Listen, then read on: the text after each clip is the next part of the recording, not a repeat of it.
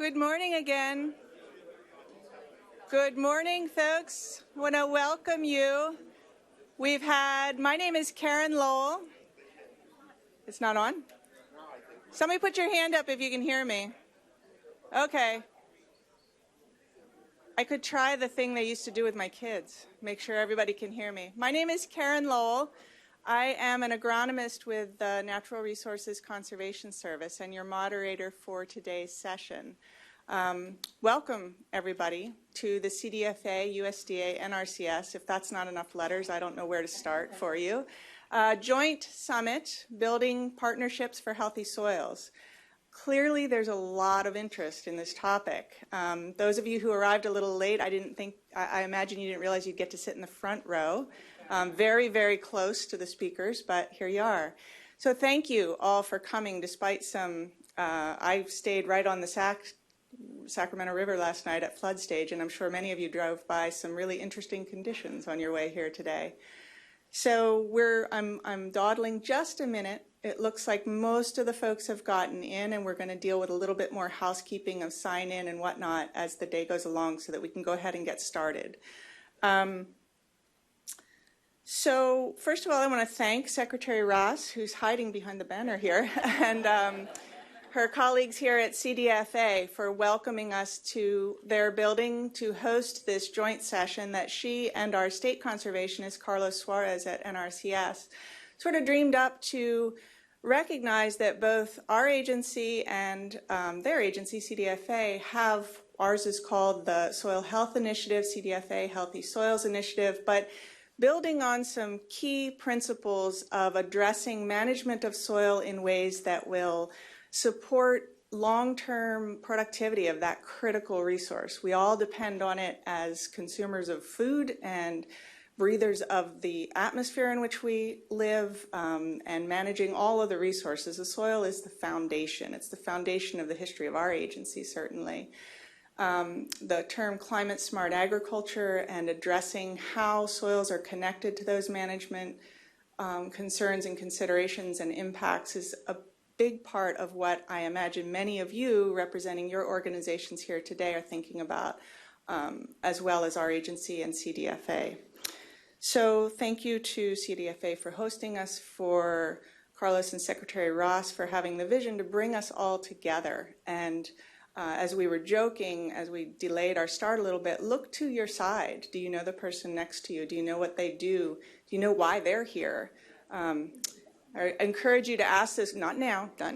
I encourage you to ask those questions as the day goes along and get to know one another. The intent of today is to share information about what NRCS and CDFA have going on with regard to soil health and climate smart agriculture, and also to learn what some of you are thinking about and doing and how you can be part of supporting, and this is key, the farmers and ranchers of California.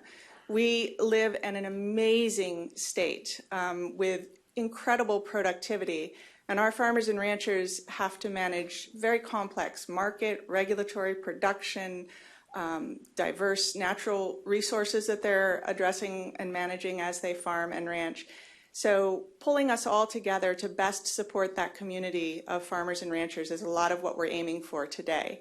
So use this opportunity, I hope, to understand what our agencies are doing, to understand what those who've been invited to share some of their ideas and thoughts regarding these topics in our panel session.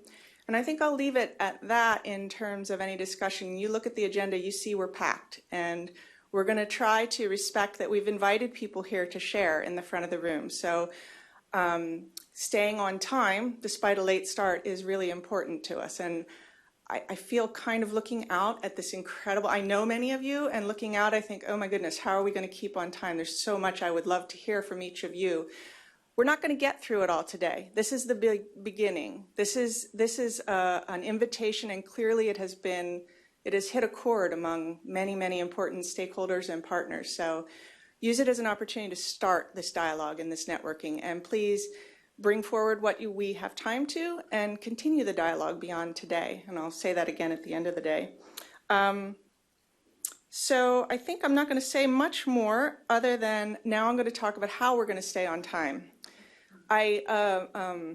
colleague of mine indicated that one way to keep people moving is when their time is over, you start to clap.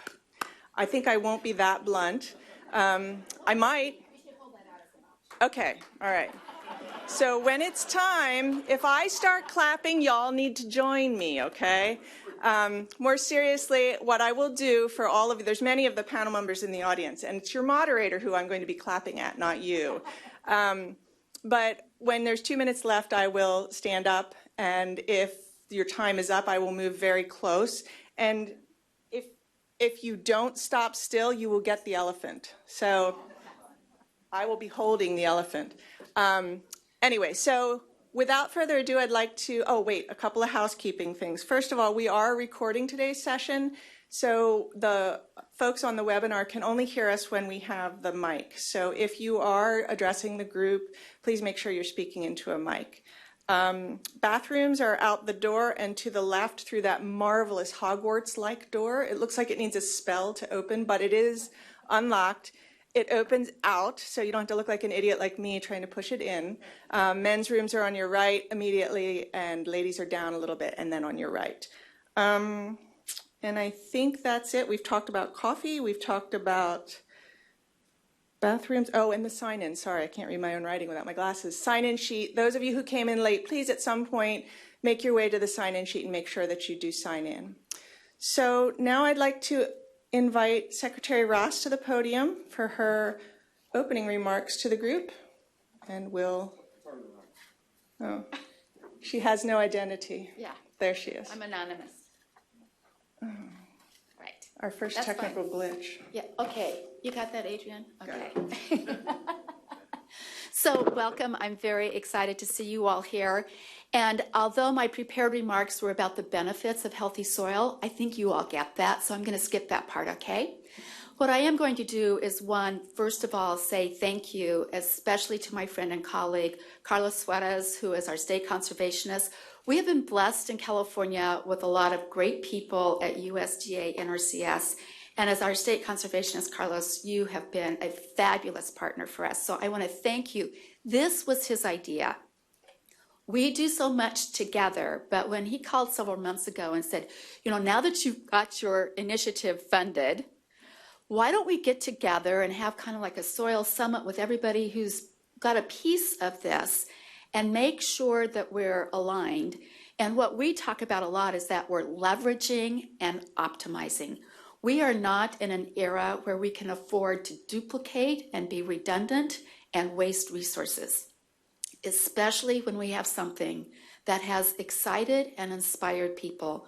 The way the Year of Soils and our discussions at the state level for 2 years now about healthy soils, a Healthy Soils program, and our Healthy Soils initiative.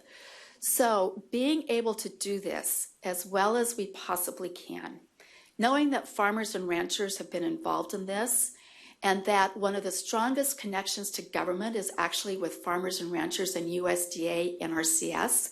What would we do without those people working on the land on a daily basis?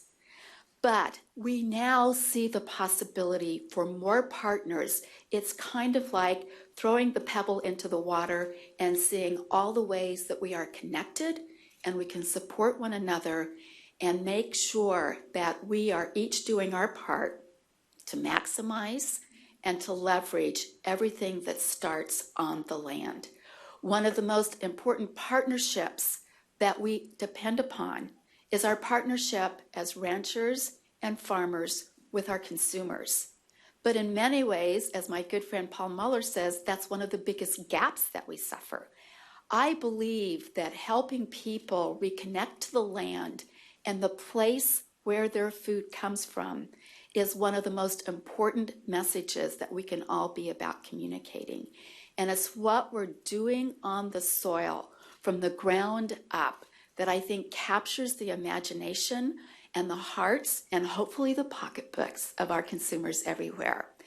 So to all of you here today, thank you for being here. I look forward to, as Karen said, the beginning of this dialogue.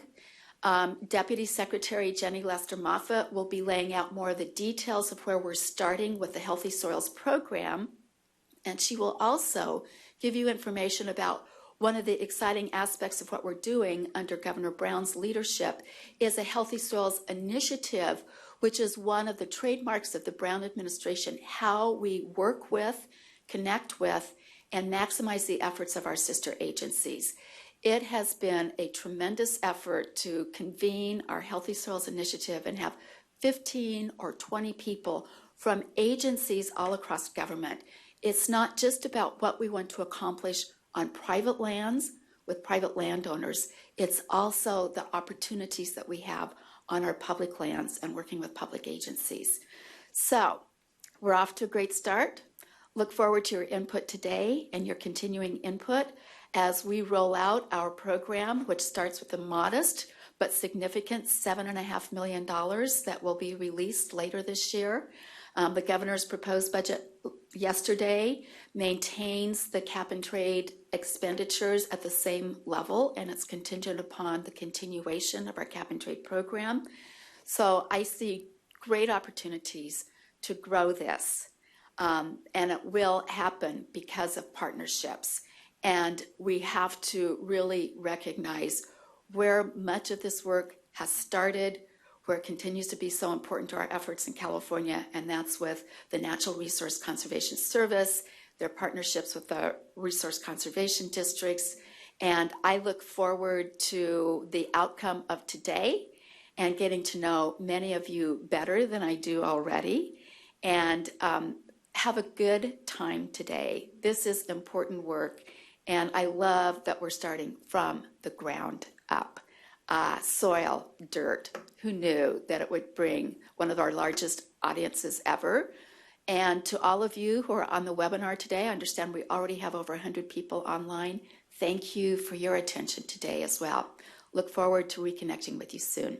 Thank you. And with that, I want to introduce my friend, my colleague, and my travel partner, Carlos Suarez.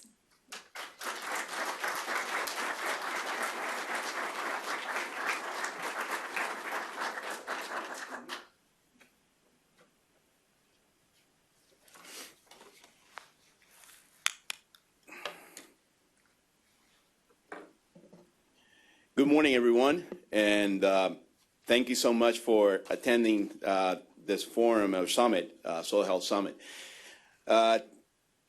Just step out. Want to thank Karen for the kind introductions, and to be quite honest with you, although I came up with the idea of doing the Soil Summit, it was actually Karen who basically engineered the whole thing. I just brought the idea, say, what do you think about doing a Soil Summit and all the things that we're doing in the state related to soil health? And she said, yeah, great. And that's one of the great things about working in California, not only with a great partner like Karen, but also with many of you that are here today that I had the honor, the opportunity to work with, whether it's the soil health, water quality, water conservation, air quality, wildlife habitat, and so forth and so on. So again, I'm very excited to be here. First of all, I'm sorry, I'm going, literally, I'm a little bit under the weather. So if my voice sometimes sounds hoarse, my sincere apologies. So I'm gonna try to speak as clearly as possible. So 10 years ago, I just wanna start by giving you an anecdote. 10 years ago, there was a partnership meeting here in California. And we're talking about priorities in the state as far as resources, whether it was water, air, water conservation, water quality. And 10 years ago, we'll say, 2007, if my math doesn't fail me, water was at the top of the list of the resources. Guess what was last? Any guesses? Soils. And it's interesting that it was last, and now 10 years later, we have this group today, this room pack of people, plus those that are attending a webinar, interested in soil, whether it's soil quality, soil health, in this case, soil health. And they're here today with us to talk about what we're doing and how we need to continue working together in this effort. Another example is that, just to kind of bring you to the perspective, Anita Brown, my public affairs specialist, who's here in the audience today, she got a call 2 weeks ago, or 2 or 3 weeks ago, from the Fresno Bee, I believe it's a newspaper in Fresno, asking her, hey, what is all this buzz about soil that I'm hearing? And she was like, very excited that there were actually reporters calling her about soils. As an NRCS employee, and I'm glad to hear that somebody's interested in soils, because that's how we were formed, as a soil conservation service and now NRCS. But just to put that in perspective, this has been critical in the past several years. I will say, especially in the last 3 years, it's been very critical that soil is back into the forefront. Soils is back into the forefront of resources in the state. And there are many reasons for that, not just in the state, but also internationally. First, we have a growing population. I'll give you an example of 3 weeks ago, and I think that's where I caught it, my cold. Don't feel sorry for me, but I was in Puerto Rico having vacation with my family, and I was actually talking to some of my colleagues there, and never in my wildest dream I would thought that people in Puerto Rico would be so interested about soils and soil health. I mean, they're interested about going to the beach and all this stuff, but soils wasn't like in the forefront. And some of them approached me because they know about the efforts that we're having here in California and asking me, what are you doing on soil health? And I was really taken aback pleasantly, because that's being raised as a priority. But the aspect that they were going for as it relates to soils is because of feeding the people.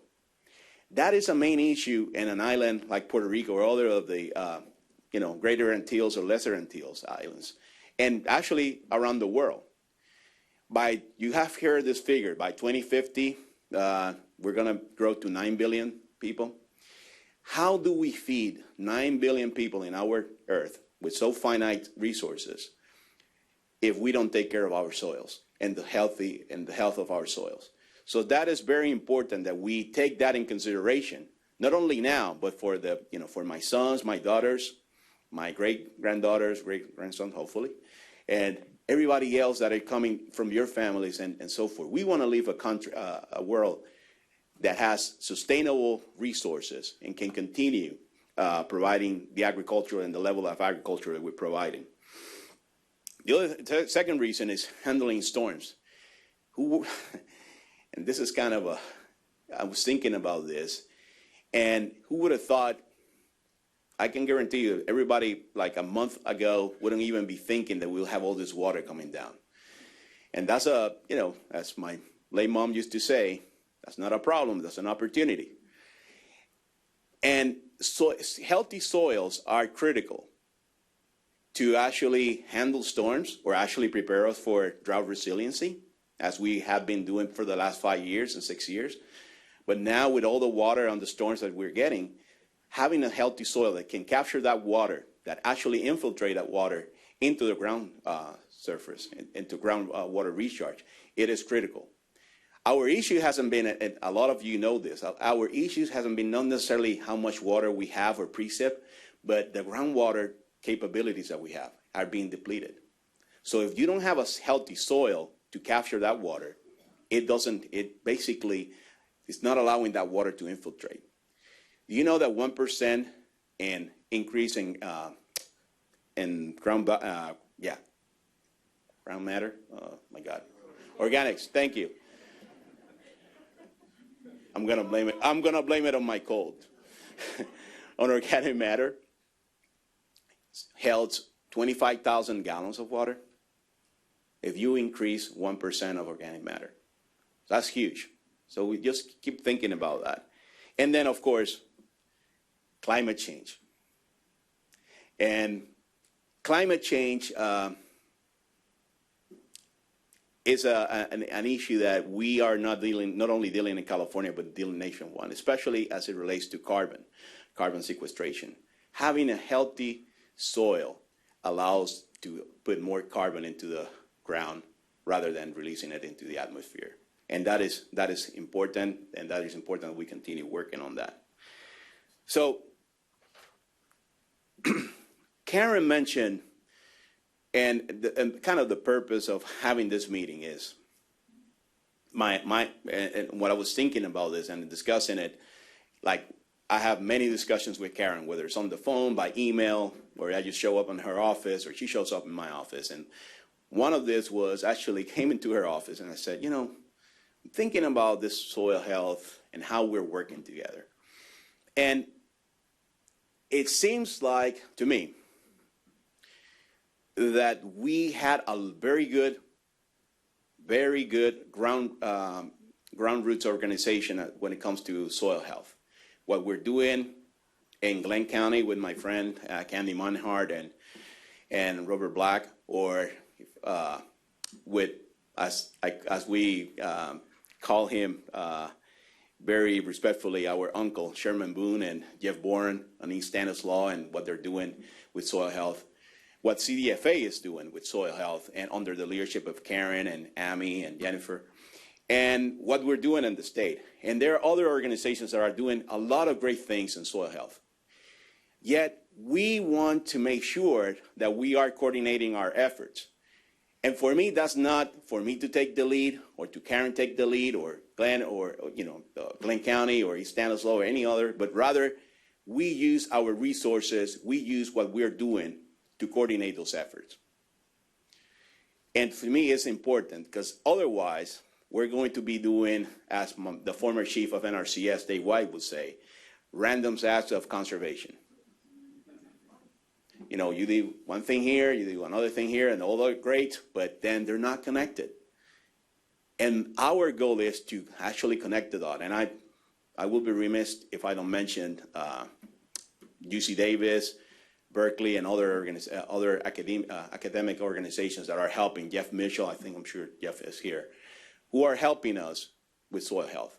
But it's integral that we connect the dots and we connect the points. How do we work together? How do we take our resources, whether it's at the local level or at the statewide level, and make it happen? We're not there yet. That's one of the reasons. This is the start. And I'm very pleased by the amount of people that I'm seeing here today. And I'm gonna put my glasses on, because I have to take my glasses to read, and I'm not reading right now, so now I can see well.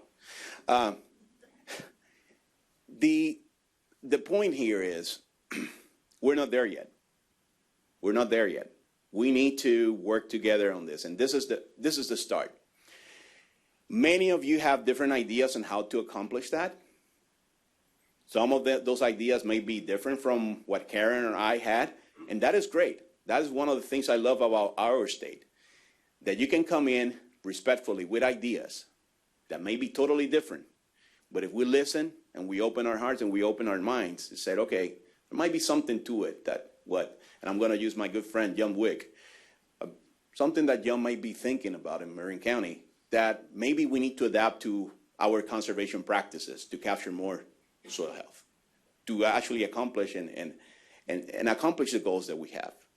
Or somebody else, or even Karen and I, even though the excellent relationship that Karen and I had, sometimes we might disagree in some things. I always let her win, of course, but joking aside, there might be ways that we can do things that we haven't thought about. So this is the purpose of having this summit, is bring in what each one is doing out there at the state level. How can we bridge those together so that NRCS continues to provide the assistance, the technical assistance to farmers and ranchers.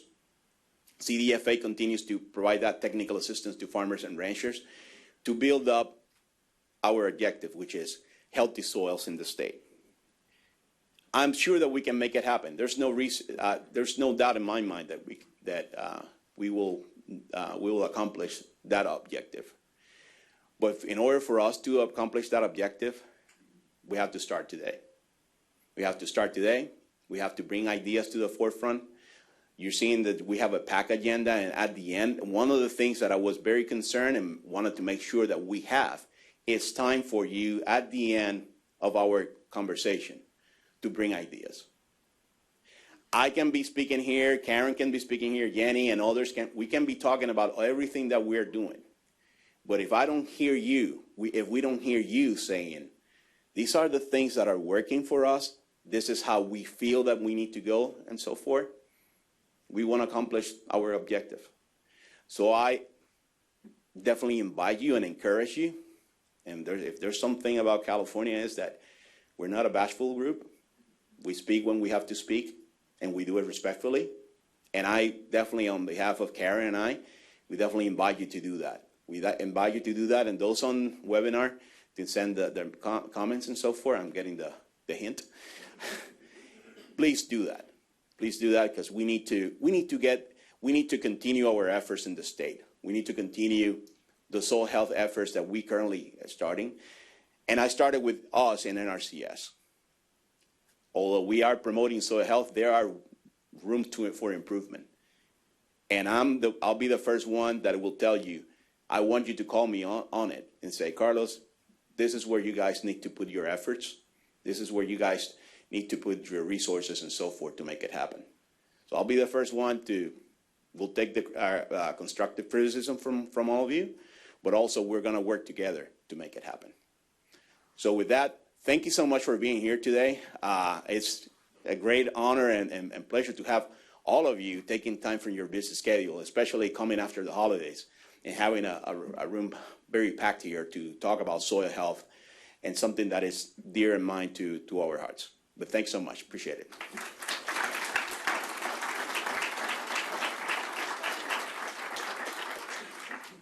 I'm really glad I didn't have to throw the elephant at my big boss.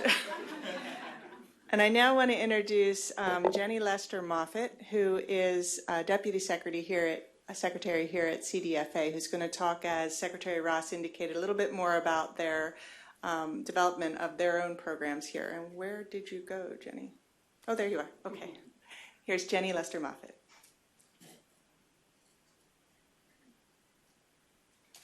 Good morning, and I have a presentation.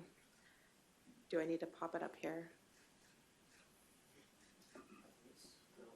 It's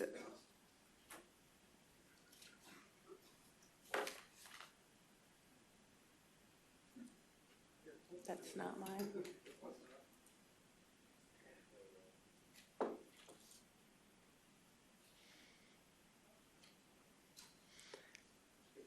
This is where glasses might be helpful, or more glasses might be helpful. There we go. Okay. So good morning again. Thank you, Karen, for the wonderful introduction. My name is Jenny Lester Moffitt. I'm Deputy Secretary here at the California Department of Food and Agriculture, and I have to say I'm not surprised to see everyone here. I know, as someone who has been talking with a lot of you for the past couple of years, I know the excitement and the energy around soil health, and so I'm glad to see everyone here and everyone online, and so I appreciate the energy, and certainly I'm glad to have everyone here. So let's see. I'm going to give a little background. Just as a Californian, I always like to talk about the amazing things that California is doing. California agriculture is absolutely the leader in the nation when it comes to food production. In 2015, we have our 76,000 farmers and ranchers produced over $47 billion in farm gate value. That's just farm gate value. That's not added value. We are the most diverse food production state in the country, with over a third of the nation's vegetables produced here, 2/3 of our fruits and nuts. And I like to always say, especially as a nut farmer, we have many commodities where we are some of the sole producers. Certainly nuts and walnuts and almonds are some of those, but also everything from artichokes to pomegranates to some really nutritious food. We're producing here in California some of the most nutritious food that we need to keep our families, our lifestyles healthy and vibrant. California is also a leader in climate change. This shows the work that California has been doing with our climate strategy. Back in 2006, we first adopted AB 32, which set our climate goals to meet 1990 greenhouse gas levels by 2020. We're on the trajectory to do that, and we're now on the trajectory to really start to move beyond that. And this past year in 2016, we enacted new legislation to reduce greenhouse gas emissions to 40% below 1990 levels by 2030. The strategies in which to do that are manyfold. They're listed here on the slide. 50% renewable energy, 50% reduction in petroleum use in vehicles, double energy efficiency at existing buildings, reducing short-life climate pollutants, and what I'm here to talk about today is really the carbon sequestration in the land base. And this is something that was also codified this past year. Senator Wolk sponsored legislation, Senate Bill 1386, which talks about the role that our natural and working and agricultural lands play in carbon sequestration in meeting our climate change goals. So to do that, healthy soils and our soil management practices plays a large role. I'm not going to go into a lot of the details because, as Secretary Ross mentioned, I think we all know the benefits of soil health. This is a really good diagram that shows some of those benefits: reduced erosion and dust, so that reduced synthetic inputs, building soil organic matter, sequestering and reducing greenhouse gases. So while at the state level, as we talk about our climate goals, we have sequestering and reducing greenhouse gases, on the ground, in practice, things like improving plant yield and plant health is absolutely critical. Soil water retention that Carlos talked about, reducing salinity, improved water quality. These are all just a handful of the benefits of soil health. And we have many of our sister agencies who also recognize those benefits and who are also working in their arena addressing these benefits. And so that's really where the Soil Health Initiative, the Healthy Soils Initiatives, comes into play. As Secretary Ross mentioned, the Healthy Soils Initiative is really, the goal is to bring our sister agencies together and to really look comprehensively at the work that we're doing, the shared progress that we're taking on soil health. Certainly, so this was launched in 2015 by the governor, and it's spearheaded by California Department of Food and Agriculture, but it does not happen without our partnerships with other agencies at the state level. And certainly, I think as we move into the broader arena, many other partnerships as well, not only with NRCS, but with farmers and ranchers, with UC Cooperative Extension, with the RCDs. The list simply just goes on.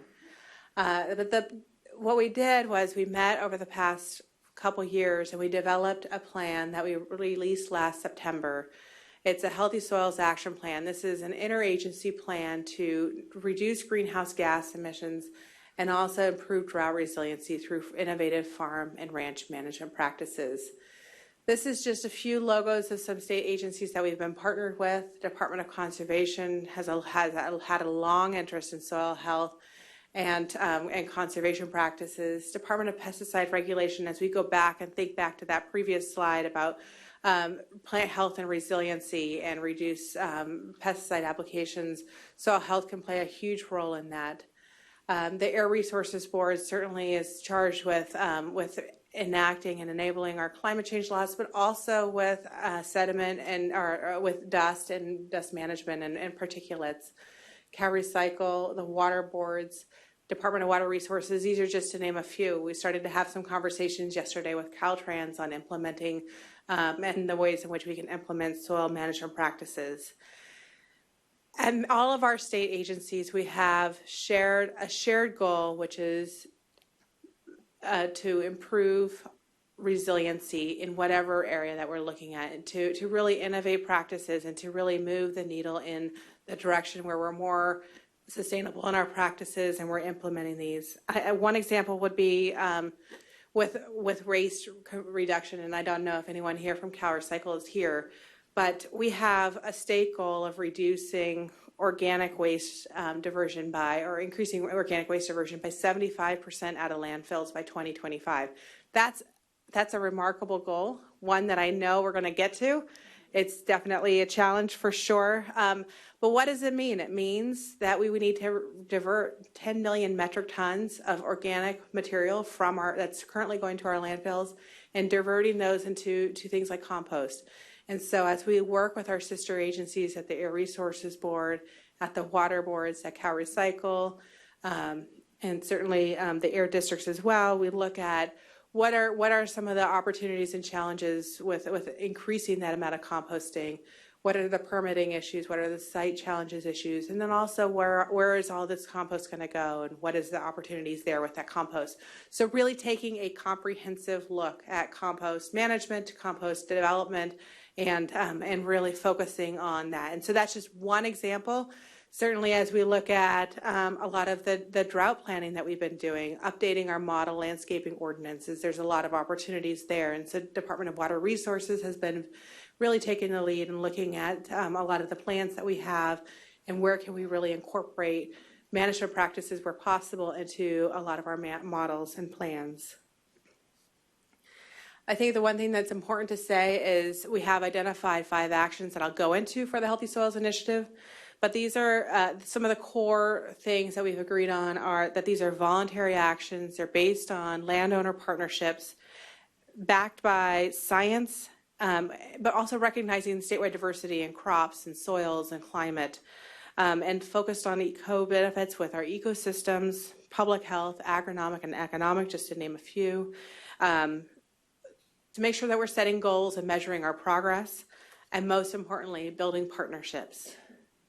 So these are the 5 actions in the action plan that we've developed to protect and restore soil organic matter. This is really a goal setting, to set goals for building soil organic matter, recognizing that we're still learning a lot and these goals might ebb and flow over time, but really look at where we can be. The second one, identify sustainable and integrated financing opportunities. We have made a lot of progress so far in that. This is to incentivize on-farm management practices, and just in September of 2016, California Department of Food and Agriculture received $7.5 million from the Greenhouse Gas Reduction Fund for 2016 through 2018 through the budget legislation. And so that I'll go into a little bit more later, but certainly we're making really great strides there. And it's not just looking at Greenhouse Gas Reduction Fund, but other funding opportunities as well, and partnerships. And I think as we talk with, and hear from investors, there's a lot of opportunities. Providing for research, education, and technical support. Certainly we have a lot of knowledge and a lot of expertise already on soil health. There's always more to learn. And so this is really where we delve deeper into some of that research, technical assistance, say, hey, Department of Pesticide Regulation is looking at alternatives to soil fumigants. What does that also mean as their research for perhaps water quality and the benefits of water quality with those alternatives as well? So really bringing down those barriers, building down the silos between our agencies, really looking comprehensively as we take actions in the state for that. And then that dovetails nicely into number 4, which is increasing governmental efficiencies. So just simply sharing the information and the work that we're doing amongst all of our agencies as we meet is not only we're sharing our information, we're sharing our background, our expertise, and hopefully being able to dovetail a lot of the work that we're doing and work in a comprehensive manner, not only with our state agencies, but certainly with our locals and federal partners as well. And then promoting interagency coordination and collaboration. I think this is key. The partnerships in soil health is really where we're going to be able to leverage. I know on our farm, when we were looking to start to work on soil health, we partnered not only with our RCDs, but with cooperative extension. We partnered with NRCS. Academia, nonprofits are critical in this. Our federal, state, and local partners are critical. Farmers and ranchers are critical. And one thing that I think Secretary Ross noted that I certainly need to add to this gear shift is consumers and the role of consumers, because consumers play a huge role in our partnerships for soil health as well. So as we all work together, in a gear-like structure. We want to make sure that, certainly as Carlos said, those random acts, those gears stay together so that we don't have the random acts of soil health working side by side and not together. And I think that's where we're here today to really start to continue to leverage that, and partnerships are key in all of that. Certainly we're working at the state level and we need to continue that progress. I'm going to delve a little bit into the Healthy Soils program, but only a tiny bit, to encourage you to come to participate more fully in our environmental science panel meetings, where we'll really get into the meat of that.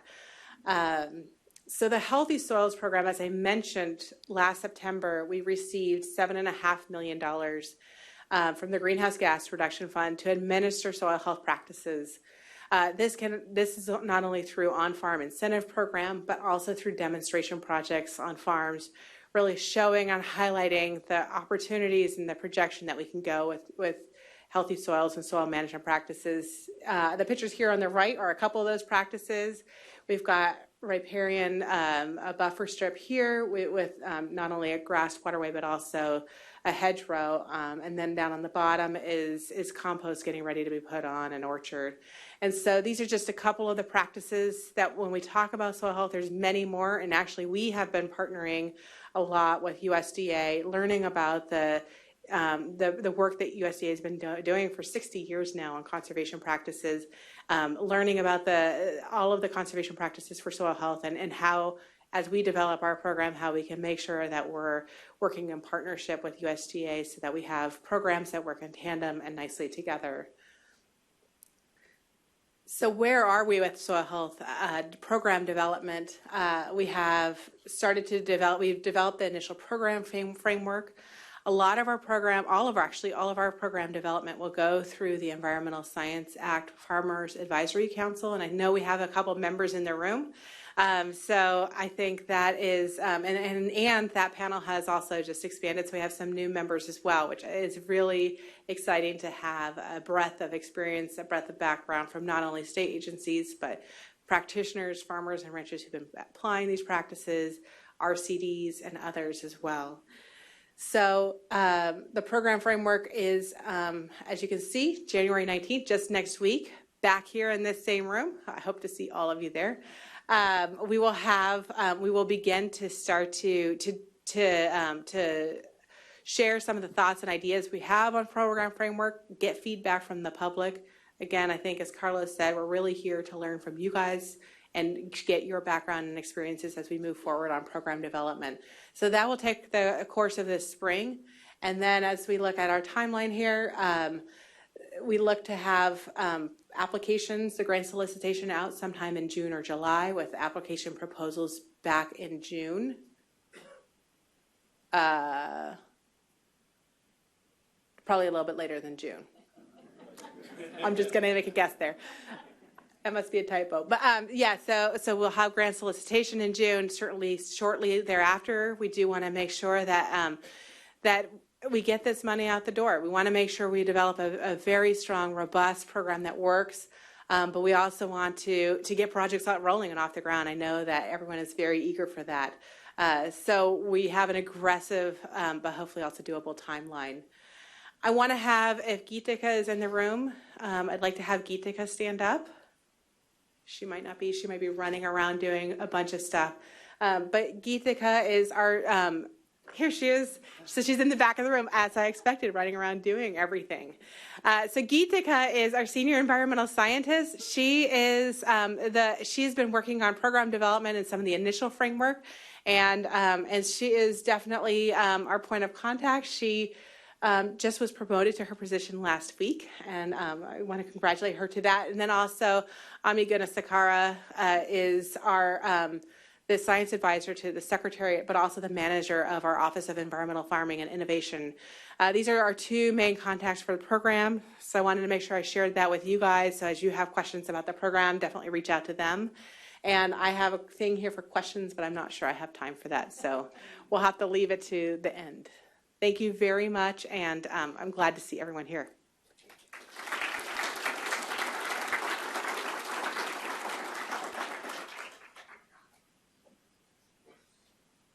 Okay, So we are actually back on time, and I thank our speakers that have already gone for helping us get there so that we do have the time that we hope to have some conversation at the end of the day. I hope you all noticed that one of the things that Jenny just shared with you is where you can have input into their development of their thought process regarding their Healthy Soils Initiative program. So it sounds like the 16th is the next time you need to schedule to come here. 19th? Oh, yeah, not very useful up here. Okay, so thank you all who've come before. Can I invite the next group of folks? We have Tony Rolfs, who is the State Soil Scientist for California NRCS, Jeff Borum, who's working on a cooperative agreement with the East Stanislaus RCD group, and we owe a thanks to that group for some help with some of the strategic planning and supporting today's activities. And Karen Burr, who's the director of the California RCD group. For those who don't know, the resource conservation districts have a historic tie to the NRCS in helping us deliver our services and make sure that we're hearing from the ground up. You guys want to go ahead and sit at your... that we are able to get good input from the ground up. The conservation districts provide direct feedback to NRCS as we develop our support for farmers and ranchers. So as a key partner, we've asked Karen to update along with Jeff and Tony as RCD folks now, following on what you heard from our state conservationist, Carlos Suarez. Are you guys going to speak in order? Is that how it goes? But it's Tony, then Karen, then Jeff? How's it going? Sorry, little in-house conversation. Tony and then I, and then... Okay, the prettiest one goes last. So we're going to have, I'm just going to let these folks introduce themselves when they step here. I'm not going to come up again. So I will stand up, though. So Tony Rolfs, our state soil scientist. Here. I know the elephant's in the room, so I will pay attention to that. Karen, thank you. Let me see if I can get my... which one in my eyesight is not that great?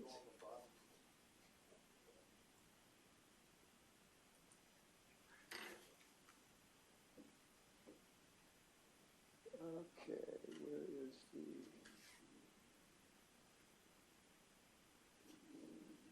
My eyesight isn't the greatest, so how do you get the presentation?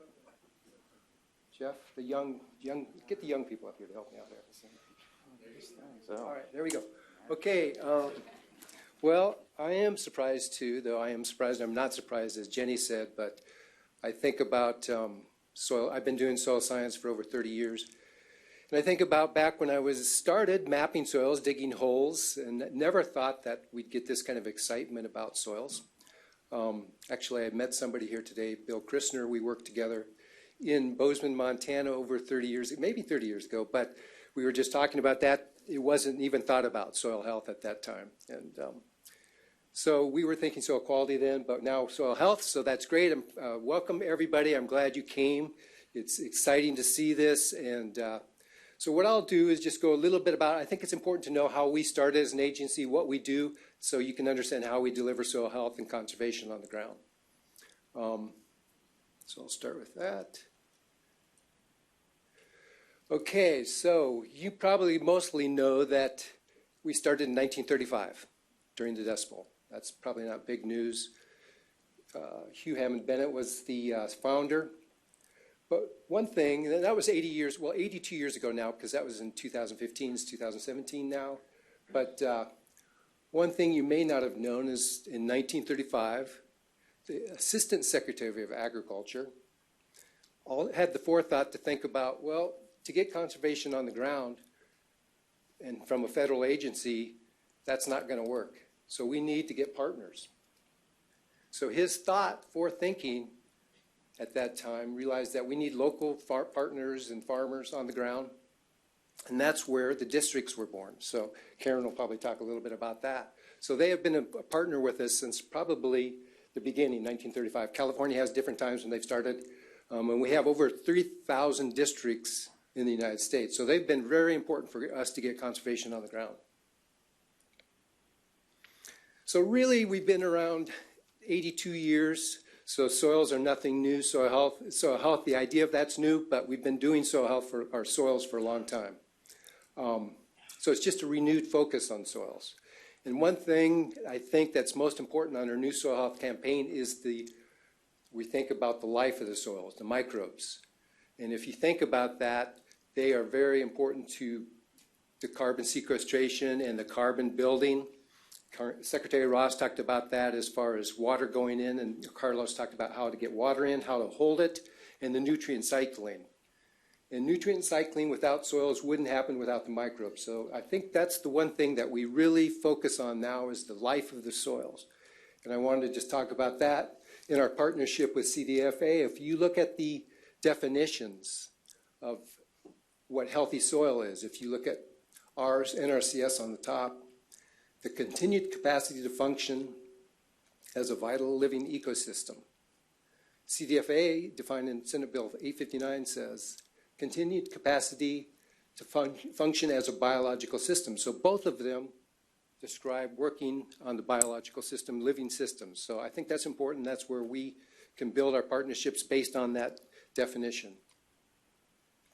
So again, it's nothing new. We have 161 conservation practices that we use to get on the ground and build soils, but we have about 7 core practices.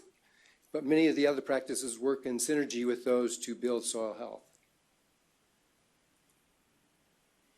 And we have a building blocks for climate change that came out of the Secretary of Ag, Secretary Vilsack, came out of the Paris agreements, that we have a big lofty goal as far as sequestering carbon. And that is, we have something we're in the neighborhood of about 130 million tons of carbon that we plan to sequester by 2025. So that's our big goal. So we have to have a counting system. And I think Amy Swan may be talking about this a little bit today too, because we developed it with Colorado State University and NRCS. So you can see on the bottom, we have each practice, like for conventional tillage or versus no tillage, we can show the actual carbon that we sequester. And we have a tool called Comet Farm that helps us account for that greenhouse gas savings. Well, we are technical people, and so we need people to speak for us. So we have a great public affairs, and Anita Brown is head of that in California. But we need people to speak for us, and if you go to our site, just Google NRCS Soil Health, you're going to come up with the national page, but then you have links to our page too. But there's a wealth of information on our sites as far as learning materials, videos, all sorts of things like that. And if you look at, I have a video up there of Russ Lester from Winters. It's a great video about how water infiltrates into the soil and those kind of things. And also Scott Park from Meridian, California. He has a saying something about, if you focus on soil health, you will change from being reactive to proactive. And I think that's really key because it's a paradigm shift in the way you manage things. And that's a difficult thing. The management is a difficult thing to change. So those are good materials that we have. The other thing that we did in the agency is we created a soil health division. This was in 2014. So that's a new division, which is pretty unique and rare for us to do for a national and federal agency like that. So we created that. We have Bianca Morbus-Kloon we got her from Cornell. She heads the division. And we also have regional specialists and area specialists throughout the United States. And Dr. Kabir is here, I believe, today. He is located in Davis. So possession is 90% of the rule. We get him and he can work with us. And we've actually worked on things. Kabir and I have done already some advanced training. We brought a specialist out from Cornell to help us do the Cornell Soil Health Assessment at our Plant Materials Center. And then there's me. I'm the state soil scientist, and we have the Cooperative Soil Survey. And that's important in the fact that a lot of soils are the basis for our planning. And I think we have cooperators, all the federal agencies, the state agencies, the universities, and Toby O'Gene isn't here today. He's on sabbatical, but I know he'd be here if he could. Garrett Lyles may be here. He's from Chico State. but we have a number of cooperators. And what's important about that is we try to keep the soil survey relevant for today's needs. And I know Jennifer Woods is here. She's a soil scientist, and I work directly with her as far as informing the needs that we have to keep the soil survey relevant. This is one product from the soil survey. Soil organic stocks. We can do this. We can display this in many different ways.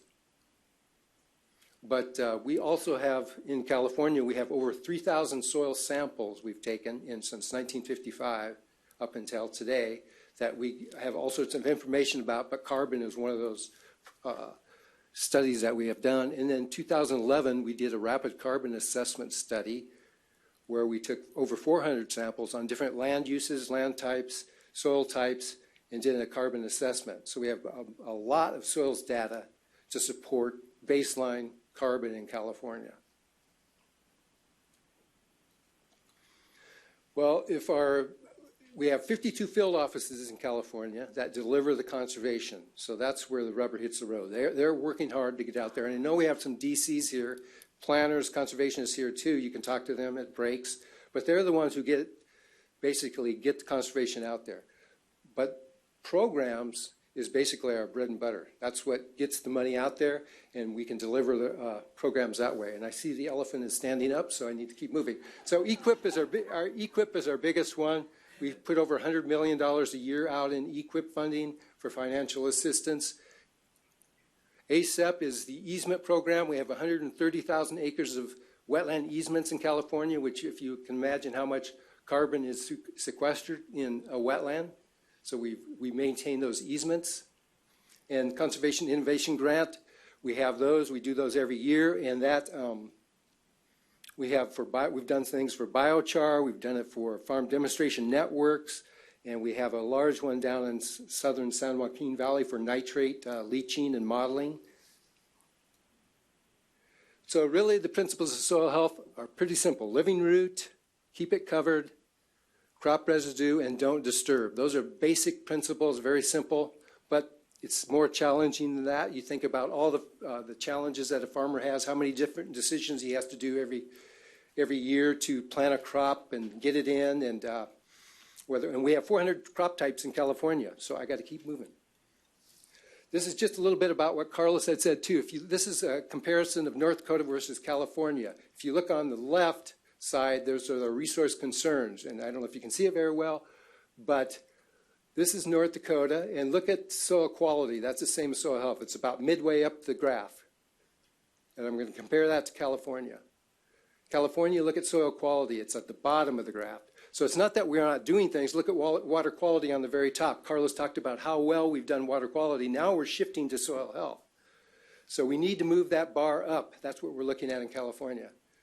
And this is Indiana versus California. Again, this is cover crops. Look at the rise in cover crops in Indiana from 2004.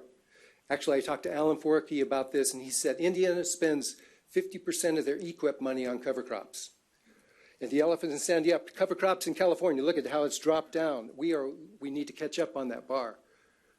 This is, I'm almost there. This is real-time live data. I was out here Sunday with the rain and everything. I thought, let's prove that this really works. And so I went out just about a half mile from my house in Davis, went to find a bare field and a field that's covered. So the real science here, and look at that. You see the soil on the field on the left, it's all running off, going down the field. The cover on there, on the one on the right, it's all going in. So this is actually what is happening out there today. And if you look down, look at the thousands of gallons that are moving out of the field. And Carlos talked about that. We need to get the water to go in and not off. So this is 3 days ago out north of Davis.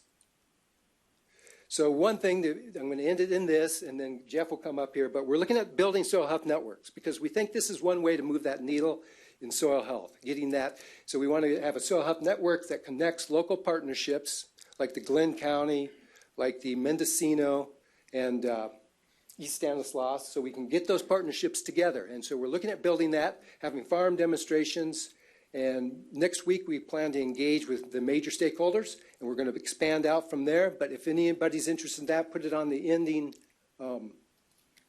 paper that we're going to hand out. So That is it, but my hope is that we can partner and build better soil health partnerships and move that needle on soil health.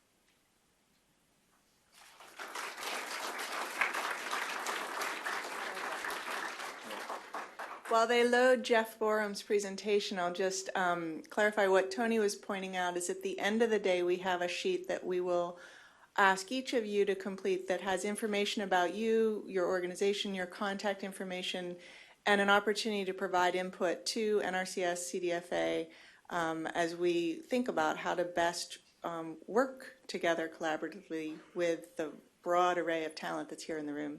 And now Jeff Borum. Oh, excellent. Good morning, everyone. Oh, sure. Why not? We'll do it interim. Thank you so much. So as you see by my name card now, my name is Jeff Borum. I'm from East Stanislaus Resource Conservation District, and I've been charged mostly with facilitation and assistance of different groups, whether it be NRCS, RCDs, UC Extension, etc. So what I'm going to be talking about today is mostly a local level example. What people have been talking about prior to this, very overarching goals, and this is an example that is a current example and working right now. I'll talk a little bit about some field trials that we're doing. And so, quick what lies ahead, a quick description of the trials, networking and collaboration. So the three main points I'm going to talk about with what networking and collaboration can help to facilitate is the sharing of resources, the dissemination and distribution of information, not only to all of us that work in ag, but also, of course, to our farmers and ranchers, most importantly. And then finally, it was the best way I could put it. I think I've worded it better now, but a multifaceted approach at finding out the why, right? We need to take more holistic, comprehensive approaches at the trials we're looking at, and this, what I'll talk about today, is an example of that. And then in closing, I will talk about what we're doing moving forward and what we can all do moving forward. So, let's see. Oh, actually, let me see if I can go back. Oh, no, that's the wrong way. Okay. Sorry, y'all. So, in general, I would say this is like how networking and collaborating with multiple partners can yield healthy soils. That's how it would relate to healthy soils. And like I said, I'm going to talk about some field trials. They are specifically compost field trials. I know in this room even, there are people with many different stances on compost. I'm not concerned with that today. Even if you have many different stances, and we did on this project, we all moved forward as a team with a single goal in mind, and if we can all do that, I think a lot can get done. So just a quick description, we had 17 sites.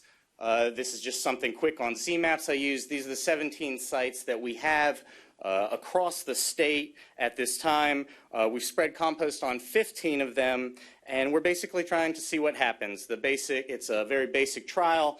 Half an acre is compost, the other half an acre is untreated. Let's see what happens. So we were at first looking to measure peak production, measure compaction, infiltration, some more of the observables that we could link to farmers and ranchers. But from there, it definitely expanded. So if y'all know MLRAs, those are major land resource areas, but in general, I think you can see what it says here. We're looking at sites in the coastal redwood belt, Central California range, the San Joaquin Valley, Sacramento Valley. So we're trying to get a better idea of California as a whole. As all of you know, California ag is very heterogeneous, right? We have tons of different microclimates. We have tons different geological areas and hundreds of different dominant crop types at the least. And so looking across that, because as many of you know, Marin Carbon Project had done some projects in Marin and saw results, but what happens beyond that? And let's make it a little more of a California Carbon Project. So I believe it was Secretary Ross that had mentioned the maximizing and leveraging of our efforts, right? And this is really what networking and the collaboration is all about. So right here is a picture. We have one of the ranchers, Russell Chamberlain. This is in Santa Barbara County, and this is a crew. There are several of you in here that are in this picture. I see John Wick with his mini excavator. I see Kelly, our microbiologist from Arizona State now. We have people from Wendy Silver's lab, or Dr. Wendy Silver's lab.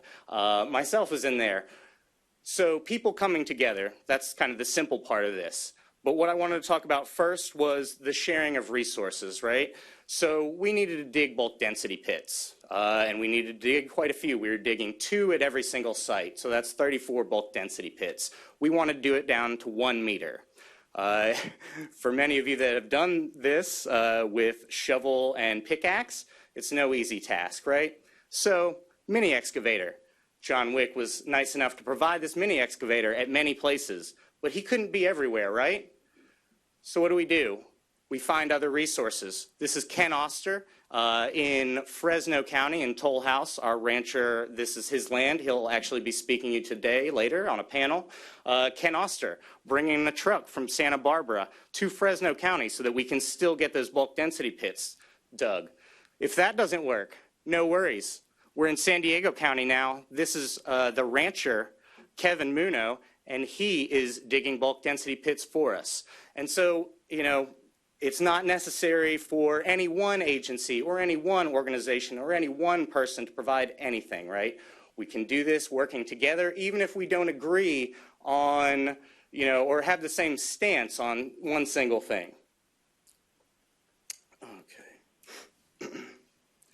So this is some of the data and monitoring that we were doing, and this is not all of it. This was the beginning. Soil carbon, total organic matter, pH, soil texture, bulk density, all those things very important for soil carbon calculations, as many of you know. Species composition through line point intercept, infiltration, compaction. All these things are great. We're seeing what happens. But as I said before, we also want to find out the why, and so what other science can we really get out of this? And this is important, right, because there are other people on the project other than the farmers and ranchers that want information. This is an example. We have, Rebecca Ozeron from UC Extension there, working with 2 gentlemen from NRCS. This is also in Toll House. I connected them with the rancher there, John, who will speak to you later today. He did not know a UC Extension person, didn't know the NRCS folks, and through this project, he was connected to them fairly, you know, immediately, and now he's here going to be speaking with you today. So it's those types of things that networking and collaborating can bring about. That's Ken Oster holding his coat to provide some shade for Sam Grubinger, who is in the Silver Lab.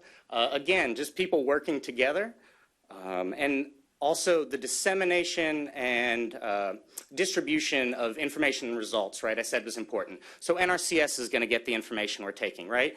The UCs are getting that information, and it's open source, so anyone else that wishes it. We also have 2 microbiologists, at least, actually 3 microbiologists on the project. We have multiple biogeochemists on the project. We also have a nematologist from University of Ghent in Belgium on the project. And so we're going to each of these sites and bringing tons of science so that we can see what is happening, but simultaneously we can try and find out that why. This is actually, we were helping out with a life cycle assessment, doing some gas chamber readings. Again, more information for us. And this goes beyond this project, right? I've talked with Point Blue. They have talked quite a bit about what kind of information can we share? And so they have the Rangeland Monitoring Network. We're going to share information with them, and they will share information with us, even though they weren't on the project. Super important. That is Dr. Wendy Silver showing us how bulk density should be done. So anyways, through this, as I believe Jenny and Carlos said, no more random acts of conservation, right? We are looking at this in a holistic, comprehensive manner and utilizing multiple organizations and agencies with multiple funding sources and attacking one problem. And that, I think, is extremely, extremely exciting for me. So moving forward, right, we brought all these people out. The next sampling will be this upcoming March and April, and we'll be bringing citizen scientists. I actually see some folks I'm working with out in the crowd right now with Diablo Valley College, UC Santa Rosa, trying to bring out some of these classes and integrate them into the sampling so that they can, meet people such as us that are working on these projects, get them in touch with nature type of thing, and also it creates a greater probability of sustainability, right? We really want these trials out here for 25 years if we can, not 3, 4, or 5. In order to do that, we need to build community structures around that. And this is what really the networking and collaboration, I feel, is all about. It's about building community infrastructure.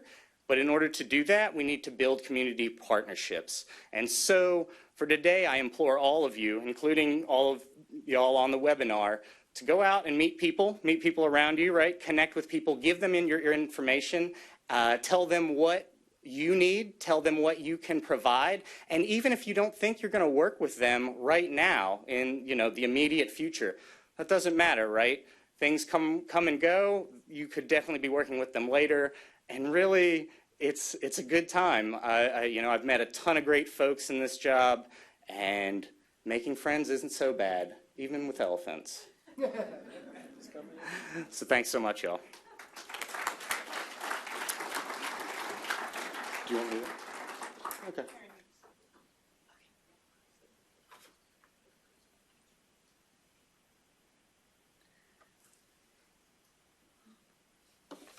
All right. Well, good morning. Thank you, everyone, so much for being here today. I may not be surprised, but I'm certainly excited by how many people are here. I wasn't expecting it, so that's really wonderful that this issue has been so important that this many people have shown up today and spent so much time here. I'm also really thankful for the time that we're getting on this agenda to talk a little bit today about the important role that RCDs play. I am going to parallel a little of what Tony said and talk about the RCDs and our creation and NRCS from our perspective. I'm also going to mirror a little bit of what Jeff was talking about the partnerships and the really important role that RCDs play in networking. And then I'm going to talk a little bit about what we are doing in the field, and then talk about some of the things that we really hope for in the future for this Healthy Soils initiative that's coming out of CDFA, and for the growing interest and partnership that we are seeing around healthy soils. So that's what we're going to talk about today. I first want to thank Carlos and Secretary Ross for bringing us together today and making this happen. I think it's a conversation that's long overdue and something that I'm hoping will continue into the future. We, as RCDs, are particularly excited to be here, as we were created 75 plus years ago to specifically work on healthy soils issues and to implement them on the ground. So we're looking forward to bringing our core mission and continuing to work with that as part of this partnership in the state. We're happy with what we can bring to the table. For those of you that don't know much about the RCD story, I am going to take a minute and talk about that. And for those of you that have heard it 100 times, I apologize for bringing it up again. But I think it's really critical to why we're here today. So the NRCS, as Tony mentioned, was created about 80 years ago. And when they created this big funding program, they decided that Dust Bowl was a critical issue and had to be addressed. They also realized that at the same time, without boots on the ground and without people actually doing the implementing and going neighbor to neighbor, that was something that the practices just weren't going to get adopted, and we weren't going to see change in the country. That's when they decided to create the RCDs. If you can imagine, even all the way back then, when somebody stepped onto your property and said, we're here from the government and we're here to help, even back then, people weren't really necessarily always greeted with a big smile and a cup of coffee. So that's a lot of what we were created to do, is to help really build that network that can bring folks with knowledge onto farmers' properties, and then also make that knowledge locally specific to the farmers that do need to receive it and implement it. So we were created as that sister agency, to be that local agency and boots on the ground to the NRCS, and we still hold that really critical role. We're excited that the partnership has continued to be relevant. We're excited that it's expanded, and we're excited that today this relationship is just as strong as it was when it was created 80 years ago. And we're excited that we're also going to get to expand that role into more of the state agency as this Healthy Soils initiative evolves. Why the RCDs are so critical today, and a lot of that has already been brought up here, but we're critical because we can continue to provide this community connection. We are members of our community. We are made up of our community, and we're locally specific, which means that we have the opportunity to bring our whole community into these projects. So as things like this focus on healthy soils evolves, we're able to really make it appropriate to our communities, but get the entire community, all of our farmers, all of the folks, not just the folks that are kind of forward thinking and looking to the future and looking for new innovation. We're able to bring everyone to the table and get these programs adopted and build networks of support behind new practices that are good for farmers and good for the environment. So we continue to make that case and to do that work today. But also because we do evolve with our communities, because again, we are part of our communities, we do continue to be constant and just continual innovators. So every day we're trying something new, and we're creating new practices, and we're trying to make things that are local, like I said, locally specific and therefore new, and really bring all these new practices to the ground. So you'll see us constantly bringing out new ideas and new innovations, and carbon farming certainly has been no exception to that. The RCDs have been really cutting edge with carbon farming and with these new practices and the whole idea of looking at a property for its carbon content. In particular, I want to bring out the work that Jeff Boren's mentioned that they've been doing out of East Stand to really bring these networks together. Carlos mentioned Glenn County earlier. They've been doing a great job working on some of these soil health initiatives. Jeff also mentioned Santa Barbara, the Kachuma RCD. They've been doing just a tremendous amount of work with the ranchers down in that community and really taking the ball forward. The Marin RCD has, of course, been the shining example of the work that the RCDs have been doing. They've been a very influential and core member of the Marin Carbon Project, and they continue to implement carbon farm plans today and are building their program. Also a core group of RCDs in the North Coast, including Marin, Mendocino, Sonoma, Napa, and Goldridge, were successful in receiving one of the first RCPP grants almost 5 years ago, and used that grant to create a regional carbon network that could create carbon farm plans and serve farmers on the ground, and really were innovators in how to make that happen and how they could bring that messaging to farmers and make them adopt it. And it's been something that's been really successful, and they continue today to grow that program and to reach more and more farmers. And also I want to point out too that over 90% of RCDs are implementing projects with carbon benefits when we surveyed them. 90% of RCDs. So it may not specifically be a Healthy Soils program. It may not specifically be something that they're saying this is a carbon farm program, because as you can imagine in some communities that's probably not going to be accepted very well. However, 90% of them are doing things that are carbon beneficial and are building healthy soils.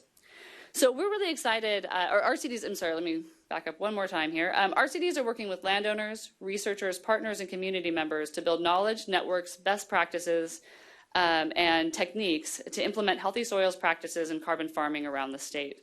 This new program with the Healthy Soils Initiative that's coming out and today's summit, I think, really mark an exciting new focus that brings new light to the core mission we've been doing and that all of us have been partnering on for so many years.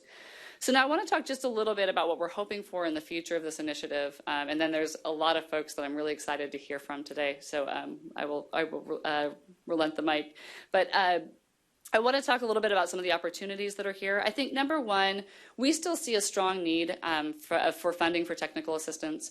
I know because of the funding sources, the Healthy Soils Initiative hasn't been able to get that. I know Carlos and his crew are overwhelmed with the requests that they have for the funding that they have. So there's still a really big need to have additional funding put in for technical assistance. For all of those of us that have been working on the ground, we know that these practices aren't simple. While they seem really basic and they seem kind of like no-brainers, they are not things that are easy to implement. And we really need that help of having those boots on the ground to be able to help people understand how these practices are going to be most effective and how they're going to be most effective locally. So that's really critical. Second, I think it's really exciting. I'm hoping that the state is able to turn this Healthy Soils funding into long-term funding And in order to do that, we have to be really compelling. We have to be able to tell our story really well, and we have to be able to document the work that we're doing. And so I hope that all of us as a network will be able to really help make sure that that story is compelling, so that as we go back to the legislature and ask for this funding again and again, that it becomes something that the legislature wants to support. And we're really excited to talk about that and to be able to help tell those stories on the ground. And then finally, I am, like I said, really excited to see everybody in the room, that you've taken the resources and the time to be here, and that you're committed to doing that into the future.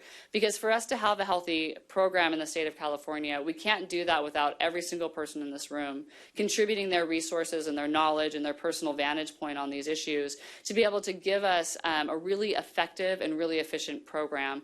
And so however we continue this conversation, it has to happen, and I'm hoping that all of you will be committed to doing your part and making sure that we're able to work on this really critical issue.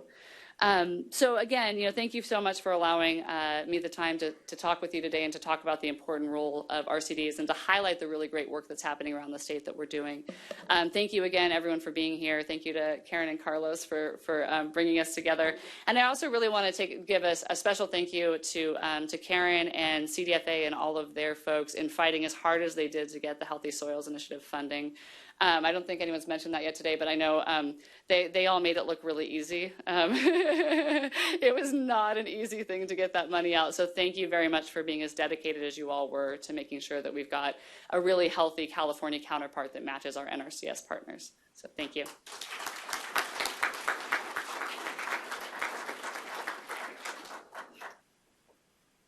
Thank you very much to this panel of folks, and you are all going to be around for the day, is that correct?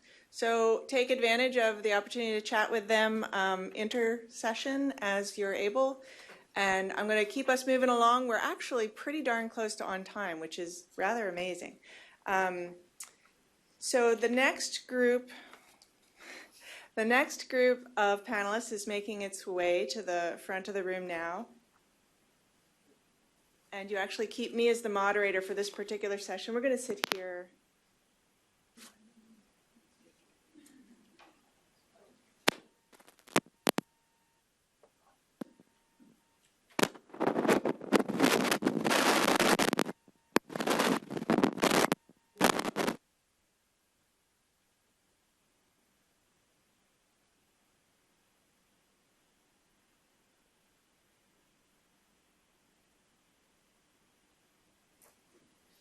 So sorry, I want to mention, I wasn't aware of this, but the room was so full that there's actually a whole overflow room of folks watching the proceedings on live feed.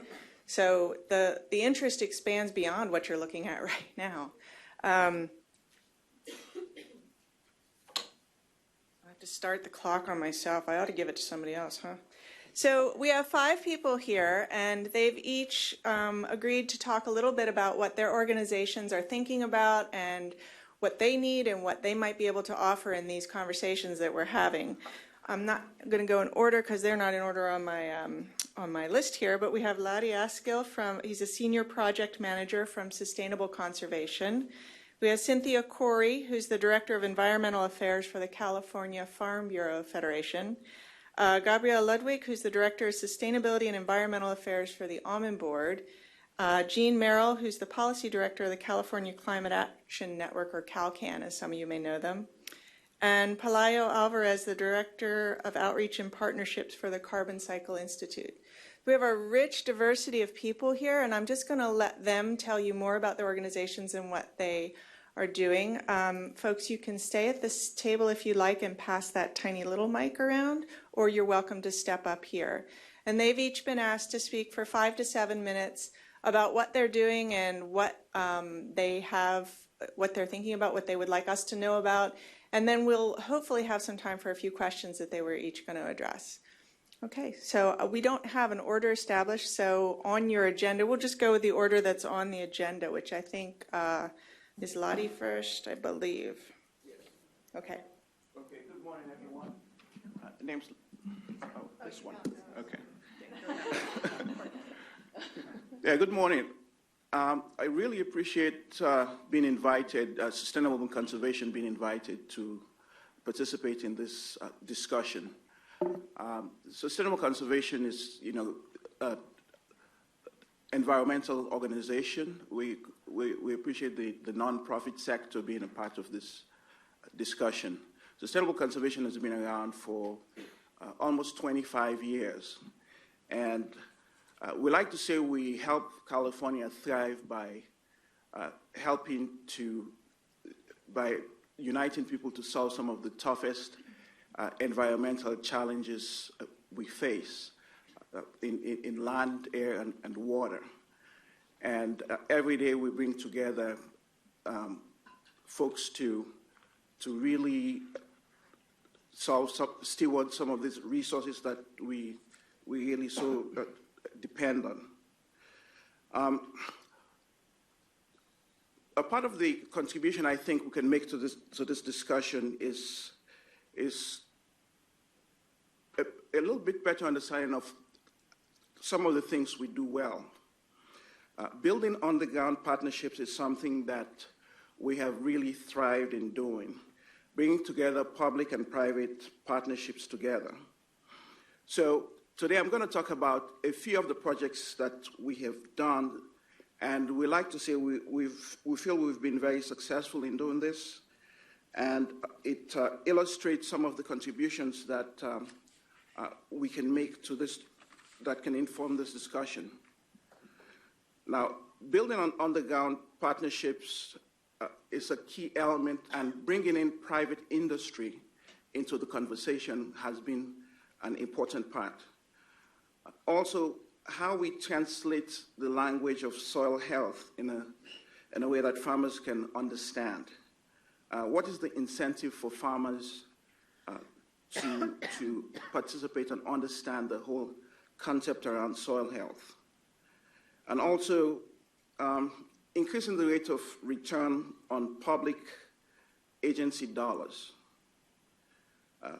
Getting tangible conservation results on the ground, having a more entrepreneurial approach.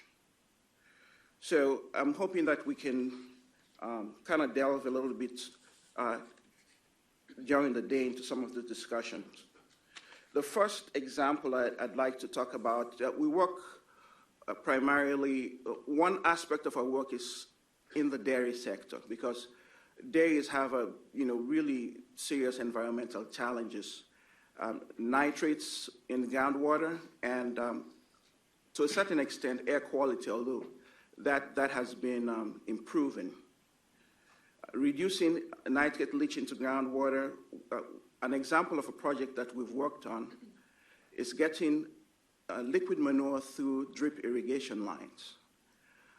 We started this project. It's been a collaboration between one of the largest irrigation companies in the world, Netafim, and also working with NRCS Conservation Innovation Grant dollars.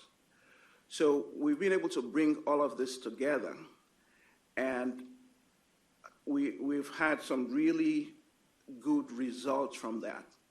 But the key has been working directly with farmers to understand how we can work on a working dairy operation to get this implemented. So in general, a dairy would flood irrigate, and that takes a lot of nitrates below the root zone. So what we can do is get precision application of nutrients going, and then with the rest of the manure, which is an excess, export that by converting that through with composting. So this is one type of project that we've been able to do. It would not have happened by just simply handing dollars down to the dairy to get done.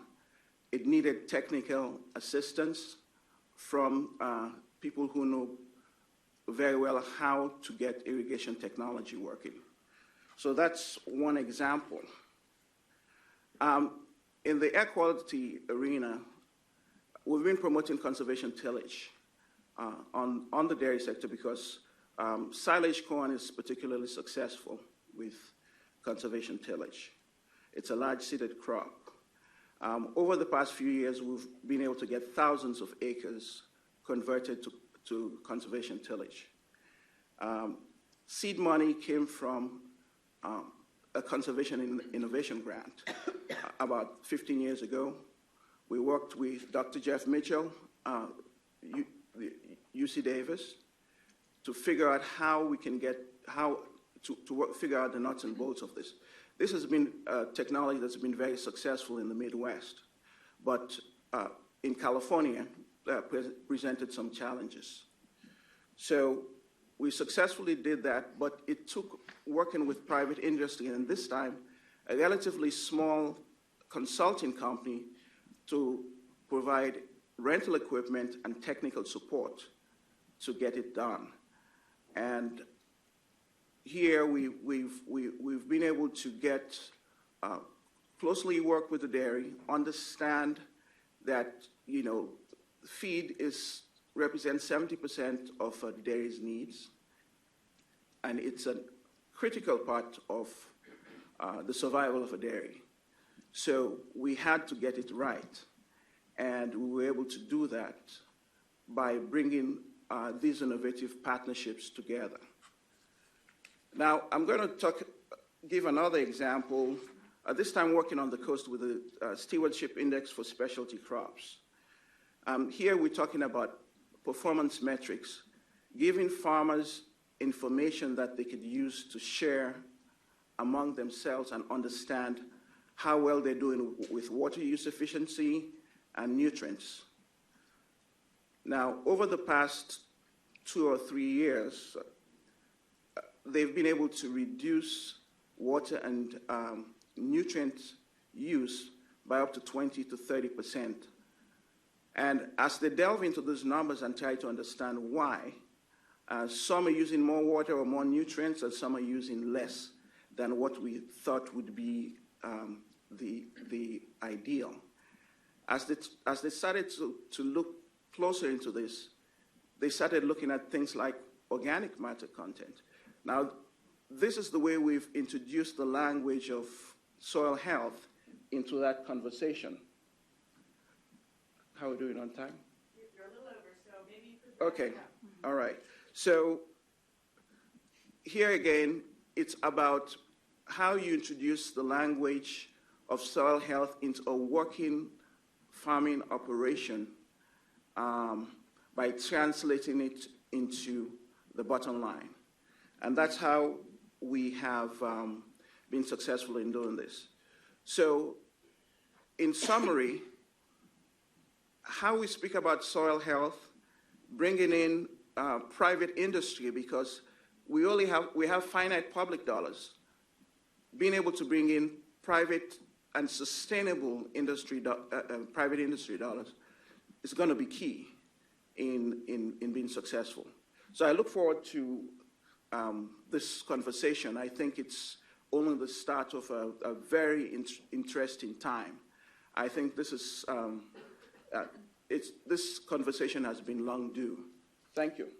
Thank you, Lottie. I'm going to move right to Cynthia. And for my panel members, I'm told it's helpful if you hold the mic right by your mouth while you're using it. You're going to come up here, Yep. Cynthia.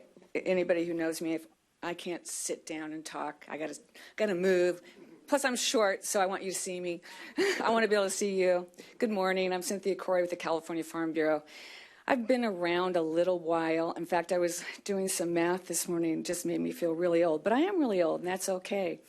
I've been working in agriculture my whole life. I'm from Iowa originally. I just part of the farm that I wasn't on the part of the farm that got to inherit it, so I just kind of went the academic route, and that was quite a number of decades ago. But I've been with Farm Bureau 27 years in March, and so, I've got a little history, and so I wanted to talk about basically just step back and give you a little bit of a history, because I think a lot of people think they know what Farm Bureau is.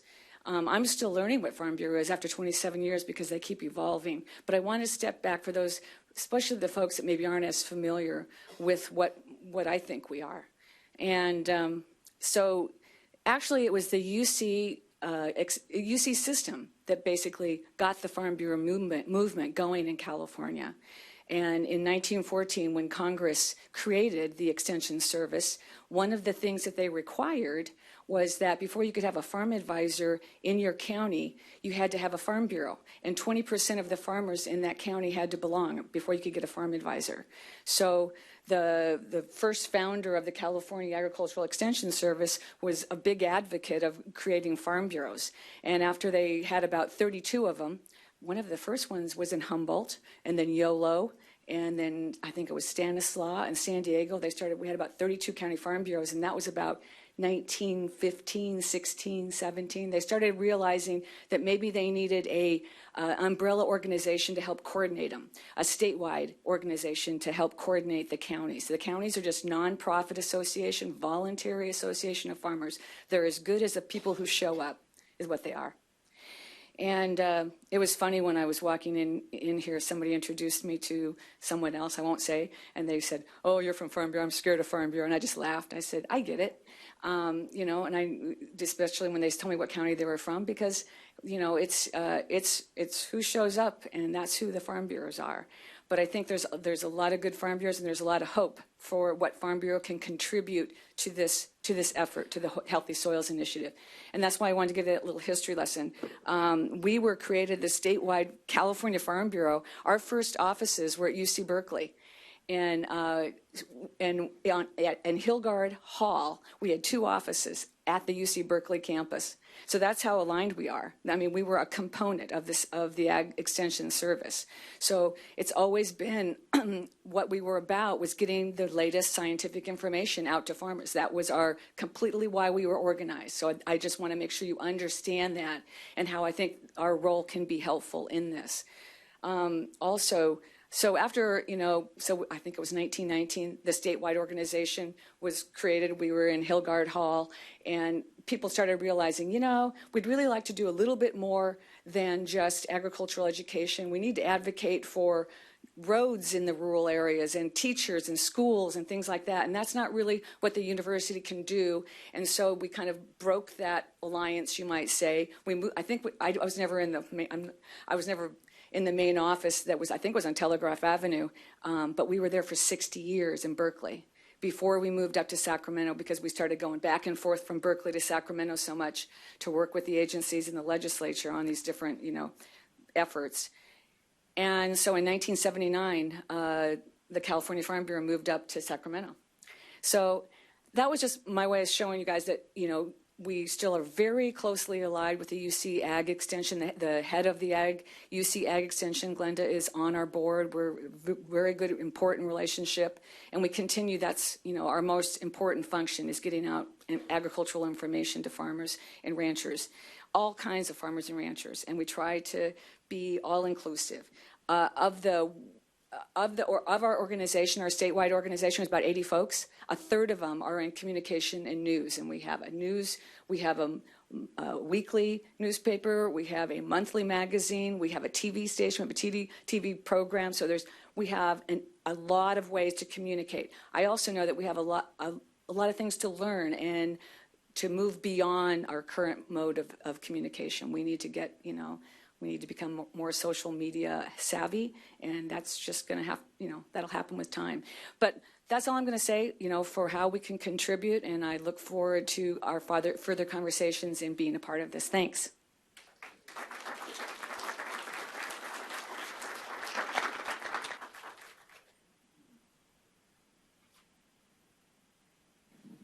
Yeah.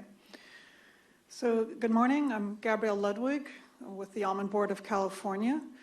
And just briefly, the Almond Board is something called a federal marketing order. Basically, all the growers in California pay for our existence through an assessment. And that money gets used for a variety of issues. A lot of it's for generic marketing of almonds globally, but a chunk of it goes to research, outreach. We are part of that whole effort, grade standards and things like that. So it's a wide range of things. And I mean, for those of you who haven't realized it, almonds are now in the top 3 crops in California, both in acreage and in value. So varies by year, but we're kind of the big guys in the room nowadays. Part of the reason I'm here is, as I say, we fund research, and I will also be upfront that I feel like a lot of what the conversation is beyond what we know we really can do in orchards for California. So that's part of what I will be talking about today. I will start saying is that I was just recently in Australia for the first time and got a stark reminder that one of the other reasons why California is a great state for agriculture is our soils. They're not ancient, essentially worn out soils. So, again, that's just a reminder that, maintaining that resource is important. I will also say that for almond growers, it's not something they think about. They only turn the soil roughly once every 25 years when they plant. And after that, everything goes on the surface. There's not that same tactile relationship with the soil that, an annual or a lettuce grower might have, because you're just not touching it in the same way. So there's a bit of a disconnect there. One of my things really is on this whole conversation, and I will chide you a little bit, and I will say that as someone who was born in Indiana. Indiana is not California. And so what Indiana can do is not the same as here. And so one of my biggest pleas in all of this conversation is, yes, we have the concepts that soil is important, but we don't know what a healthy soil is for California's variety of soil types and ecosystems and the extreme variety of crops that we grow here. Things that grow only in 6-8 week cycles to things that grow in, we don't know how long pistachio trees can stay in the ground and be functional. We just don't. So we have this incredible diversity, and I have to admit, as I listen to these conversations, we come at it with Midwestern perspective. And my biggest plea is take the concepts, but figure out how to adapt them to California's conditions, California's climate. It doesn't rain here normally for about 6 months. Our irrigation systems means that in an orchard, you've got a wet ecosystem and a dry ecosystem, completely different ecosystems within the same floor. How do we manage that? And to be honest with you, we don't know a lot about how to do that for our systems, in my opinion. So having said that, I will say some of the things that we're doing to try and start addressing that. So part of the complexity for almonds, and this is again specific, some of it's specific to almonds, some of it's specific to perennial crops, is by definition we're no-till. We've been no-till for 30, 40, 50 years. After planting, every 10 years you might float the ground to smooth it out, but you do not turn that soil over. So we really don't know in that long-term cycle of the soil what's going on down there, what is that soil under those conditions. We have frost. Almonds are the first thing that bloom, and they're very sensitive to frost. Bare ground re-radiates heats much better, so cover crops are not necessarily a good solution for us during bloom and after bloom at the most sensitive time. We harvest by shaking the nuts on the ground. Again, the same issue. We want a very smooth ground so the nuts don't get hung up and can be blown and swept into a windrow. That also means there's food safety issues. And as I said, we have an irrigation system. Most orchards now are micro-irrigations, so you have very focused wet and very dry. However, once the trees are in the ground, you're most able to manipulate, which is in the middles, what you can drive on, tends to be the dry spot. So those are the conditions under which we have to figure out how do we make a difference for almond or acreage, and as I say, some of these are parallel to other perennial crop systems. As I mentioned, part of the chunk of the almond board and part of my role is to help manage research programs. So we have been funding some areas of soil health for a long time. I mean, we funded some projects on cover crops, nitrogen-fixing cover crops in the 90s with UC Davis, Allison Berry. Really didn't get adopted. And I am way not ready for you. We are currently have a project with UC Davis and ANR and a larger group really trying to look at how can we find cover crops that work in our world. So in my committee, research committee, basically said an ideal cover crop uses winter rains and is gone by bloom. Because the other thing to realize with cover crops is they use water. Our irrigation specialists will tell you they can use up to 30% more water if they're there at the wrong time of the year. So again, cover crops by themselves do not solve all problems. There are trade-offs. Compost manure, same issue. A lot of growers use it, but how do you apply it in a way that really makes a difference? The research so far is having struggled to see a way to make a difference in that organic matter content because it kind of just burns off in the summertime. So can we find other ways of doing that? We currently have a project again with UC Davis and UC Merced trying to look into some more of that. Another area is we have all this biomass coming off the tree. We have the trees themselves at the end of roughly 25 years. We did an experiment about 6-7 years ago. We ground up those trees, put it back in the ground, and to be honest with you, that is about the only data that I have where I feel adding this massive amount of organic matter has made a difference in the soil. It took 3 years before you started to see a difference. It's the other issue we have with trees. Nothing happens fast, and soils, nothing happens fast, okay? And we have policies that are now. There's a specialty crop block grant, and we are doing additional funding, and again, having a multi-expert team trying to understand that. But one thing we realized recently we're missing is no one's been looking at N2O emissions from these things. So we're all looking at carbon sequestration, but are there trade-offs? Similarly, hulls, high in organic matter, in potassium. You know, we're looking at what happens if you put them back in the orchard, chipped prunings. And then another big area that, again, is looking at diversity of things is there's also a lot of efforts in this whole, you saw the goals of being less fossil fuel dependent in this society. Uh-oh, I am in real trouble. We need to look at everything from bioenergy or bioeconomy. There's always a waste product left over from those processes. And I'm not just talking about biochar. I'm talking about all of these processes. Is that waste product still useful to the soils? And then what's the definition of a healthy soil? So we have some research going on there. So with that, before I get eaten up and run over by the elephant, just some things to think about.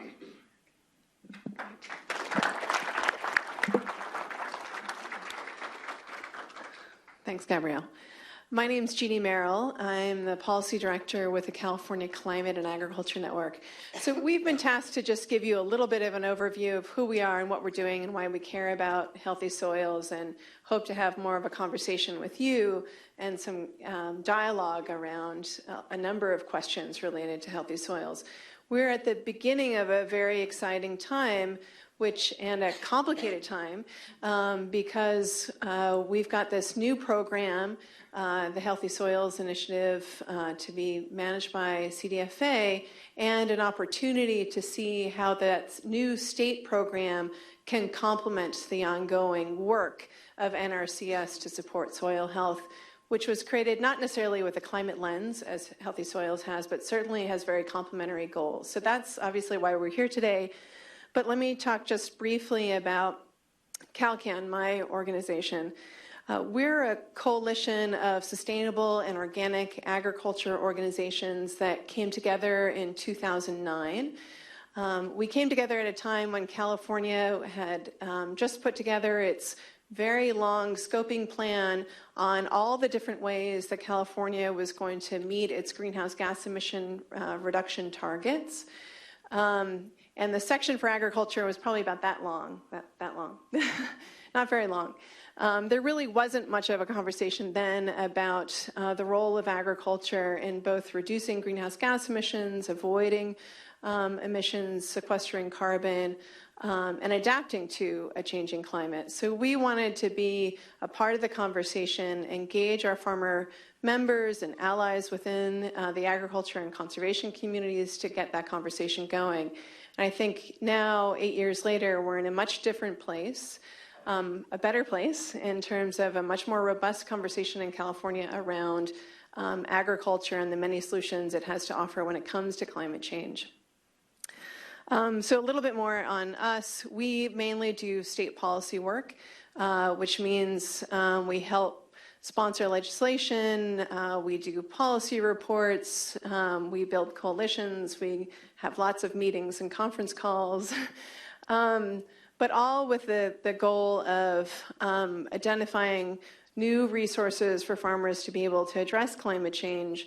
And we come at it from the perspective of both reducing greenhouse gas emissions to help avoid some of the worst impacts of climate change, in which California agriculture is on the front lines of, but also that whatever we come up with should also allow farmers and ranchers to be better able to adapt and address a changing climate. That wacky extreme weather is going to hit agriculture the hardest, and we need to be able to provide tools for farmers to be able to address climate change. So that's the goal. And Healthy Soils, to put it in context, is part of several now called climate smart agriculture programs. Among the first was the State Water Efficiency and Enhancement Program, or SWEEP. How many of you are familiar with SWEEP? And just show of hands. Okay, great.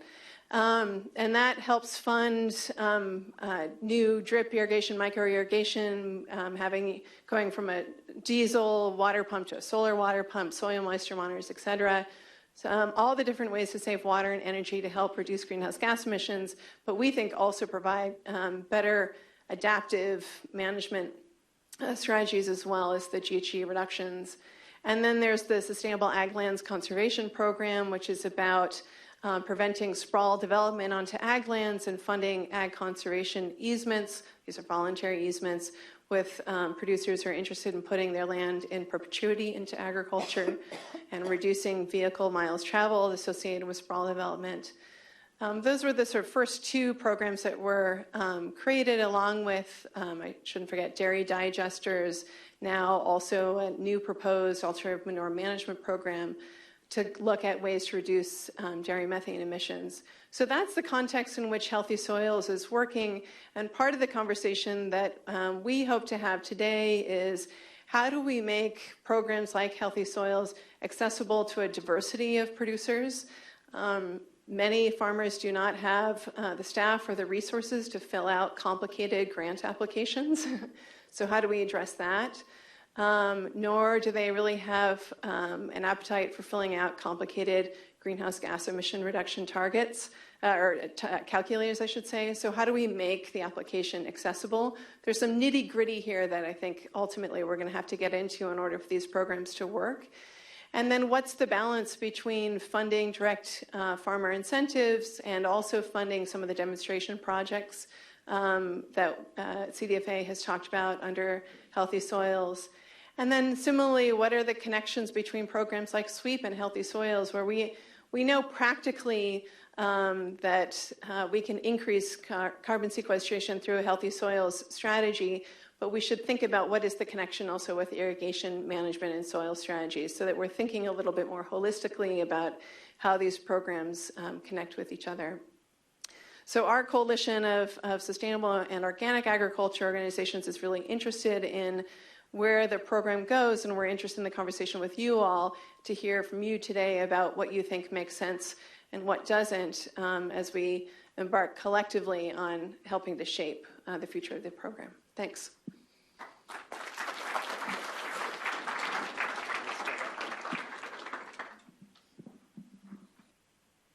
Like Cynthia, I can't sit down either, so I'm going to stand up. Pelayo Alvarez with the Carbon Cycle Institute. I'm the Director of Outreach and Partnerships. I want to thank NRCS and CDFA for putting together this summit and for inviting us. I'm not surprised by the attendance. I'm encouraged. I think it's a reflection of what we're seeing at the local level. The interest in the soil health, carbon sequestration, climate change connection is increasing, and it's a great thing. So the Carbon Cycle Institute, we are a non-profit organization based in Petaluma. Our mission is to stop and reverse climate change by advancing science-based solutions that reduce atmospheric carbon while promoting environmental stewardship, social equity, and economic sustainability. Our work is based on the results of the Marine Carbon Project. We have two of the founders, John Wick and Jeff Creek, here with us today. The Marine Carbon Project set out to prove that by managing soils, you can increase carbon sequestration, and they were successful at that. Our job is to scale up that work and see if the results, the amazing results they get in marine, are replicable in other, actually across the state in California, and what are the potential benefits of that management. So we're trying to scale this up not only geographically, but also in scope in terms of the marine carbon project was using compost. We are looking at other practices like riparian restoration, prescribed bracing, any practice that could increase carbon sequestration. So our strategy for scaling up relies heavily on RCDs, and actually this partnership between RCDs and NRCS. And like Karen said, they're an amazing organization. They're actually very humble, but they're deployed statewide. They have the trust of the local communities. They understand the environment there, and they've been doing carbon farming for a long time. They just not calling it that. But they've been doing carbon farming for a long time. So they're the natural partner to scale this work up. What we ask the RCDs to do is to develop and implement carbon farm plans. Karen mentioned them at two levels: at the farm or the ranch level, which is a whole farm approach, is a look at a farm or a ranch and what are all the opportunities to sequester carbon. It uses NRCS standard practices, and it uses Comet Planner as the quantification tool. So again, it's no need to reinvent the wheel here. The RCDs are doing an amazing job. We're working with a group of about 23 RCDs in different geographies. Some of them are just coming to this field. Some of them are already developing carbon farm plants, already implementing practices on the ground. Other partners include, obviously, the California Association of RCDs, but NRCS, Point Blue, the Tejon Ranch Conservancy. So we're not only focusing on private lands, but also on public lands. Trying to explore partnerships with San Francisco PUC, East Bay Parks, again, other public lands where this idea of carbon farming can be implemented. What we do is try to help, again, we identify the RCDs as the best ally to do this, and we try to help them build capacity, provide them technical assistance, training on how to create carbon farm plants, and help them figure out what carbon farming could look like in their districts. Doing that, helping them getting funding from different sources as well. We are a science-based organization, so we do research. We have partnerships with USDS and the Nature Conservancy, trying to look at the effects of statewide or at the landscape level of increasing soil organic matter, looking at the co-benefits, looking at the economics. Are these practices, what is the cost-benefit analysis of this practice? Are they too expensive for the landowner? How can we build incentives to make them more affordable and increase adoption? We're also exploring funding opportunities through local mitigation, through climate action plans, CEQA. We believe that maybe there's an opportunity there to connect local conservation efforts, carbon farm plans, to local mitigation needs. We have a very interesting partnership. One of our parent organizations, Fibershed, is looking at creating markets for climate beneficial wool, which again, I think is going to be, Lottie alluded to this idea of bringing private funding to this realm of soil health, carbon sequestration, and climate change. So this idea of creating climate beneficial products, we started with wool through Fibershed, but we could produce climate beneficial milk, climate beneficial beef, any climate beneficial almonds, any product that comes out of working landscapes, through practices that sequester carbon could be climate beneficial. So we're exploring all these opportunities. Again, this is already happening. Carbon farming is already happening through the work of the RCDs and NRCS and other partners. So we believe that natural and working landscapes need to be part of the solution to climate change. And I guess the request is, this is already happening. We need to strengthen the existing partnerships and expand them and build them up. So that's our request for now. Thank you.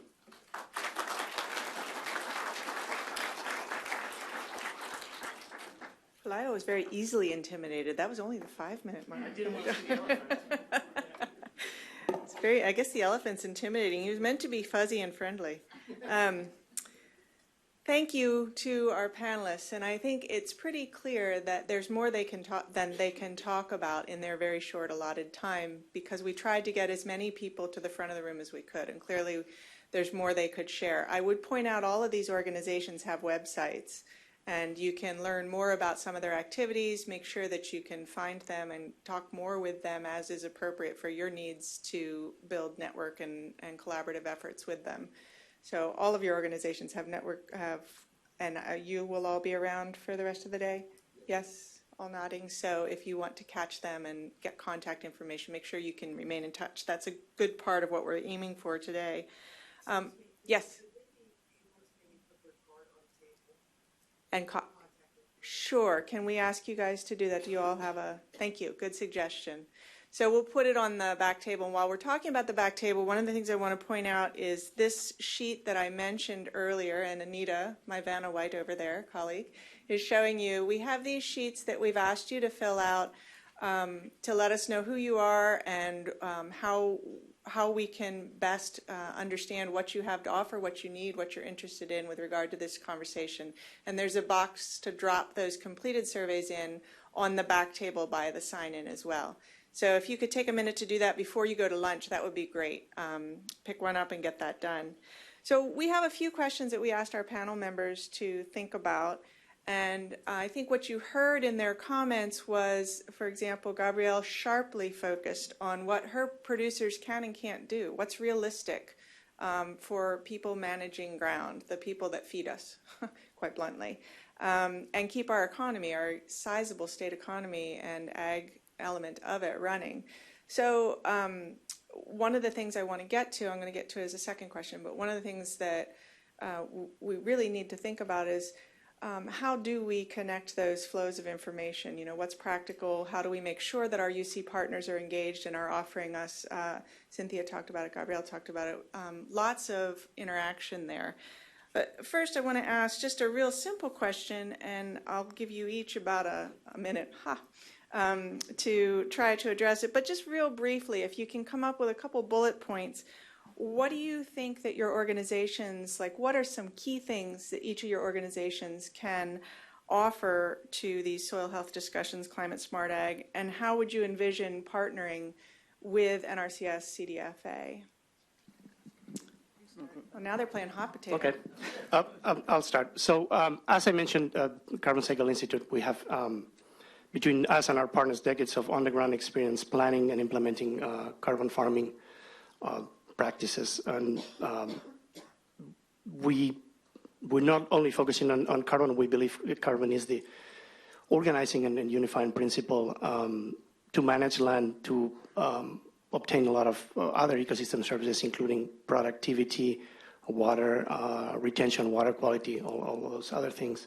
But we're looking at also the co-benefits of what happens when you increase soil organic matter, you increase soil carbon sequestration as well. And we do research, outreach, and also policy work. So we can provide all those perspectives. As I said, this is already happening. The partnerships are already being built at the local level. Our ask is, our partnership with the NRCS is very strong. We're hoping that we can build also a strong partnership with CDFA. And I want to allude to something that Karen mentioned, which is that need for financial and technical assistance to put these things on the ground. Okay. And you mentioned, go ahead and pass to Ladi. One of the things that Pelayo mentioned is that there are some tools and there's no need to reinvent the wheel. So understanding what individual groups are using might be a good thing to just take note of and maybe check with him. What is this Comet Planner thing? What is this carbon farming plan that you speak of? Yeah, if there's one concept or idea, a challenge I've often found is that conversations often start from the top. Conversations often start from the top. I think a lot of conversations about conservation practices should start with understanding the need of farmers and landowners. And many times they're often the last to hear about what plans have been made for them. So I think we need to flip the script on that. COMET is a good tool, soil, organic matter, and carbon, but is that the language of agriculture? Is that the language of farmers?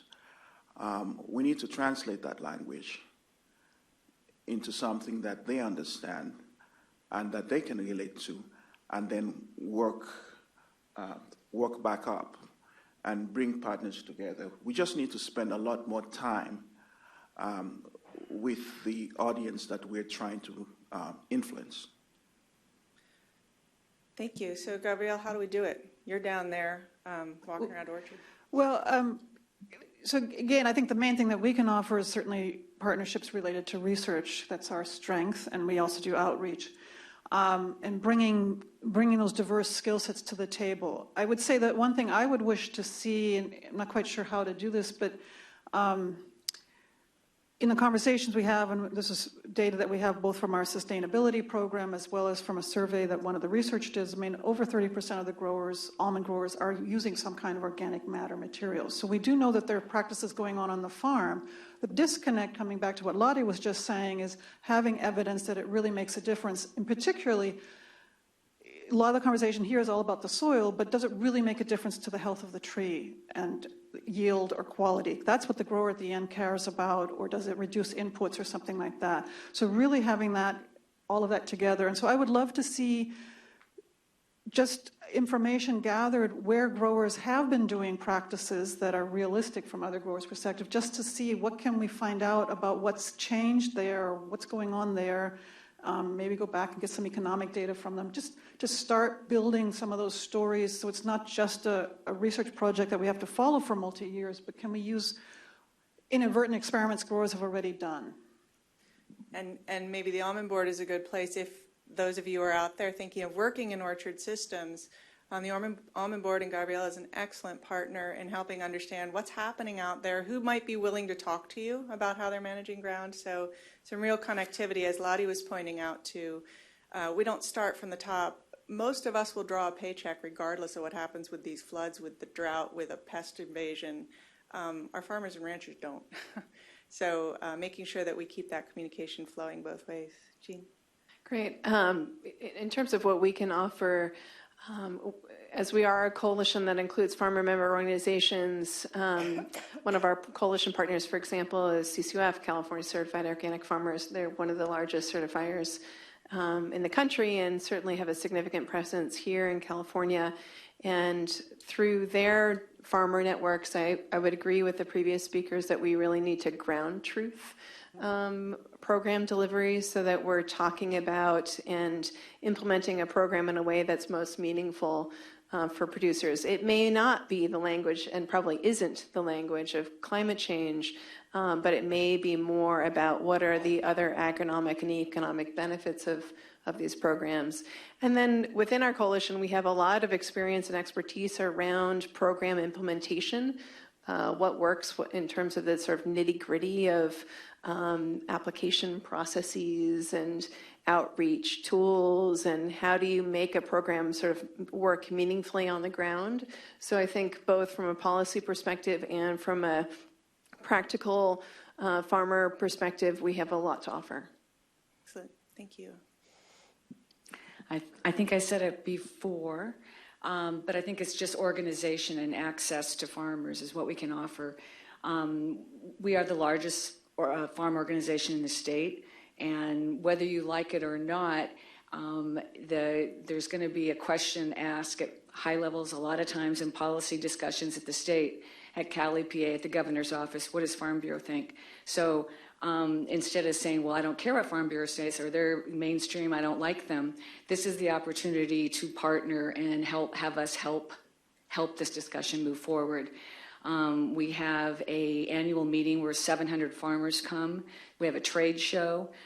This year we invited Jenny and Ami to come. We have an Energy and Environmental Issues Advisory Committee, which is farmers and ranchers who have self-selected to be on this committee and want to learn about the latest information about energy and environmental issues. And so we had a presentation on the Healthy Soils program. There was a lot of interest. And in fact, our advisory committee asked for a special, what we call breakout session at our annual meeting to be on the Healthy Soils but it got out-competed by water and marijuana and a billion other issues. I mean, we only have so much time that we can designate during our couple days of the meeting, but maybe this year we can get it in there. But again, I think we just have an existing large organization with a lot of communication ability that can be very helpful in this effort.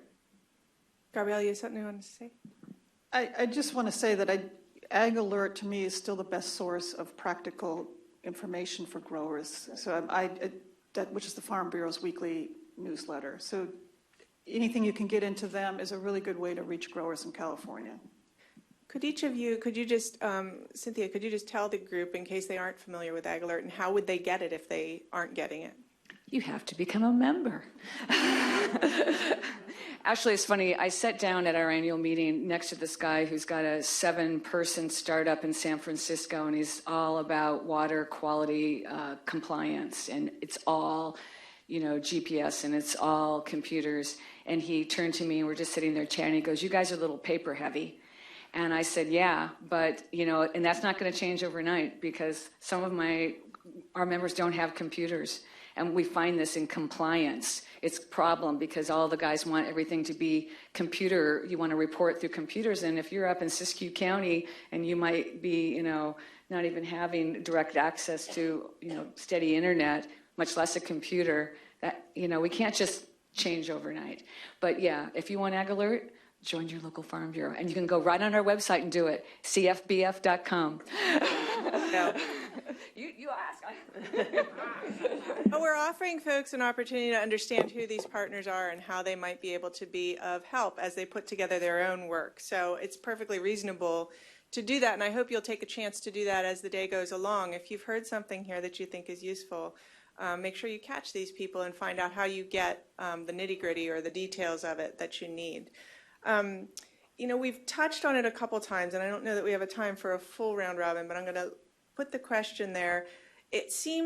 I know in my work it's extraordinarily important. We have a lot of really exciting things and principles, sort of soil health and soil management principles that are much of the very exciting data and research has come from other regions. And I get thoroughly, roundly chastised when I'm away from California when I say California is different. Yeah, you're different, all right.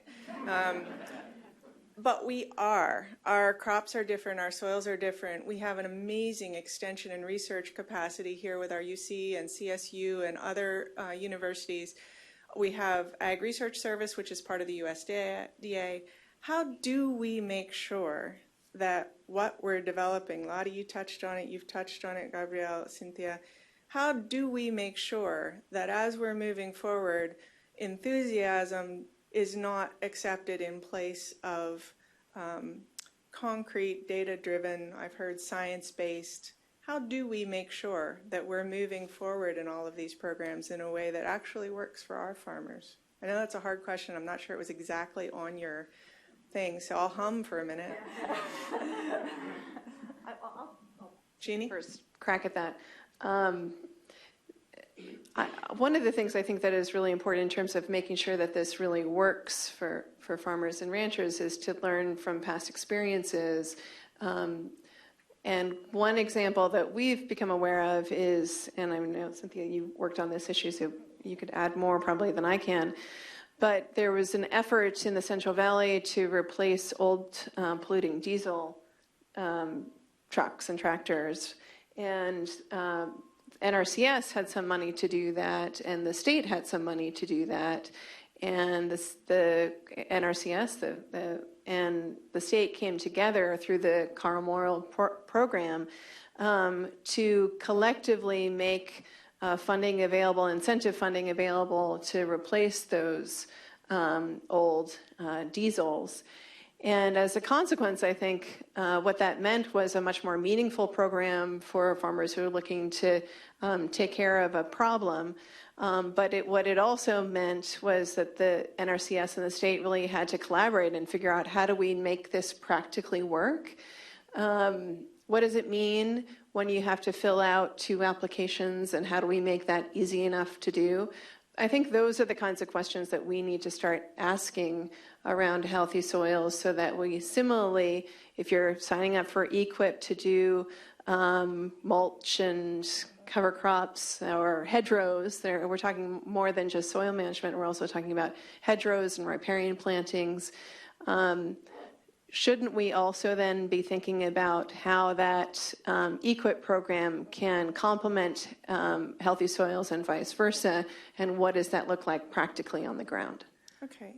Gabrielle, you want to... Just quick, I would just go back to what Jason, doing demonstration plots with, Jeff, with demonstration plots, with data, and where growers can come and see something's making a difference or what doesn't work.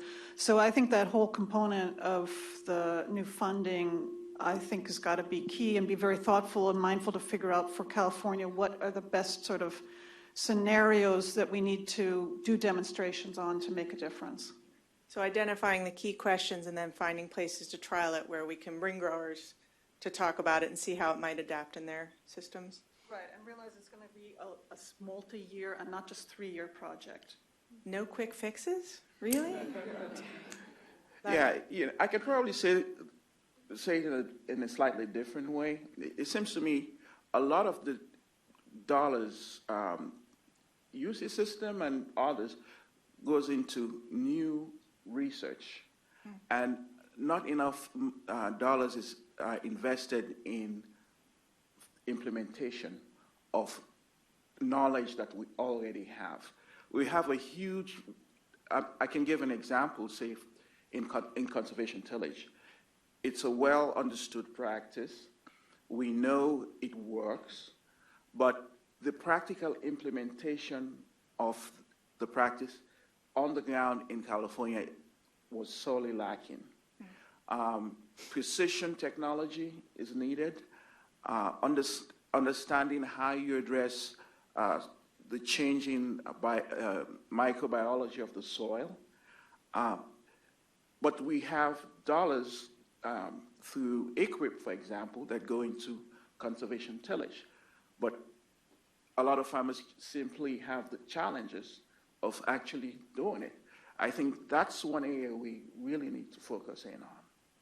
Good input. And Lottie mentioned they have a conservation innovation grant, which is funded through USDA NRCS, but that's one of the main objectives of that funding stream, is to take proven technology and get it to the adaptations needed to make it work in the systems in which they're being applied. So yeah, there's lots of, that's a good point. We need the research, we need to understand what the right questions to ask are, figure out where and how to ask them, and then figure out what to do with that information, and how much confidence do we have in that information. There's lots and lots of questions, and I think what I'm going to do, we are actually at the end of our time, and I do want to keep us on time, lest somebody pick up my elephant and throw it at me. I do want to allow one question from the audience, because I want you all to recognize we're going to get there, but let's just illustrate it. I got one question from the audience, if you wish. Yes, sir. Yeah, it came up in some earlier talks, and I think specifically Colorado, when you mentioned the considerations for a grower on the cost and benefits of different applications.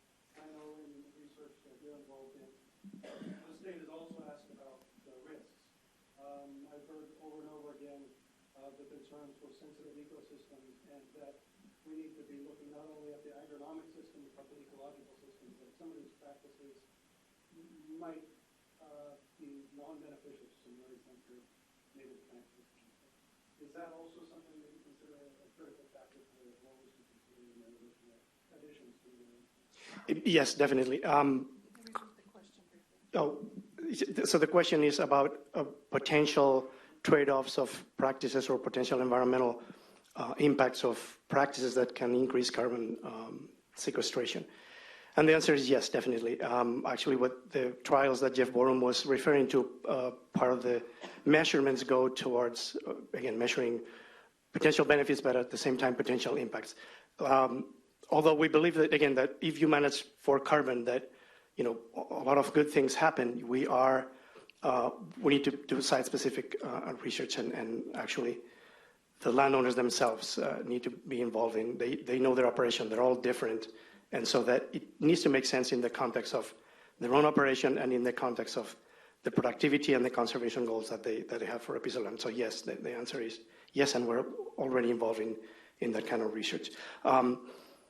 Part of I think the research that needs to happen is the socioeconomics. It's not only the biophysical, but the socioeconomics implications. How do we increase adoption rates? How do we finance these practices? So, yeah. Make it all pencil, yeah. Okay, I think we're going to close the session for this morning. We will return here promptly at 1 o'clock, and we will start at 1 o'clock. So you might want to try to return a few minutes early so you can get in and take your seats again. And to those of you remotely, I don't even know where to look to talk to you. Thank you for your patience, and I'm sorry you're not able to be with us here in the room, but I hope that the sound is all good and that you're able to join us remotely again when we return at 1 o'clock. So thank you all for your time, and please thank our panel members.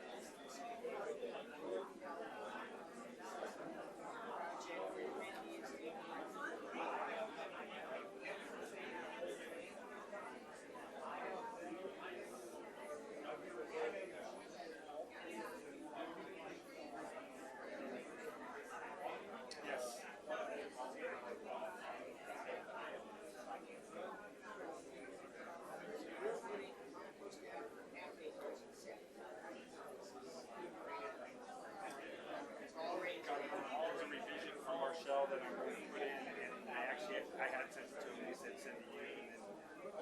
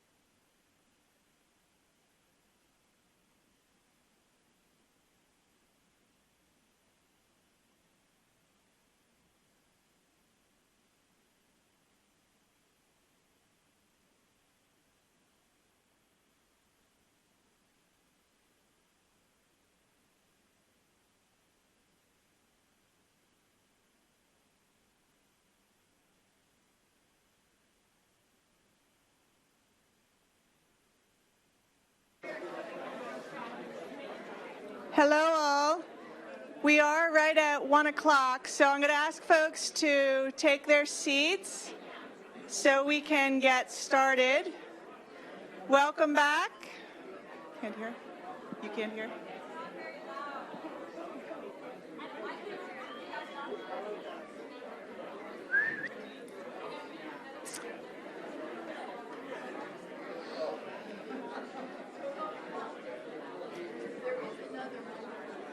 Yeah, I don't think that one's any louder. Let's try this. Hello, everyone. Can we all take our seats so we can get back to our sessions? I might need to turn up the mic on me. They're very, very excited. Welcome back. I hope you all found some lunch and that hopefully I will suggest to those who were in the overflow room, you might peek in the back door and see if there's any extra seats available here after lunch. So welcome back from lunch. In case anybody wasn't here this morning, my name is Karen Lowell. I'm an agronomist with the Natural Resources Conservation Service. Ooh, now it's very loud. And I am the moderator for today's session, trying to keep us moving along on time. We have one quick addition to the program. We have a couple of NRCS folks who have been thinking hard about how to engage groups of stakeholders and land managers in thinking about soil health principles across a broad landscape. And so Kabir and Jennifer are here today. They have this poster they've put together, and it has an interactive exercise that can be done with folks working across a broad landscape to think about what's their entry point for soil health. So we're not going to do much more than introduce it to you right now. Kabir and Jennifer are going to be available to talk about it on the break, and if you want to speak to them about it, I think we're going to put it on a table towards the back of the room. You can take a peek at it. I don't know if they're tall enough, but there you go. So have a chat with them about that, and you can follow up with them. If you need their contact information, you can get it from me if you don't get a chance to talk to them today. And then I would like to get our next panel session going, which I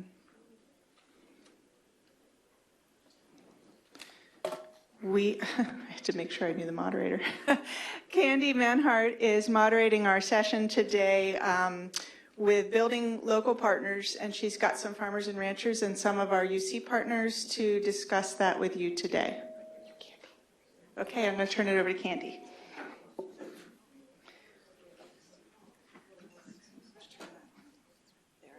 They might have that on now.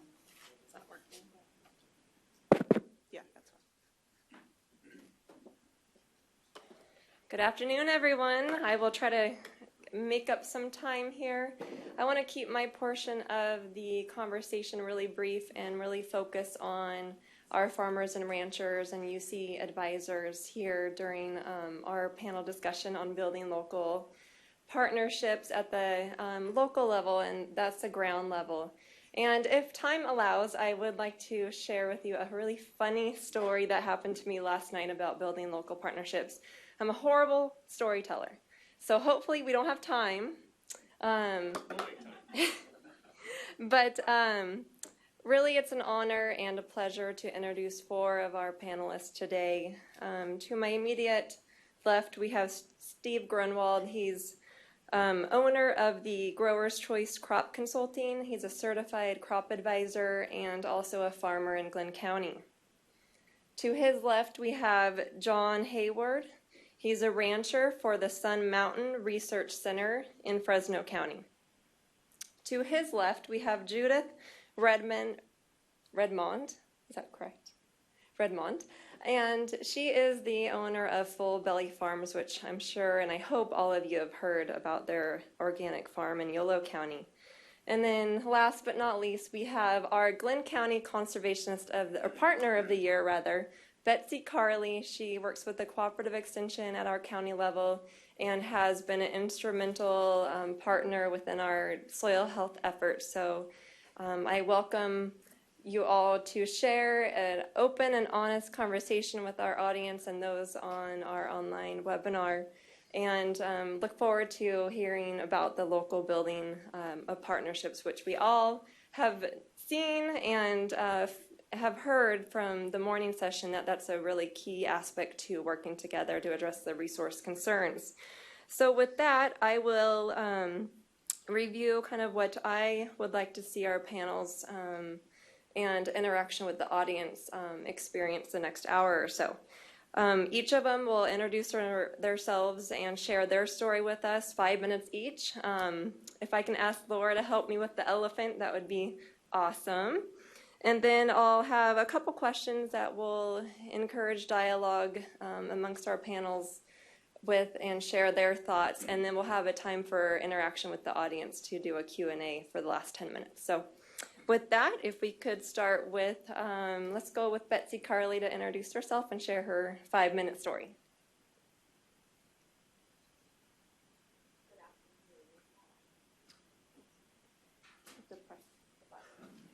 Good afternoon. That's working now. Welcome back, everyone. My name, as was mentioned, is Betsy Carley. I am the County Director and Area Dairy Advisor for Cooperative Extension based in Glenn County. And I think we sort of came into this role a little bit accidentally. We have certainly worked with the Resource Conservation District for years, though I am the non-farmer on the panel today. I do have some history in working with Resource Conservation District and NRCS, other local partners as well. I actually grew up on a dairy in Sonoma County, and we had some water quality and soil erosion issues that we engaged our partners to give us some assistance with back home on the dairy several years ago. I don't want to divulge my age, but it's been a while. But I've really always seen the value in that partnership, and having that local resource is really what drew me to Cooperative Extension. We worked with our Cooperative Extension advisor back in Sonoma County, and then I went ahead and went down that path and am now serving in that role in Glenn County. To back up a little bit, I was asked, I think we've heard a little bit mentioned about Glenn County today, and somebody did ask me at lunch, well, where is Glenn County? And that's an excellent question. We are a county of less than 30,000 people, so maybe you haven't heard a lot about us, but we're 100 miles north of here, halfway between here, Sacramento, and Redding. So you may have driven through our county on several occasions on I-5. So that's where we're located.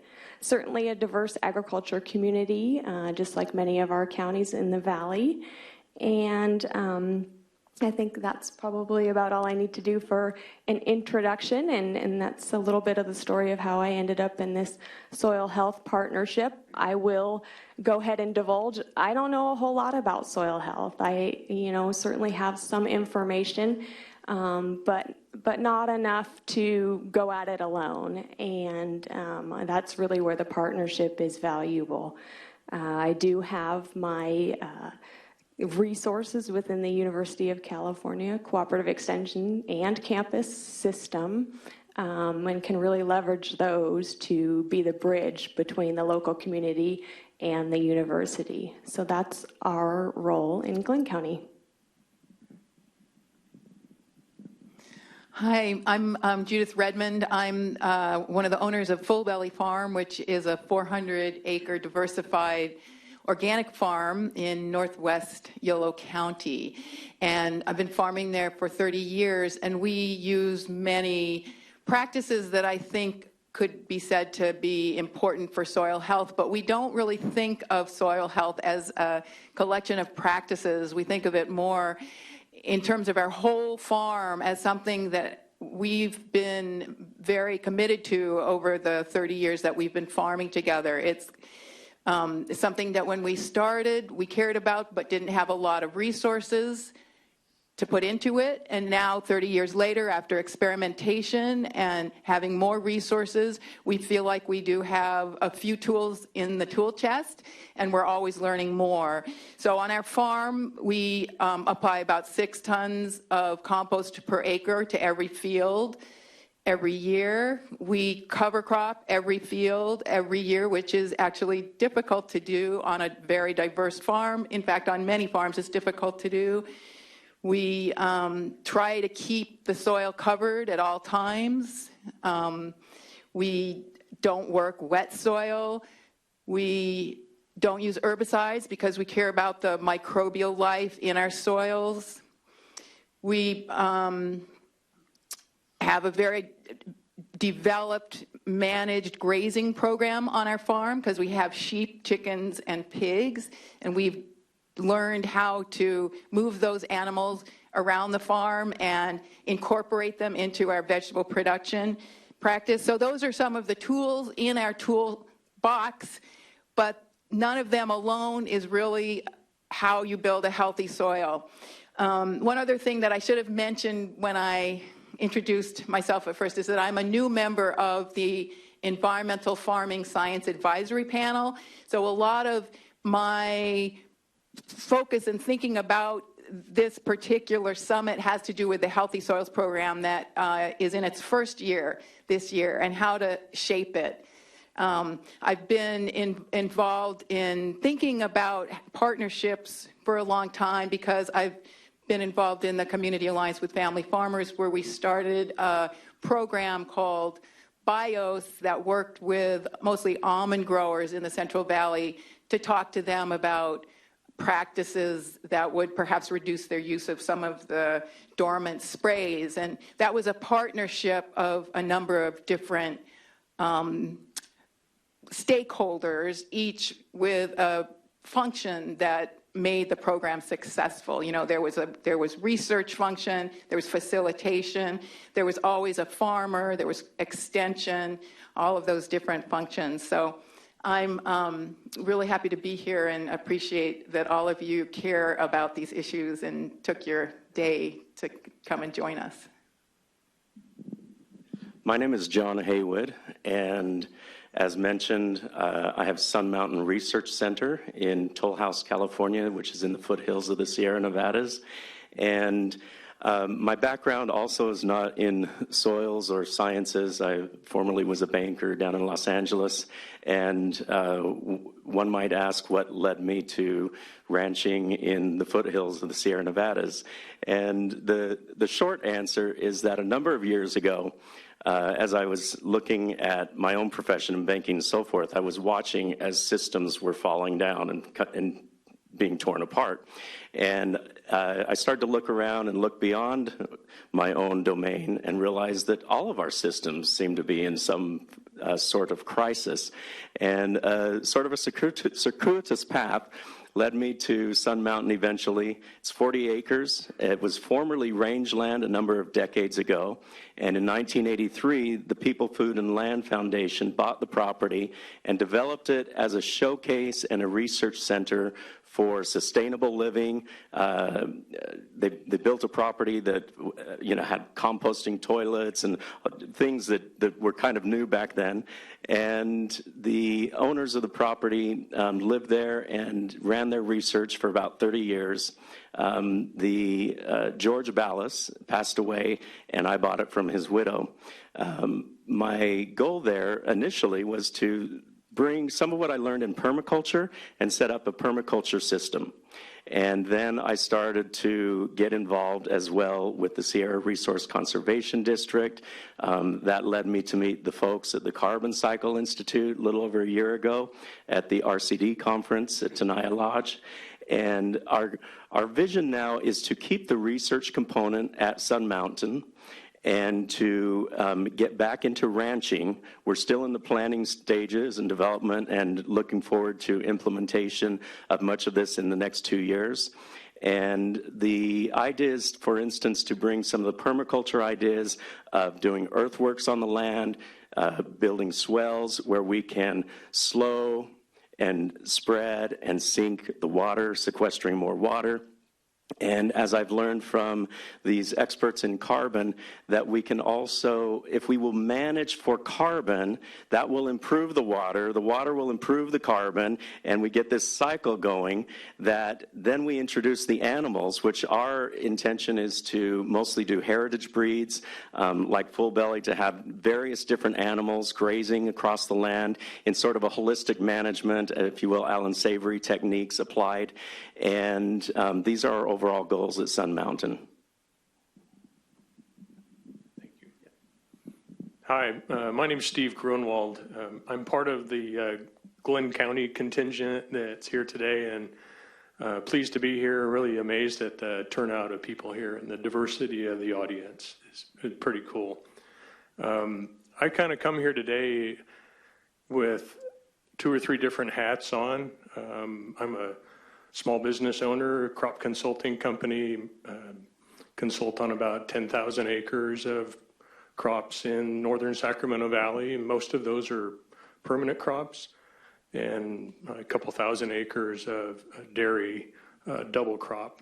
And my experience with conservation tillage would probably be mostly limited to the double crop dairy environment. And so I think at some point we're going to talk about that today. But just as a little background on me, I've been working in the business in northern Sacramento Valley for about 28 years as a crop consultant, and more recently as a certified crop advisor. So a pretty good exposure to a lot of growers that are of commercial scale, not necessarily so much small farm, but larger organizations that are looking at the whole soil health issue as bottom line profits. And I think that's a really important perspective for all of us to have, is that as stewards of land, my clients, my growers are all cognizant of the fact that we have to take care of the soil that supports us. And so there's a lot of interest in it, and I'm really excited at the prospect of working even more closely with NRCS and CDFA. If there's something that we can do to collaborate, I think that we're already well on the way with that collaboration, and perhaps we'll talk about that a little bit today as well. But that's my background. Thank you. Thank you. Well, I need to kill some time here because we're advancing quite quickly. So I look forward to a great conversation and being open and honest about building partnerships, because we all know that it's not easy at times. And so we hope that we can all learn something and share and, take home with us on, what that means and what that looks like in building partnerships. And so we have a variety of experts on our panel today. We have a farm advisor, we have a farmer, a rancher, a researcher, and a private sector advisor for our farmers and ranchers. Can each of you share your thoughts on what a successful approach may look like in California to increase the healthy soils that we all know that we need to protect? And even to make it a little bit more narrow, and we know we all get into the weeds sometimes, so that's okay. But specifically, what are the tools that you think we need to provide farmers and ranchers to take care of our soils? I'll go first because the mic's sitting next to me still. So that's a good question. We, as an industry, I think a lot of growers that I'm used to working with are individuals first, and I think the ag sector has always kind of prided itself on being taking care of their own or taking care of their own business. So not always the best collaborators out there, but I think that to answer your question with respect to how do we form these and foster these alliances, I think it's got to be driven from the local level. I know the experiences we've had in Glenn County have been almost exclusively grower-driven in the beginning. And in the case of the strip till conservation tillage practices that we're doing on double crop dairies, those ideas and that technology came to us initially as growers' efforts to save money. Frankly, the the cost of diesel and equipment and running back and forth over the fields 3 or 4, 5 times between crops to disc and triplane and, get it all prepped for the next crop was just killing them on the cost. And so we looked into strip till equipment, and with the help of NRCS and UC people, Jeff Mitchell comes to mind right off the bat as a guy that really helped us a lot. And you'll probably hear from him later today. I think he's on the program.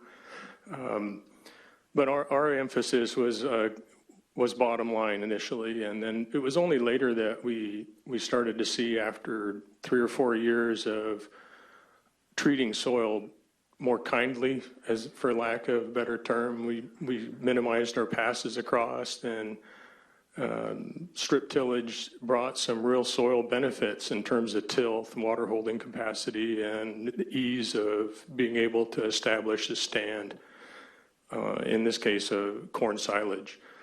So the cooperation I see with RCD and NRCS and UC system is to perhaps to validate what we're already doing, and I think that there's a lot of value in being able to measure the progress that we're making. We can see it, we can feel it in the field walking across it, and you guys don't see my shoes under the table, I hope, but they're always dirty, and that's where my office is and where my clients spend their time, is in the field. And they're not really well represented here today, but believe me, they're watching what's going on, and we're keenly aware of and interested in soil health, and anything we can do with agencies to help facilitate that on our local level, I think is really good. So I'll pass the mic. I'm blabbing on now. Hang on. So Jeff Borum, who spoke earlier, mentioned that Sun Mountain is part of the compost field trials that they're doing around the state.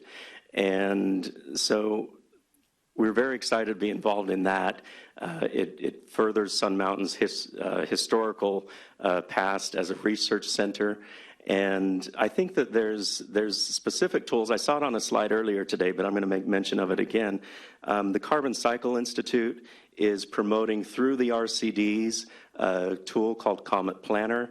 I'm sure many of you have heard of it. If you haven't, I suggest you become familiar and at least know that it's out there and available. And I believe it was developed in conjunction with Colorado State and Dr. Jeffrey Creek, who I think is here today. And so there's tools like that out there, and I think like we're having a little bit of a struggle even at the Sierra Resource Conservation District of bringing that in and getting the appropriate training and so forth. And it's just simply a lack of resources, and a lot of RCDs are in that situation. But the RCDs are a perfect vehicle for tools such as this, and I know that's why the Carbon Cycle Institute has a concentrated effort to move this out through the RCDs. At Sun Mountain, our research approach, from my perspective, is more of a holistic, a whole system approach of how we're doing the system at a 30,000-foot level, if you will. But it's also necessary, if we're going to design a system that ends up being successful, that we also have the reductive approach and bringing in the scientific method and those experts, of which I am not. And so partnering with RCDs, with NRCS, with the university system. I know UC Berkeley is involved in the compost field trials as well as others. And I think that it's really critical that we bring different experts to the table, and we really make a concentrated effort to collaborate and bring all the people, all the stakeholders together. I know Carlos, I think, made mention earlier today when he was speaking about it's real great when we can invest funds, even state funds or wherever they're coming from, in various projects around, but they're disconnected. And I think it's really important that we find ways to connect all the stakeholders, all the investments that are being made, whether they're public or private or otherwise, that we're connecting and coordinating our efforts. So I'm here not on my farm where we are picking and packing today, even though it's wet in the fields. I'm here because I think the Healthy Soils program is a very significant program. I don't think that the state's greenhouse gas reduction goals could be met if agriculture and working landscapes weren't included in the equation. And they haven't been included until quite recently. Farmers, farming, ranchers haven't been included. So that's why I'm here, is because I think it's a very significant and important program for all of us to be invested in. In terms of how it could be shaped, how we could make it successful, first of all, it's not a one-year thing, all right? Healthy Soils is a very, very long-term commitment, and right now this program has year-to-year funding. None of the kinds of goals that all of us have can be achieved in 1 year. This is a long-term effort, and it's going to need all of us to recognize that and try to support that. It's a long-term proposal. Our farm 30 years ago, we cared about the soil as organic farmers. The soils were centrally, fundamentally important to us, but we had a lot to learn. We were new to farming, and we experimented. The first time we got sheep, they got out and ate the vegetables, right? So, you know, it takes years, decades to build a system, a program, an approach that actually adds up to something that matters and something that you can pass on to the future. That's important to remember long term. Secondly, after learning a little bit more about the Healthy Farms program, I found that there's a very high bar, high scientific bar to the tools that are going to be incentivized as part of the program. And I think that in California, there's an opportunity to include many, many more tools than are currently included. We've talked a little bit here today about compost. You've heard cover crops come up. But managed grazing, right? Grazing and ranching is a really important component of Healthy Soils, and figuring out how to include that needs to be attempted. I think orchards, we heard from the almond board, orchards and chipping the prunings, chipping the trees when you pull the trees out, right?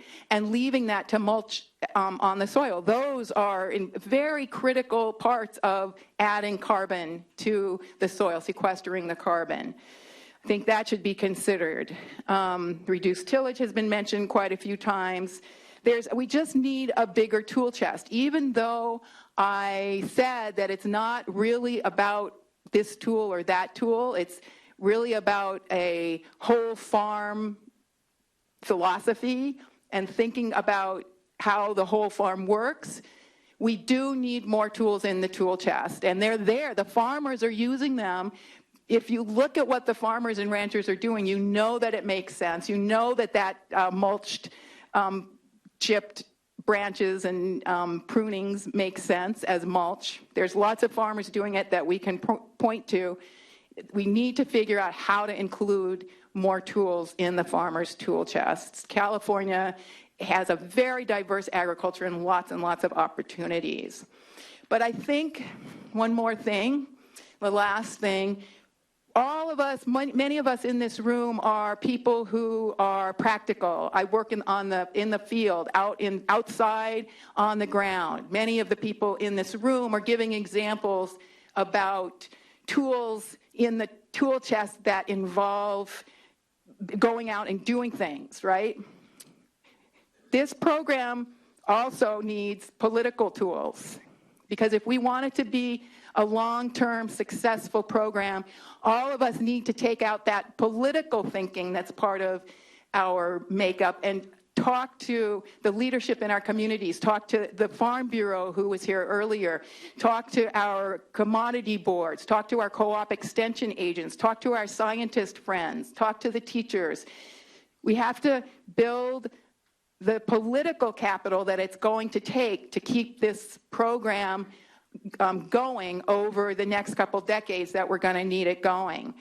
And also, in terms of partnerships, we need some people in the room that know how to tell stories. And that's what Cynthia Corey of the Farm Bureau offered. We need to, when we build our teams, we need to make sure that someone on the team knows how to spread the word to other farmers. When we used to do it at BIOS, it was the pest control advisor. That was the person who would then take the tools to the next farm and say, well, I've seen your neighbors using this. Why don't you come by the next farm day and check it out? But we need people who know how to tell those stories if this program's going to be successful. So it's not just the tools on the ground that we need, it's the tools in Sacramento as well. Thank you. Just to add a little bit, I would echo what's already been mentioned, and also, add that I really do feel that this all does need to be grower-led, as Steve mentioned. I think that's really where we found much of our success in our Glenn County program was, while I may have ideas of something I think might work, nobody's going to care if it's not economically feasible, if it's not reasonable and logical. And ultimately, at the end of the day, it has to pay. It has to be an economically feasible practice that is going to help us accomplish our conservation goals. And we are all working with farmers in our communities who are really at the leading edge of this. And I think oftentimes we need to step back and remind ourselves that that's not the majority of the farmer population. These are folks who are out there working very hard every day just to get things done with the daylight that they've got. And not everybody can commit to a big project or commit to a big investment. The conservation tillage practices that Steve mentioned that have been adopted in our community were adopted by farmers who were willing to really push the envelope, were willing to make really big investments in their land and in their equipment and in their time to learn how to use it. Not everybody can do that. So a tool that I think is really important for partnerships to provide is the opportunity for others to come and look at it. Let those progressive farmers be the leaders and give the opportunity for the rest of the community to come out to a field day, come out to a demonstration project, come see the results of some of the research that has taken place, and then decide if it's something they might adopt. That's pretty much with any new practice, new technology, how it works. And it's really important that we remind ourselves that not everybody is that really pushing the envelope top 1% of farmers that we oftentimes find ourselves working with. Anyone else want to add anything? That question? No. Okay. Just as this morning there was a reoccurring theme that we all agree that we understand the soil health benefits, and that's why we're all here. I think we can all agree that partnerships are really going to be the voice and the leader of the soil initiative and the healthy soils that we all hope to achieve in the next couple years. And so with that, diving down into a little bit more nitty-gritty, building partnerships is not always perfect. There's some rocky ground, as Carlos had mentioned earlier. Karen always wins at CDFA level, but it creates an environment where you can speak honestly and truthfully and eventually meet that common ground that you all want to meet. So with that, can you guys share with us maybe some bumpy roads that you've experienced and how you overcome that to ultimately reach that common ground that you were hoping to strive to meet? Well, I think first and foremost, we're talking about building local partnerships, but we're not here, I'm not here to tell you, you need to do it how Glenn County did. That's what worked for us. But I gave you a little bit of a what our county looks like, and it probably doesn't look like many of yours. So I think it's important to recognize that these things are going to look different in every county, in every geographic area, and that's okay. And you need to work with the existing and new partnerships that are going to best serve the ultimate goal. And that being said, I don't think bumps in the road is necessarily a bad thing.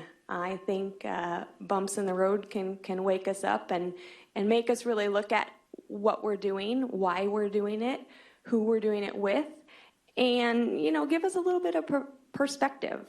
I think even in our partnership, we sort of dove in. We had an end goal that was defined and coordinated by the RCD. We were going to put on these workshops, these field days, but we had to figure out how to get there. And nobody gave us a roadmap. And we were fortunate enough to have a group of growers that was very willing to lead that effort and to drive that effort. But I think it's important to recognize that things do look different, and anything that is driven from the ground up, I think, is typically going to be more successful. So if all else fails, take a step back, go back to the ground, go back to getting those boots dirty, and figure out what the questions are there, and go from there. Let's see. So I think the goal of the Healthy Soils program is going to have one part of it that I think is going to give incentives to farmers to help them and give them technical assistance or some kind of support that they might need to adopt certain approved practices. There's another part of the proposed program that will potentially have demonstration projects, and it's a very exciting and as yet not well thought through. It's just in the process, I should say, of being worked through, this demonstration project. And I think those demonstration projects may be the most appropriate in terms of thinking about what these kinds of partnerships might look like, because I think there's a set of stakeholders that will want to be involved in a demonstration program, or should be involved. There should be a research function, right? Someone who understands some of the scientific questions that you might be looking at if you're doing a demonstration for the community. I think, obviously, there should be on-the-ground expertise. The resource conservation folks could do that. The co-op extension folks could do that. There may be a lot of other nonprofits that have been in the room that could do that. So there needs to be on-the-ground expertise. I believe that there should be someone on the team that knows how to do outreach to other members of the community, to the farmers and the ranchers in the community. And as a farmer, I think that the farmers should lead the effort and should be very in the front of the effort, and a very important part of the team as well. So I think those are the different functions. And in terms of bumps in the road, I think also that in those teams, it's really great if you can have a person whose job it is to be the facilitator of the project. In other words, somewhat independent of the outcomes, and able to make sure everyone has the information they're supposed to have, knows when the next field day is, it calls the press, gets the buses going, all that kind of thing. Someone who really just knows everyone on the team and is a facilitator. So I think if communication is really part of the DNA of those teams, if you create them that way, if you have a facilitator and you have communication, I think you're going to be able to get through a lot of problems that might come up. I'm going to take just a slightly different approach to answering this question, if I may.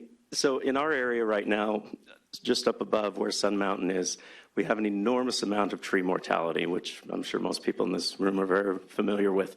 And so in the process, the Sierra RCD has been involved in creating partnerships with the Forest Service, with Tree Mortality Task Force, both at the state and the county level, and others, talking to composting experts, biochar experts, and so forth. And so within the district, we have three what traditionally have been called waste streams, right, of things that could be helpful to creating more healthy soils. We have municipal waste, we have ag waste, and then we have all this tree mortality, so-called waste. Well, I'd like to spread a meme that maybe we can get away from using the word waste stream, because this is actually surplus. This is surplus carbon that can be transformed into a resource of great benefit, particularly for healthy soils. And so I think that I might encourage that everyone goes back to their own region and looks at the surplus streams that are there, and how can you partner with those who are involved in those surplus streams to transition towards, one, not looking at them as waste, looking at them as a resource that can benefit for healthy soils, and look into composting efforts, maybe biochar creation in some cases, even gasification to electricity. But there's many things that could be done with these valuable surpluses that are out there. So I can appreciate what all three of my cohorts up here have mentioned today, and particularly one of the things that resonated with me was the concept of success and what does a successful partnership look like. And that's going to be different for just about everybody in this room, and based on their desired outcomes, or how they want to see it get there.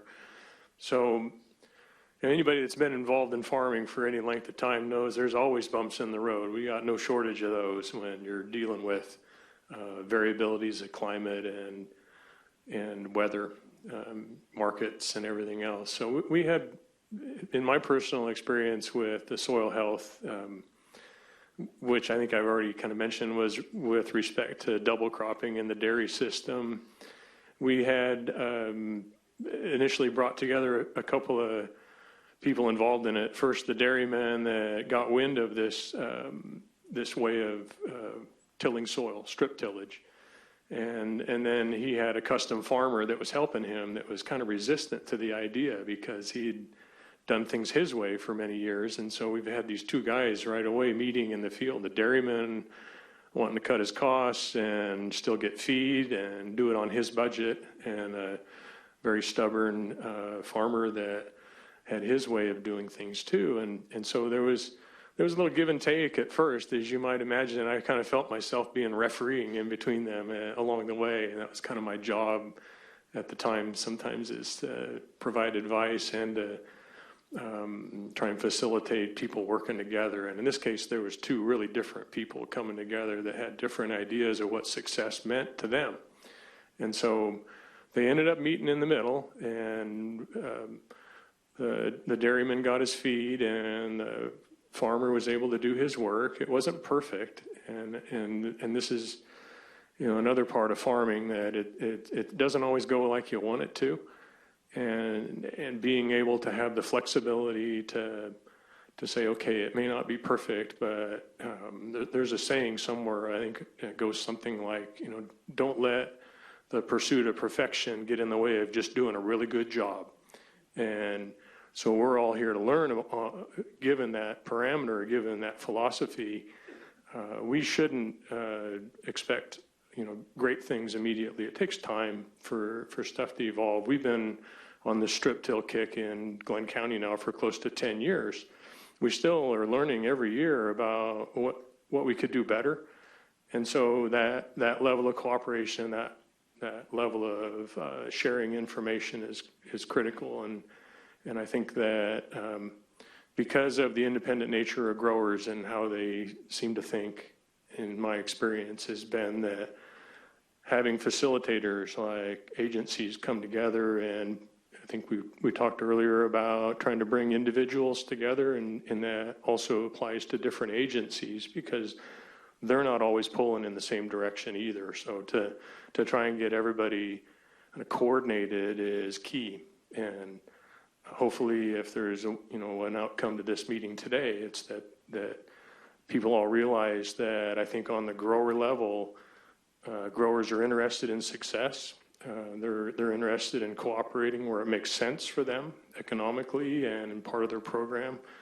And even though a lot of them are really set in their ways, there's a lot of real innovators out there too that that are really watching this, and they're very interested in it. We still haven't really come to grasp how we can measure that soil health component.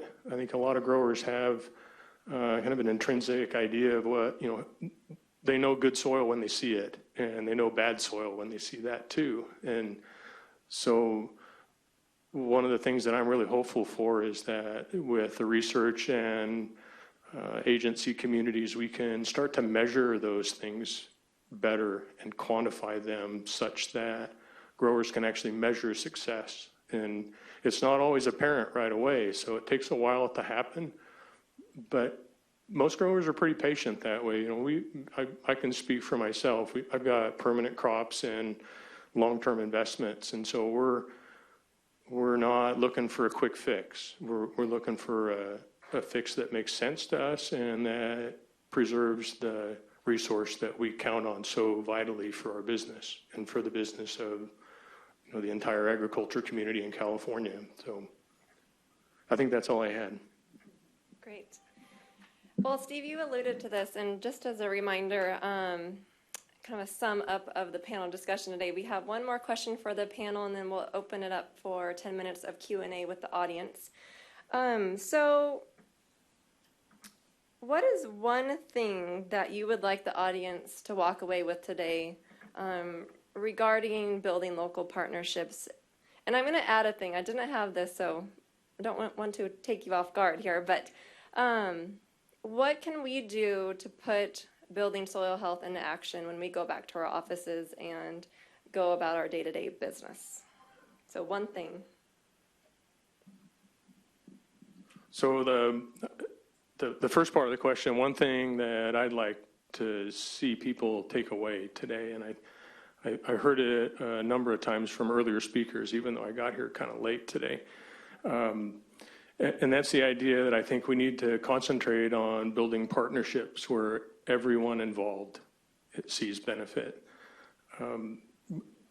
Everyone needs to win. I think there's a guy here from Suscon earlier that I've talked a little bit with that organization, and that's really one of their drivers is they want to see winning outcomes for all the people involved, all the agencies involved, and particularly for the growers.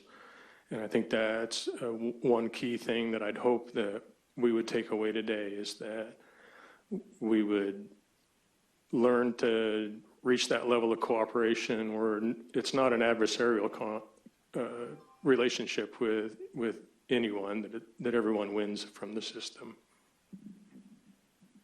I think just building partnerships takes time, takes effort, investment, and persistence. Sometimes they happen very quickly and easily, and other times it takes time. And I think that oftentimes we hit that wall and decide that person or that organization, we just can't work with them. But I think that's the time to step back and say, what's another angle to approach this? And to keep trying, because the end game is what matters, and stay focused on that goal. Yeah, let's try to make this focus on healthy soils a long-term proposition, a long-term focus. That's what we should take home. And I would say, just do it. I hope everybody has some idea, a little bit of a roadmap in your head now based on some of the things we've discussed today. I hate to burst your bubble, but that's not what it's going to look like. It's going to change. It's going to evolve. Let it happen. Pick partners you can work with. Pick partners you can trust. Honestly, that's ultimately the reason it worked in Glenn County. We had a group of people who already trusted each other, already worked well with each other, already knew, kind of what everybody needed to get out of a partnership. And we went down that path. And it evolved and it changed, but it still worked. Thanks, Betsy, and I definitely concur with that, with just do it. I think there's too many times that we are fearful of the outcome or the mistakes that we make along the way building partnerships and ultimately achieving a goal. And so just doing it is what our theory has been in Glenn County. We were fortunate enough to hire Greg Baker, our part-time soil health coordinator, to be that facilitator, to be that coordinator of all of our partners. Farm Bureau is a huge partner at the table, and I can't say enough for all of the support that they've provided. And not only their building for meeting rooms, but just hearing from us, listening to us, and providing their directors to participate on this grower-led technical advisory committee that we've formed. And so just get out there and do it. Yes, there's going to be challenges along the way, but I mentioned to Karen over lunch that challenges bring opportunities, and whether we say that one time to ourselves or 5 times to ourselves and it finally sinks in, we just got to get out there and make it happen and just do it. So with that, I'm going to open it up to audience Q&A. Is Anita around to be maybe our Vanna with the microphone? Or Karen? I'll be Vanna. Oh, wait, use this one.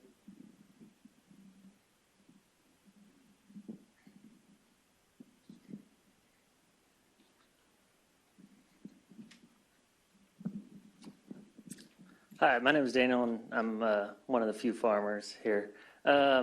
So I think we've been talking a lot about sustainable soils, but ultimately I think the sustainability of the soils is dependent on the food system, because the soils are ultimately supporting our food system.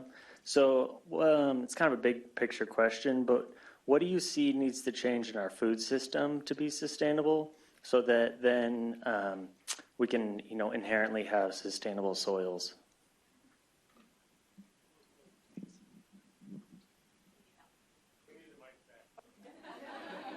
Oh, maybe we can tag.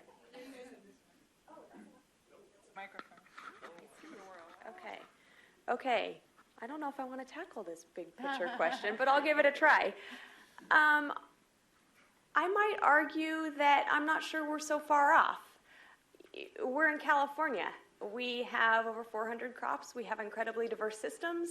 We have small farms. We have large farms. We have diverse farms. We have farms that are all one crop. There's a ton of opportunity. There's a ton of diversity across our ecosystem as it is. And I think as long as we can encourage everyone to work within the ecosystem, within the sustainable food system that they're comfortable with, that's the best place to start.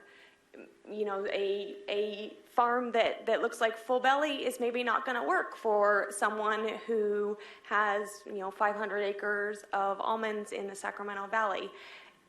There are opportunities in every system, and our role in that is to make it work for those people and the system that they're working in. Yeah, Full Belly Farm is a 400-acre organic farm. We grow probably 100 different crops, as well as have chickens and sheep. And I'm sort of constantly surprised at how challenging it is to be a farmer, actually, and how difficult, even as a 400-acre operation, it is to stay in business from year to year. And I'm just surprised at that. The regulatory environment, the political environment, the resources environment.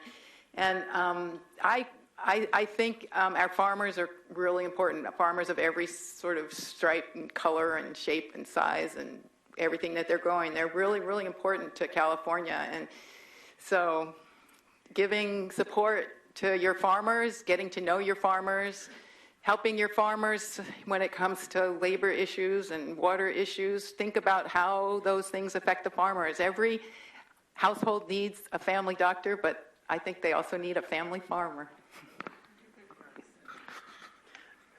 Echoing that, I heard our friend over here who has an organic farm say support local, and I would echo that.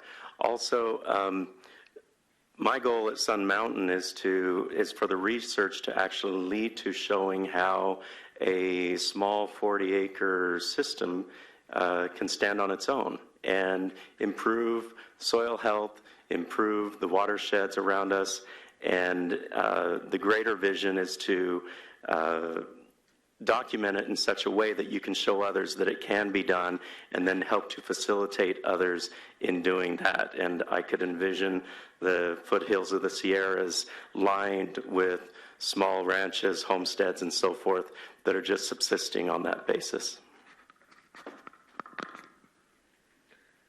So I tend to agree a little bit with Betsy down the way here that I think in general, California agriculture is doing a really good job in terms of sustainability. I think if we're lacking in one area in particular, it might be actually getting that message out to people that are not involved in farming. We've got a tremendous success story for just showing as Betsy mentioned, the diversity of what we do in California, given the constraints of California politics and water rights and different challenges that we have. And I think if we can farm in California, we can probably farm anywhere. And if that's not sustainable, I don't know what else it is. But I mentioned earlier I wear a couple of hats, and one of them, in addition to doing crop consulting, is my family owns and operates a small U-pick pumpkin patch and corn maze up near Chico. And in that position and that environment, we're able to, for the month of October anyway, bring that message of sustainability and of responsible farming to the public. And it's a huge message for us. But what amazes me every year that I'm there, and we've been doing it now for 17 years, is the lengths to which people will go to learn more about agriculture, and they welcome the opportunity to set foot in our fields and talk about what it takes to raise a crop. And we talk about things like cover crops and compost and things that we do on our farm to build soil health, and they're excited about it. I think that we, as an industry, need to do a better job of getting that message out there that we are indeed a sustainable business, and we're in California in particular, we're really getting out there and pushing to be better every year. And I think that's a great message to send to people. Farm Bureau does a great job of it. There's a number of other organizations that do as well, but I think our cooperation as growers with agencies and with public in general would probably be a good step in the right direction as well. We have more questions. Unfortunately, I think we're out of time, are we not? So what I want to do, this is a little bit unconventional, and y'all can throw things at me if you hate it, but what I'm going to do is I'm going to hand the microphone to a few people and let them ask their question, but I'm going to ask them to find you guys to follow up with an answer to them. But let's get some more questions from this group, because I want to bring these folks into it a little bit more. So Conrad, you had one, and then I'm going to take it up front. Cool, thanks. I'm Conrad. I'm with Cooperative Extension. You've probably heard of us. So we spoke a lot about cooperating and finding a way to get to the growers and talk to the growers. And I think I would just encourage all of you in here, and I don't know all of you yet, but academics and agency folks and whoever you might be, but to really utilize the resource of cooperative extension as a pivot point. We talk to the growers all the time, so in that, come to us and we can help kind of channel any of that new stuff that's coming out. I'd love to hear it. I'd love to see it come across my desk. You try and talk to the growers yourselves too, that's fine. But then to add to that, because I can admit my own shortcomings in that, I wanted to ask Steve, and then we can talk about this later, but my question for him is how did you build your client base, and what did you find were some of the most effective media through which you gain contact with growers?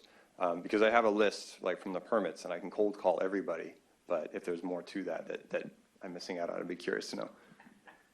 Well, be sure to find me afterwards. I'm going to be in the back. You can find your UC Farm Extension or your UC Farm Advisors online, by the way. There, this gentleman. Hi, Dan Noble, Executive Director of the Association of Compost Producers.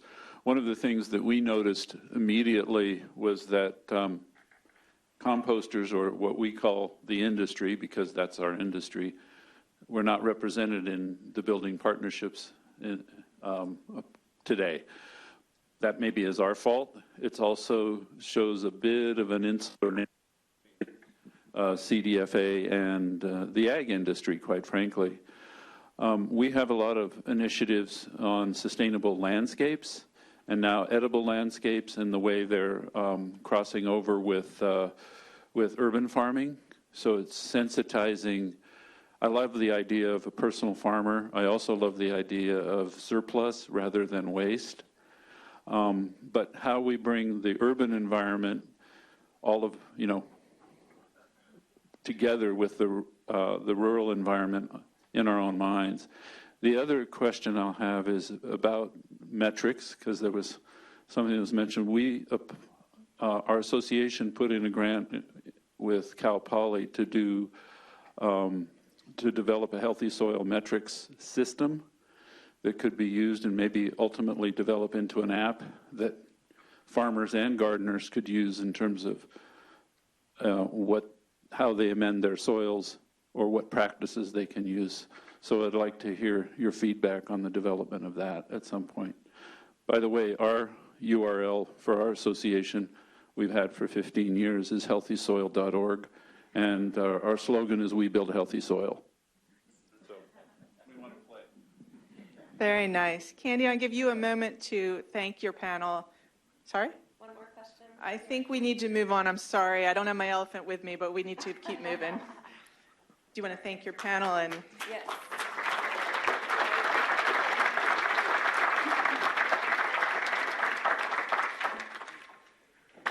so I think what we just saw there is it's just the tip of the iceberg. Every single person sitting out here and in our overflow room has a question, has something they'd like to bring to this conversation. Today is not the end. The conversation at lunch was what next. So please do take time to fill out those survey questionnaires. And next panel, you want to bring your panel up, Geeka? So I encourage you to fill those out. Put your questions, put your input on those. Those will all go to CDFA and NRCS leadership. And like I said, turn to the person next to you at some point today, or the people you see up front here, and get their contact information. Follow up with them. There's a lot of conversations we won't get to today, but we will get to them over time. So now our next panel moderator is Geeta Ghoshi, who is with CDFA, and I'm going to let her introduce her panel. We jammed the agenda so full that there's really no transition time, so there we go.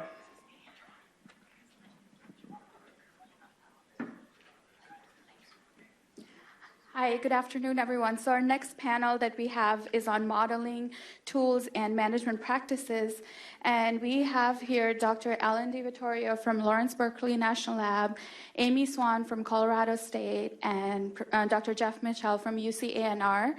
And they actually have prepared presentations or talks, so we're going to go around, have them present, and then open it up for questions, and hopefully everyone will have a good discussion and chance to speak at that point. So we'll go first with Dr. DiVittorio. So he's a scientist in the Earth and Environmental Sciences Division at the Lawrence Berkeley National Lab. The aim of his research is to understand the coevolution of human and Earth systems in order to inform decision-making, planning, and policy related to land-based climate mitigation and adaptation strategies. He uses a variety of tools in his research, including numerical modeling, remote sensing, and spatial data analysis. He received his master's degree in aerospace engineering and sciences at the University of Colorado Boulder and his PhD at the University of California, Berkeley in environmental science, policy, and management. His dissertation topic involved development of a combined biochemical spectral model for characterizing pine needle damage. So we would like to welcome Dr. DiVittorio with his presentation. Thank you. I'm really happy to be here. I appreciate the opportunity to talk with you, and I hope this is of some interest. It's a very different perspective than I think what most of you are familiar with. I'm not a soil scientist. I'm not an agriculturalist. Most of my research focuses on land cover change, land use, land management effects on carbon and climate. Lest you immediately think that I don't have a clue about what's going on the landscape. I grew up in El Dorado County with 10 acres, fairly diversified. We had cattle, sheep, small vineyard, fruit trees, large vegetable garden. So I'm somewhat familiar with the challenges of growing things, and also somewhat familiar with the differences between what's actually happening on the landscape and what may end up in a numerical model like the one I'm going to be talking about today. And that model I'm talking about is really focused on carbon. So it's a carbon accounting model of all California lands. I'm going to try to focus mainly on the soil component. And I want to give a little analogy here. So most of you maybe look at things, you see the detail of, you're digging in holes, you're walking through fields and orchards. And so you see a certain amount of detail at that level. The model that I'm talking about today is more analogous, the level of detail is more analogous to looking out of the window of a commercial aircraft as you're flying over the state. So keep that in mind as I talk about this when you start to say, well, how is that possible? How do you get that into this type of model? So I'm briefly going to introduce the model, talk about how it evolves over time, and then I'll give you some results. And I really want to get to the end where I talk about some of the limitations of the model, which has, I think, a lot more informative power here today. So it is a database model. It's all data-driven. It is a process-based model in that it keeps track of carbon stocks and the flows of carbon between those stocks on an annual basis. And the purpose of this model is to actually quantify the potential effects of different particular management strategies on carbon. Now, I'm going to be showing a little bit of the results related to the absolute carbon projections from this model in the sense of, is California a carbon sink or a carbon source? We don't have very much confidence in those for a variety of reasons, a couple of which that I'll bring up today. But we do feel that it's a fairly robust tool for examining the potential benefits of certain types of practices on the California landscape. So the model starts with initial carbon state and initial land cover in 2010. And then it's driven by scenarios that prescribe the annual change of land cover and also the annual areas of management. And then how carbon moves between the different stocks and pools in the model is determined by a set of input parameters that control that based on the evolution of the landscape. So it's not a spatially explicit model, but a lot of the data is organized based on some spatial parameters. So there are 45 land categories, and so the model operates on average values for each of the 45 land categories. And the categories are determined by the intersection of the 15 land types you see here in the plot, and that's intersected with 3 specific land ownership classes. So private land, the protected land, which is mostly government land, and then Forest Service land that's not wilderness. And so it's important to understand that these are averages over, the model operates on averages for each of these categories. So when I show a figure like this, which is the carbon density in 2010 that the model starts with throughout the state, the values of carbon density for agriculture in the northern part of the Central Valley and the southern part are the same. It's still agricultural land in California owned by private owner. So here on the left are the average values for those 45 land categories of the soil carbon density specifically. And on the right is the variability within each of those land categories. And you can see some of the colors, the darker colors are higher values. And the scale is actually the same, the color scale is the same. And so in some places you have variability that's as high as the average. And in particular, if you look at most of the agricultural land, the variability is higher than the average. And part of this is a data processing issue in that there are very high carbon densities in the delta. And so some of that agricultural land in the delta, their soil carbon is averaged with other agricultural land. And so the variability is increased tremendously compared to the average. There's another piece of uncertainty that's not shown in this plot that I want to point out. And that is that these data are primarily from the Natural Resources Conservation Service. It's a soil survey data that's been extrapolated across the landscape. We've replaced the data in the rangeland, so grassland, savannas, and woodland, with data from a California academic study that did a review of a bunch of plots and studies in the state. And when we did that, the mean carbon density for those rangelands tripled. And so we're using that higher value for the rangelands. But again, that tripling, that shift in this mean value isn't really captured by this plot on the right. The last thing I want to point out here is that this red number, that's the total carbon content in the soil is estimated at this time, and that's about half of the total carbon in the state. The other half is in biomass, so live and dead biomass. This here is one component of how carbon evolves in the model. These are the net accumulation rates of carbon in the different land types, and there are just a couple things I want to point out. One is that grass ecosystems lose carbon on an annual basis. Two is that management of various types actually improves soil carbon retention. So here in agricultural lands, there's a parameterization for no-till and cover crop. It increases carbon soil sequestration. Here, this is a compost amendment, a 30-year repeat cycle that actually reduces soil carbon loss. This can be increased 4 to 5 times if you do a 10-year repeat cycle. We use 30 years for a variety of reasons. Partially is that we run the model from 2010 to 2050. So the way that the model evolves through time is via the scenarios. And so we have a reference scenario that's based on historical data. We call that the baseline. And so when we evaluate the effects of the different scenarios, we always subtract the baseline scenario from those. And so that's, like I said, just based on historical data. We have 2 scenarios that focus on land cover change, and they're mainly the reduction of urban area expansion.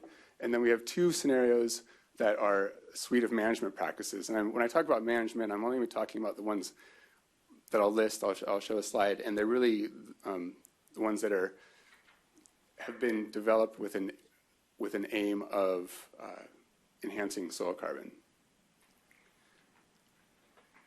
There's way too much here to go through. There's a couple things I want to point out. This is a breakdown of the baseline scenario. One thing is that the black lettering in top shows existing land management areas, and so there's a lot of land management going on in the forest. That's part of the baseline. There's also some fresh marsh restoration in the delta that's going through 2020. That's part of the baseline. The bottom half is the baseline land cover change. The types in green are increasing annually, and the types in blue are decreasing. One thing I want to point out is that this is dominated by a huge increase in grassland and a huge decrease in shrubland. And that doesn't affect the soil carbon story that much. It mainly affects actually the biomass and total carbon because you have a lot of shrubland biomass that's lost in this case. And I'm going to come back to that later. The other thing I want to point out is that in these data, agricultural land is actually expanding. Any marsh restoration, like fresh marsh, tiled marsh, comes out of agriculture. The point I want to make is that agricultural land is never decreasing in this model, even though some of this additional agricultural land actually gets moved to marsh under the management scenarios. So these are the 2 management scenarios. The main things I want to point out here are that the cropland management here and the grassland management, the areas are very small, and that's just how the scenarios were initially set up. This, I forgot to mention, is a work in progress. These scenarios are not final. They will be revised. We're hoping to change these 2 dramatically. Another thing I wanted to point out before I launched in is that there's actually a few more days to make public comment on this model. And so to help us revise it. And so if you go to the California Air Resources Board website for the AB 32 scoping plan workshops, this workshop was given in December. There's a longer presentation there that you can look at. You can make comments on this model. So feel free to do that. You have until the 14th. So this is the main aggregate result of the model. What you're looking at here is the difference between each of the 4 target scenarios and the baseline in terms of the cumulative carbon content change in California. And it's both the landscape and wood products. One thing you notice is these 2 top lines is a reduction in urban area growth. You have carbon benefits. And so you look at this map, you look at this plot, and above 0 is a carbon benefit, below 0 is a carbon cost, let's say, on the landscape. The 2 management scenarios, one thing to know is they actually recover back to their original position after the 40-year period, but there's initial loss during the management periods. That's mainly understory and dead biomass that's coming out of forest, because the forest management scenarios are primarily fuel reductions. Very little is coming out of actual tree stock. The tree stock volume is actually increasing over time in all the scenarios. But I want to point out that this recovery here is actually, there's quite a bit of contribution from the soil. So this is the same type of figure, but with just the soil carbon. And I have broken down the high management scenario here in purple based on what the different land types contribute to it. You can see grassland is down here, it's very low. But part of that is that the area is very low. And then you have forest, then meadow, and fresh marsh, coastal marsh. They get these bars here get larger. Here, the cropland, if you look at the total stock, it's actually decreasing in relation to the baseline, mainly because the carbon that would have gone into agriculture, or cultivated land, I should say, is going into the coastal marsh and the fresh marsh. And so the actual small area of management that you see for the cropland is being washed out by that. So I mentioned that we don't have much confidence in the absolute values of carbon change in California with the information that we have. And but I'm going to show it to you anyway, because the biggest loss is actually in soil carbon, and that's here. The biomass increase is about half of that, and so the net, like all land in California, there's a decrease over time in this model. Now, there are a couple different reasons for this. One is that huge amount of shrubland loss reduces this. If you take away that shrubland loss, this is much higher, and you actually get an overall gain in carbon in California. It does not affect the soil carbon loss very much, and I'll explain why. Now, there are three main ecosystems that have grassland as the controller of soil carbon. So grassland is decreasing, but the savanna and woodland decrease also. There are about 4 million hectares of grassland, about 4 million hectares of woodland, and 2 million of savanna in this model. Now, the model assumes, mainly because all the information we have in the woody rangelands is with grass understory, that there's grass in the understory of both the savanna and woodland, but that's not always the case. And even if half of it were not grassland, it would dramatically change the soil carbon loss, because the driver, this is actually carbon density and not stock, they're all decreasing because grassland loses carbon annually on a per acre basis. The other reason why I think we underestimate the soil carbon retention is that we also don't know much about the woody understory of savanna and woodland. Like I said, all studies, or most studies, are in woodlands that have a grass understory, because that's where grazing occurs, for example. But there is carbon accumulation, there is woody understory, and the model doesn't take that into account. It doesn't take into account the transfer of woody carbon into the soil from the woody understory or from trees, because that information isn't measured either. How much of the tree carbon that's fallen from the roots is actually contributing to soil carbon content. So the main points that I want to put forth in relation to the model as a whole, one is that it's a pretty novel tool. Got a lot of feedback saying that people have never seen this before, all of these pieces all in one system, in one context. The other thing I really want to point out is that the results really depend on the area of the land cover, the area of the land management. You can have a really, really high soil carbon accumulation rate, but if it exists the size of a football field, it doesn't matter. And then the land cover change appears to be the driving force for changing the overall carbon balance, and that's because of above ground carbon. And marsh restoration dominates the soil carbon benefits. There's a little bit of that comes from moving carbon from one ecosystem to another, but they also have the highest soil carbon accumulation rates, the marshes do. Of course, fresh marsh has some issues with methane emissions that I'm not going to go into. But then I really want to make the point that the soil management and soil conservation for carbon can be beneficial, and you just need to have enough area. It needs to be, and there's over 4 million hectares of cultivated land in California. There's 10 million hectares of rangeland. There are places this can be done, and they can make a difference. Data limitations. Lots and lots of data limitations. I'm just going to focus on the ones in bold. In relation to soil carbon content, I mentioned that we swapped out the grassland and rangeland soil carbon. All the measurements are done at different depths, so we don't even have a reasonable estimate of soil carbon content for a particular layer, let alone the whole soil carbon column. So there's a huge uncertainty and inconsistency there when you're trying to extrapolate these numbers across the landscape. In terms of dynamics, of course, there's a huge amount of heterogeneity overall, but I think because there's so much acreage of the woodland and the savanna, not knowing what is, I'm gonna get it. Okay, not knowing which one is which, really, and what happens with the carbon in those systems, it really affects the overall estimates. The land cover and land cover data, I think, is a really key uncertainty here. Again, it's not knowing what types of grass is whether there's woody or grass understory, and then I can talk all day about data problems themselves. And then with land management, in particular, we don't really know how much area is grazed, like something as basic as that. We just don't know, let alone the intensity of that grazing. So that I'll finish up now before I actually do get the elephant. Thank you.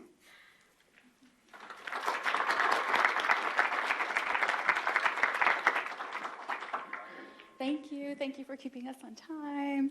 And our next speaker is Amy Swan. Amy is a research associate at the Natural Resource Ecology Laboratory at Colorado State University. She has worked on a variety of research projects that evaluate the impacts of agricultural management and land use change on greenhouse gas cycling in ecosystems. She has contributed to the US EPA National Greenhouse Gas Inventory for the last several years and has also supported the development of web-based tools to estimate greenhouse gas emissions from farms and ranches nationally, such as the Comet Planner and Comet Farm tool. And has also worked on sustainable land management projects in the developing world. Her experience in soil carbon research ranges from on-farm soil sampling and analysis to simulating agricultural ecosystems in the century and descent ecosystem models. In her master's thesis research, she evaluated the socioeconomic and environmental factors that affect adoption of carbon sequestering agricultural practices in the nation, as well as nitrous oxide emissions associated with management practices. She received her bachelor's in environmental management from South Dakota State University and master's in ecology at Colorado State. So with that, we'd like to welcome Amy and hear her presentation. Thank you. I would have sent you a shorter bio if I know you're going to read it. Do I need to open something, or do those guys open it?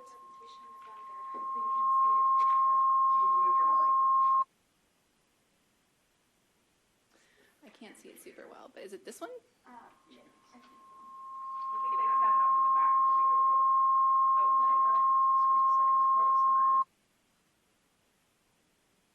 Is it already open? That one? No. We need technical assistance.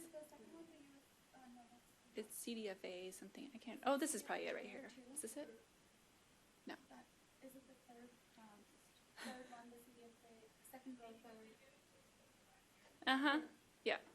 Is it the third one in the second row? Oh, right here. That looks like. Yep. There we go. Great.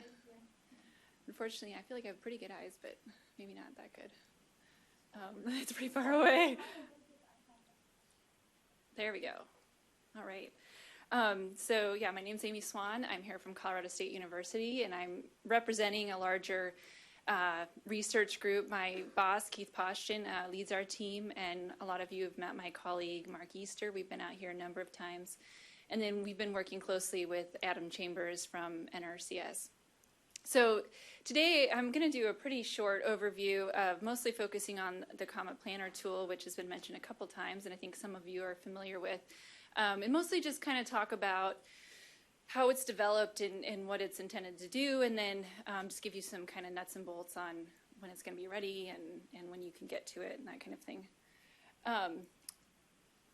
Tony kind of led into this nicely this morning because I have a lot of appreciation for NRCS and the legacy of conservation in our country and the work that they've done towards that. And so that, you know, they've worked for decades now trying to address some problems that tend to happen in production agricultural systems. And these are just some of these examples that we all know pretty well, you know, different types of soil erosion and overgrazing and things like that to produce these, you know, landscapes that have a lot more resiliency. And a lot of these practices that the NRCS promotes with farmers are usually addressing a problem, but then they tend to have a lot of co-benefits, which is something else that people have talked about, whether it's, you know, production efficiency or, you know, benefits for wildlife and things like that. And so our research and a lot of other folks in this room have focused on what are the benefits for climate from these systems, because we all kind of sense that there probably are some benefits. And so this is a little diagram that we've developed that kind of shows the complexity in greenhouse gas cycling in agricultural systems. And so we're really talking about carbon a lot today, but we all know that there's additions of greenhouse gases to the atmosphere from agriculture as well, and we want to understand how all these different practices in the ecosystem work together to influence both the carbon sinks and the losses of greenhouse gases. But as you can tell, these are complex systems. The management systems are complex, and obviously the soil ecosystem is complex. And so trying to distill that down into something that people can use in simple tools to evaluate the impacts of practices on greenhouse gas emissions on their farms is tricky. And so this is a concept that our colleague Adam Chambers had come up with a few years ago, which was basically to look at these NRCS conservation practices and rank them by their relative greenhouse gas benefits. And so we kind of took that concept and wanted to add a little bit more rigor to that and a little bit more quantification. And so this is really what spurred the Comet Planner tool that we've talked about. And so in January of 2015, I believe, we released the first version of Comet Planner. And this was largely based on literature reviews and more general greenhouse gas quantification methods, and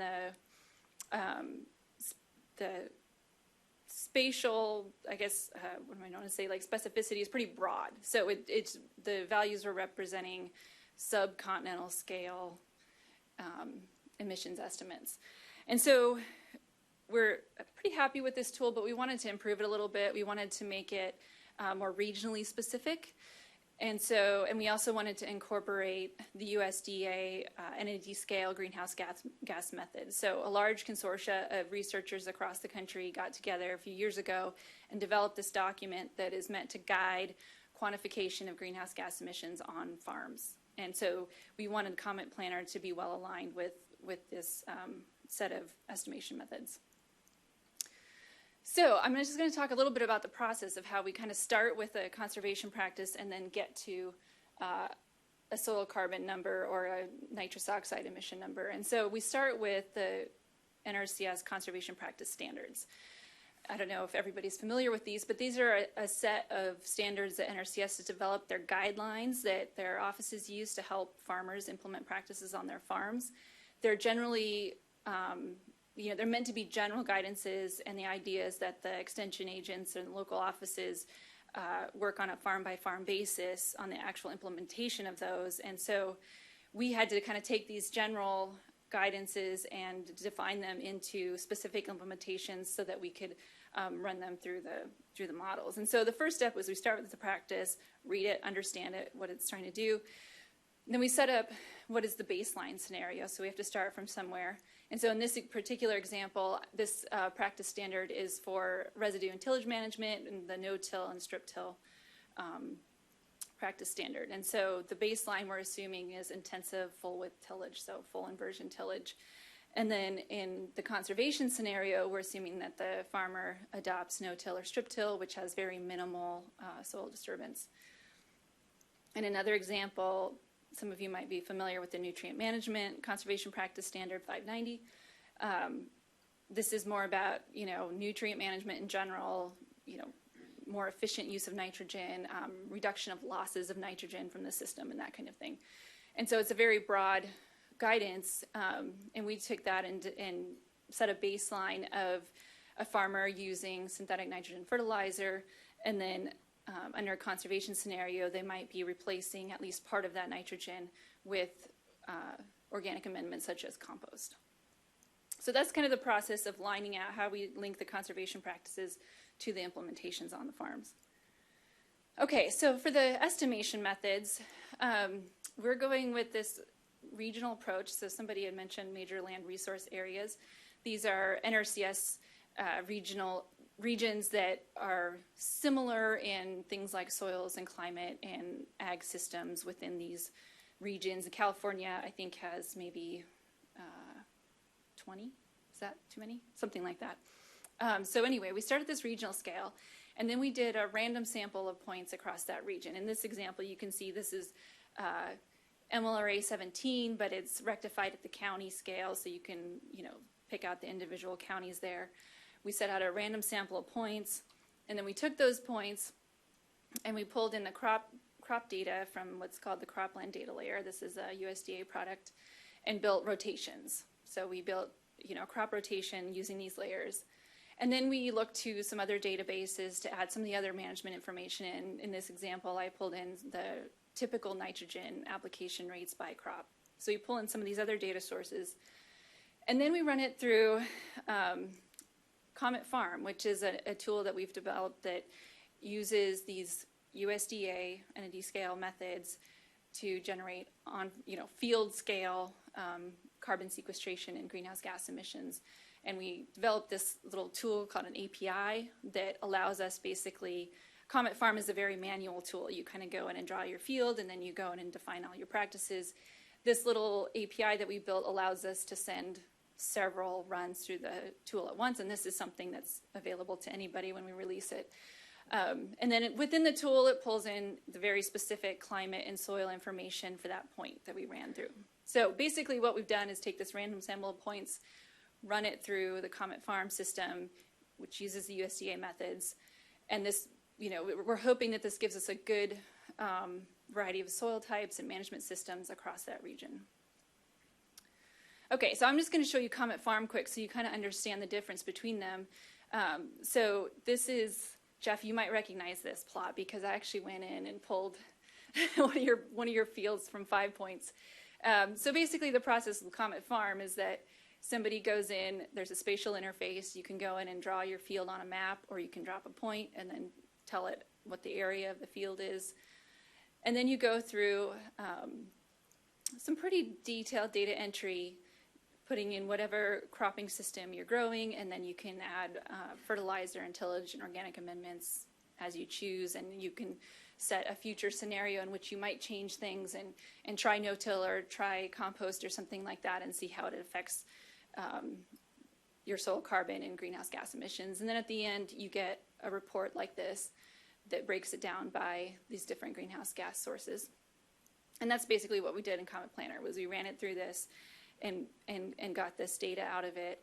And then this is just kind of an example of some of the outcomes, but showing the tillage system that we talked about, and also the compost, and the importance of looking at the full system. So we can see in both of these practices, we predict that they're going to increase soil carbon. These are presented as greenhouse gas reductions. So anything positive means that we're adding carbon to the soil or we're pulling greenhouse gases out of the atmosphere. And so in this case, for example, with compost, you might expect actually that there'll be an increase in nitrous oxide because you're adding more nitrogen to the system. But that's offset by all the carbon that's going in at the same time. So it's just important to kind of understand those trade-offs. And this just shows a little bit of the variability across regions that we would expect in California.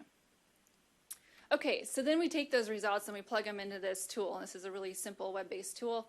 I don't know how well everybody can see it. I just kind of grabbed some screenshots. So basically all you do is you go in and give your project a name right here and select your state and county. Right now, this is showing California, but when this tool is finished, it's for the entire country.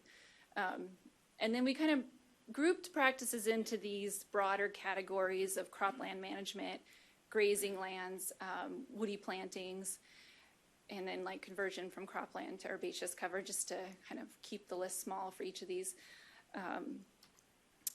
And then you go in and select your practice standards. So on the left is a list of practice standards by that land use system. And then on the right are some different implementations of that practice that you might choose. In this particular example, I chose cover crops, and we have both adding just a non-legume, like a grass cover crop, seasonal cover crop, to either irrigated or non-irrigated cropland, or adding a leguminous cover crop to irrigated or non-irrigated. And for a number of these practices, there are different implementations that you can choose. And then as soon as you do that, it drops it down into a table, and you just put in your area, and then it generates a value for you, and then you can print, put those results in a report and save them, or whatever you'd like to do with them. So that's kind of the general overview of the tool, just to kind of give you the nuts and bolts of our plans right now. So we have a beta version that's ready for California. We're just doing a little bit of fine-tuning right now, and that's pretty much ready to go. We're hoping to release the full thing this winter, and that would be for California, but also the rest of the U.S.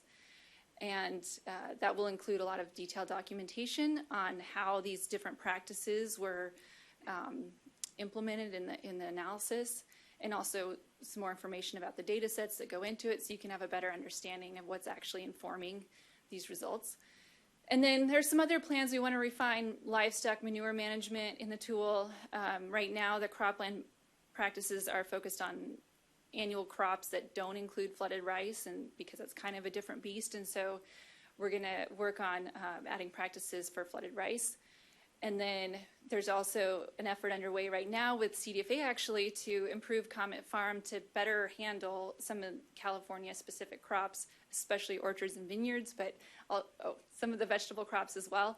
And so once we finish that work up with CDFA and in the improvements to Comet Farm, we're hoping to update Planner to have some practices specific to orchards and vineyards as well. Anyway.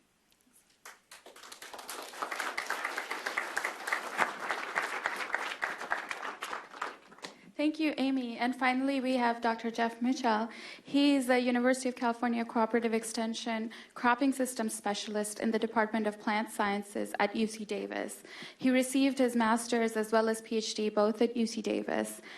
He works with California's Conservation Agriculture Systems Innovation Center, or CASI, which currently has over 2,200 university, farmer, natural resource conservation service, public agency, and private industry members and affiliates. Before beginning his graduate studies, he was a teacher and served with the U.S. Peace Corps in Botswana, and he also teaches courses on agronomic and vegetable cropping systems at UC Davis. So with that, we would like to welcome Dr. Mitchell. Gitika, thank you very much.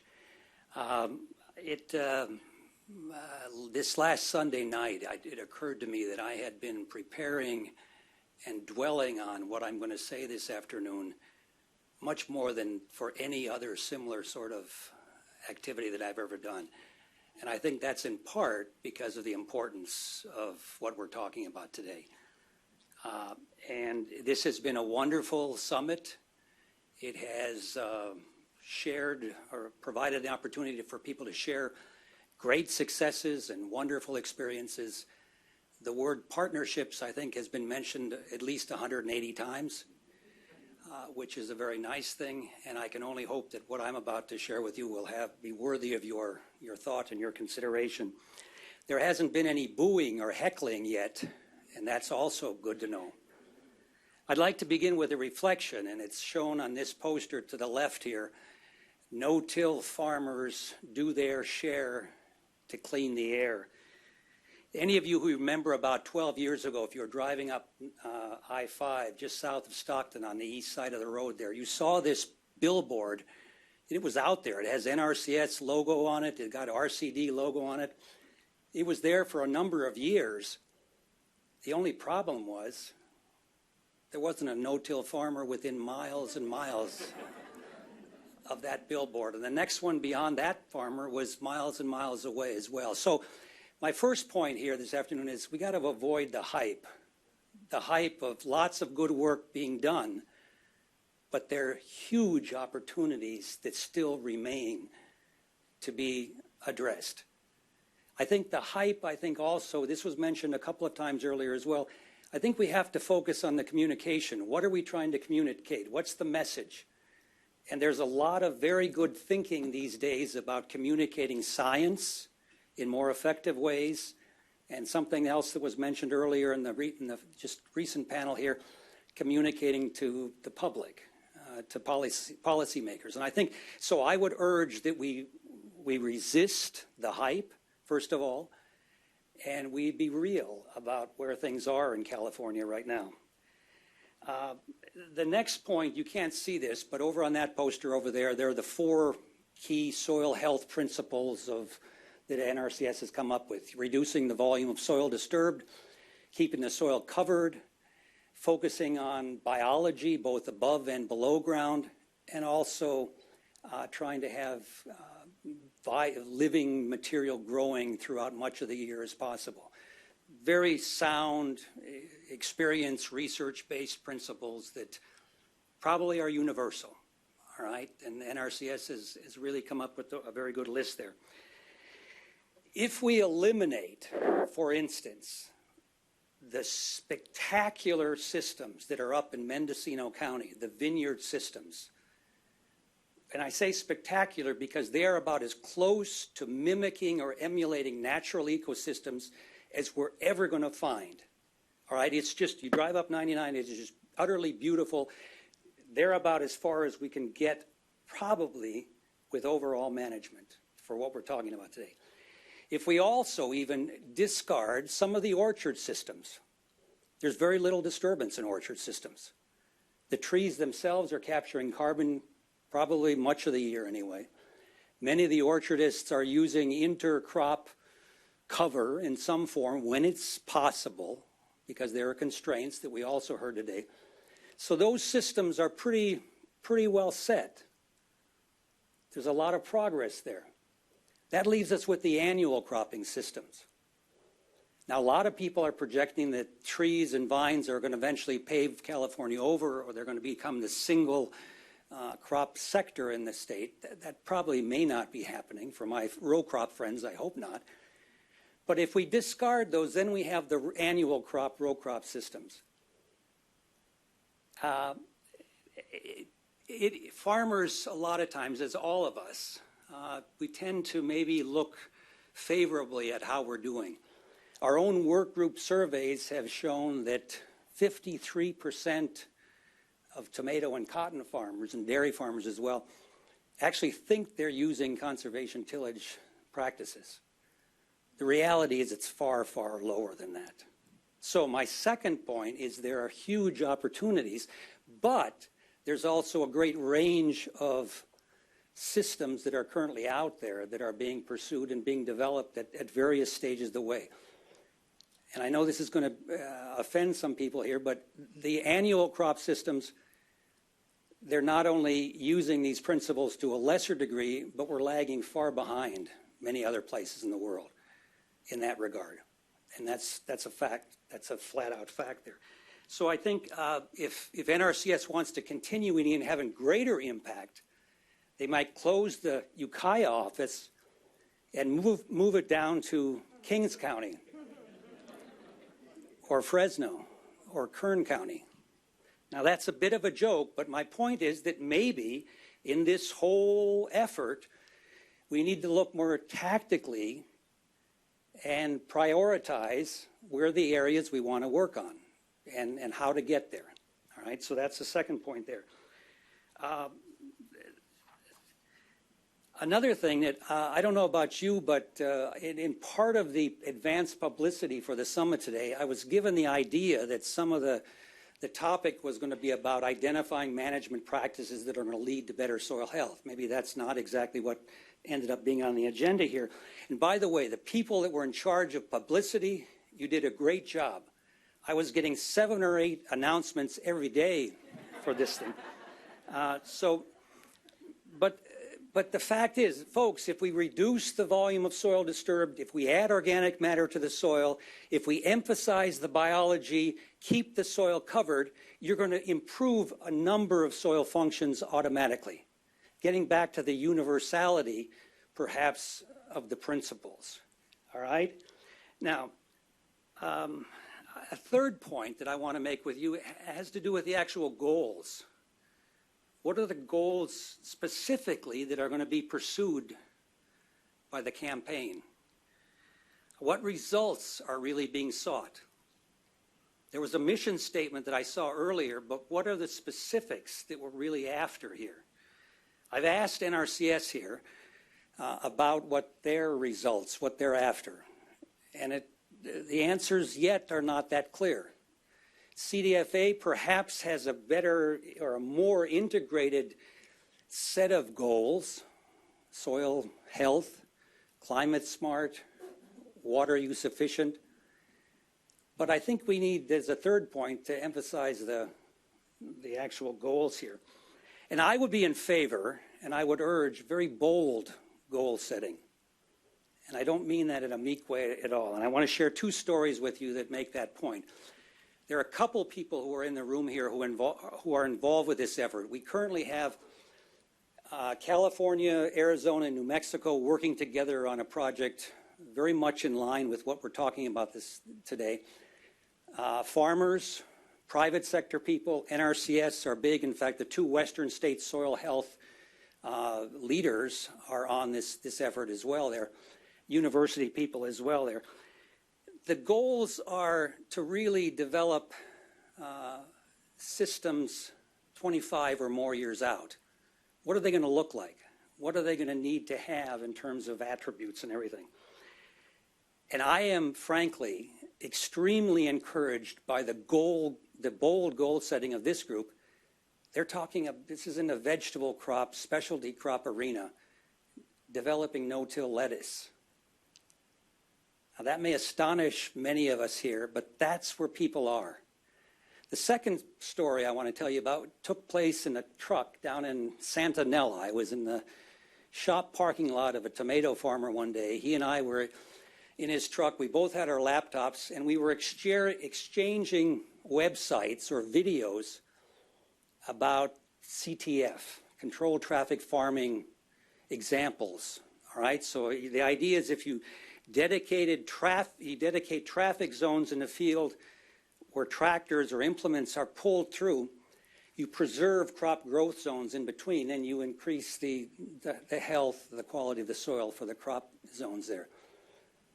As I was bringing up a video from Denmark, my friend Danny was pulling up the same video. He knew about these things. He had in his mind already a vision for creating CTF systems for tomatoes. So my point with these two examples are there's a lot of tremendous innovation that's out there going on from a systems improvement, performance improvement angle there. And we shouldn't back down and be bashful about setting bold goals for the initiative that everyone's trying to pursue here. I don't know what your incentive programs and how you're going to evaluate, applications for them, but I think I can reduce one disking or something.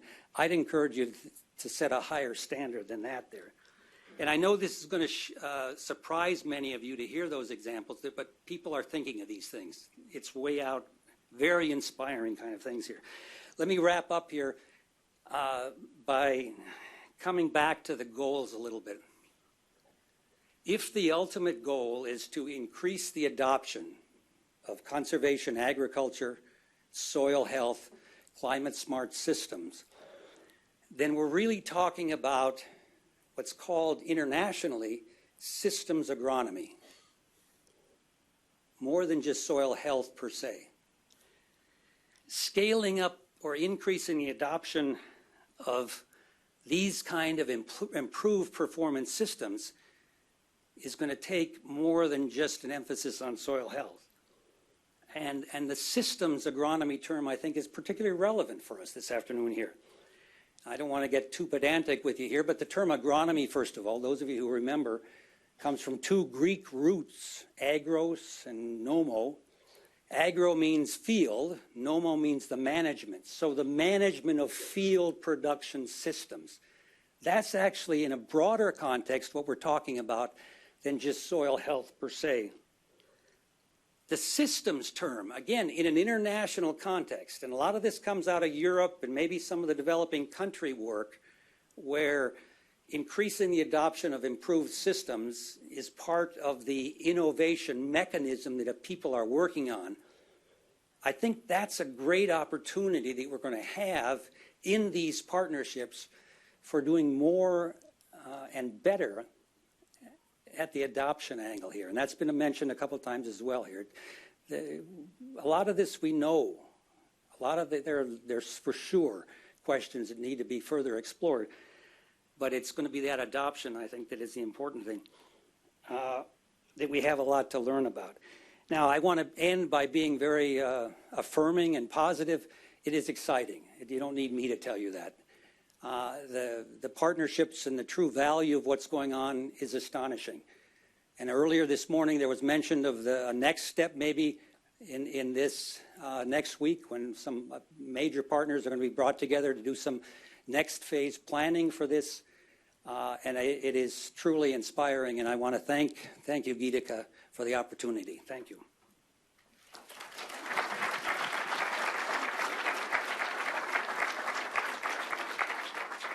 Thank you. So we would like to thank all of our speakers for coming out and sharing their perspectives. I do want to say, though, I have been shown the elephant ourselves for this panel. So for the interest of time, we're going to skip question and answer for now. And I urge you all to please hold your questions for the panel until the discussion at the end of the day so that we can take a break and then come back and continue. So thank you so much. So we do have a 25-minute break, and I wanted to protect that break because now's your time to run around and catch the people that you particularly want to talk to, and I want to catch Jeff. But you have a 25-minute break, and then we come back and we have one more panel, and then it's the opportunity to try to get more from this side of the room and forward.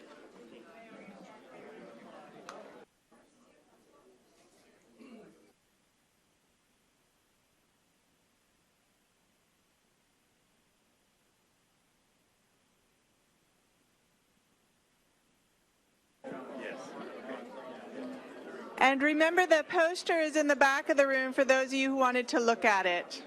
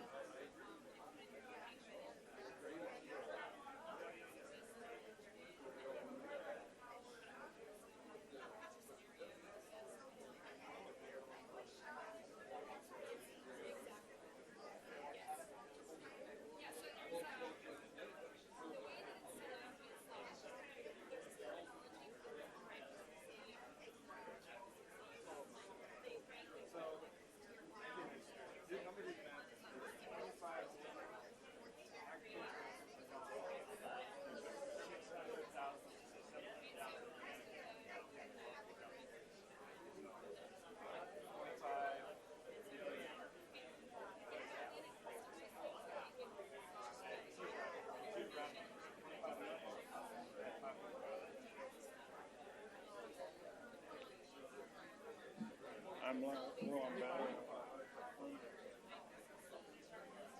So I can give it to you.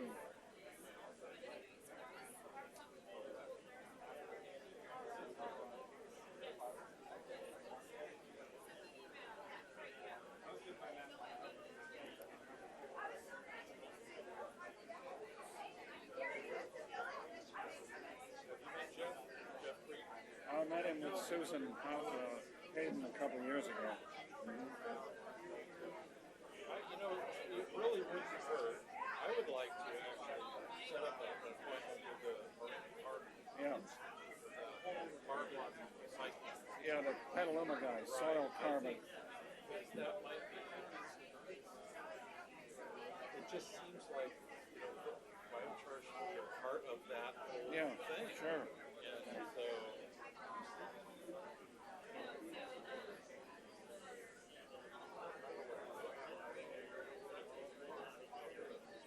I'll look them up and I'll try to set up a meeting because I think that would definitely would be fun.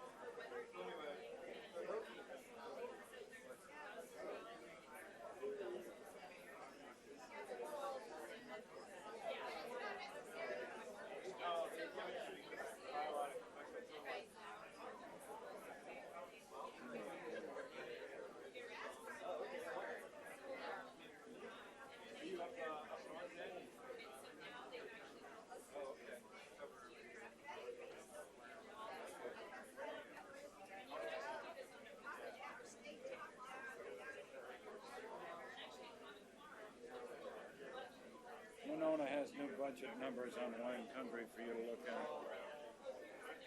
But she just said she the latest one.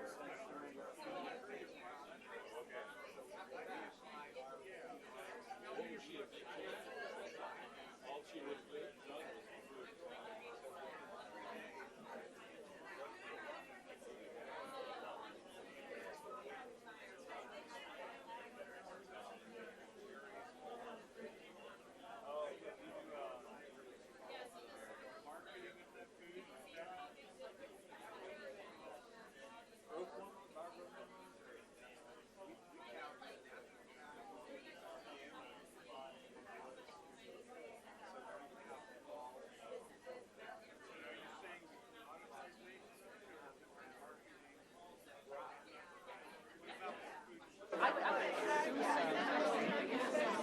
Hello, everyone. I know everybody's still talking. They are. Where are they? Oh, they're over here. Whoa. Sorry, the microphone wasn't working. It's a couple minutes before 3:15, so I'm going to bring people back in for the last bit of our session here today and ask everybody to take their seats so we can have our final panel discussion and then the opportunity for all of you who've been so attentive all day to have a chance to ask some of your questions and offer a comment to the group if you wish. So our last panel is an investor panel, and it's moderated by Jenny Lester-Moffitt here with CDFA. So she's going to introduce and manage that one, and then we will move to our final segment of the day, which is that opportunity for all of you to make comments and participate a little bit more. I want to remind you one more time, those sheets that we handed out or that you picked up on the back table are an opportunity for you to record input, questions, comments that you'd like to offer to CDFA and NRCS. And also during that question and answer period at the end of the day, one of my colleagues is going to record the questions that we're asked. So if you don't get a full answer, we'll have them on record here that we can look at, the two agencies, NRCS and CDFA, that organized today's gathering. Jenny? Well, good afternoon.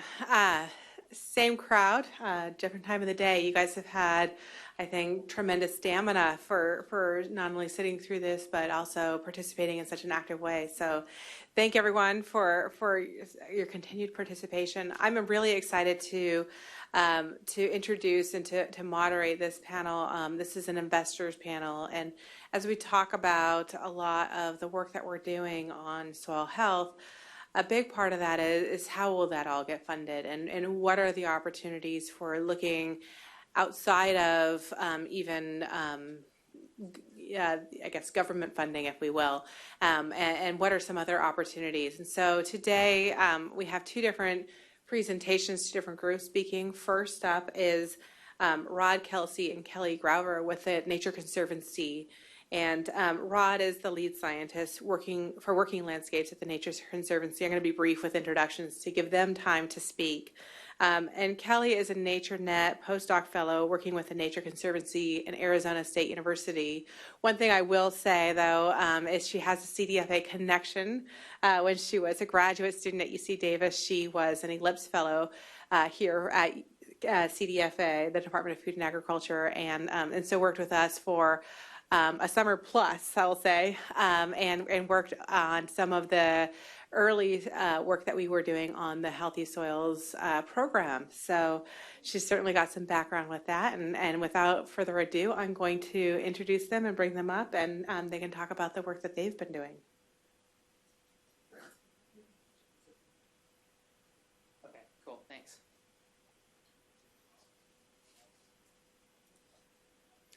Before I get to that slide, this is hard to see, isn't it?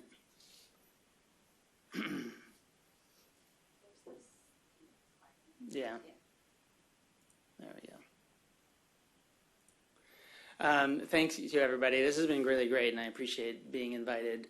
I've learned a ton today and seen some faces that I know and some others that I have always intended to meet, so I'm hoping to introduce myself to some of you later. Some of you may be asking why the Nature Conservancy is up here talking about soils to begin with, but also what our role in talking about the investment side of this equation is.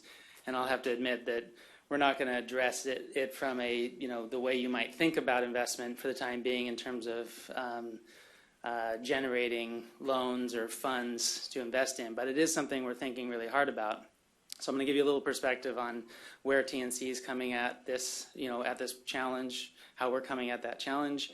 And Kelly's going to share a little bit more of the thinking around how we're addressing some of the challenges that many of you have brought up in terms of getting this right for California. So a little background on Nature Conservancy. We're coming at this from sort of our new, slightly revised worldview about what our role in this world is to meet our mission. And that is, we're looking for those places where there are real problems for nature that are also creating real big challenges for people. And we've come to the same conclusion that basically everybody in this room has come to, is that managing soils well now and well into the future is one of those big challenges that has real implications for nature conservation, which is our mission, and huge implications for people, including the farmers and the agencies and stuff like that. And so we're trying to figure out, how do we, as one of the largest nature conservation organizations in the world, invest in soil management and bring some of the tools to bear that we have at our disposal to make those kinds of investments. And that was the sort of the origin of this report, and which was one of the reasons we were invited to speak on this panel that our North American agriculture team just released, which is called Rethink Soil, a roadmap for U.S. soil health. And the intention of this report was to try to begin to estimate what's the economic value of improving soil health in the United States. How much is this worth, both to the farmers and to society generally, and try to put it in economic terms. And the report is great, and I really encourage you all to take a look at it, read it. There's a great executive summary. If you just Google this, you will find it. But it also has some limitations, and that's what we're going to talk a little bit about, that really touch to some of the things that got said today about the particularities of California, how diverse California is, that this is a different kind of system. They focused on the big dominant crops in the Midwest: corn, soybeans, and wheat. And we have some of those too, of course.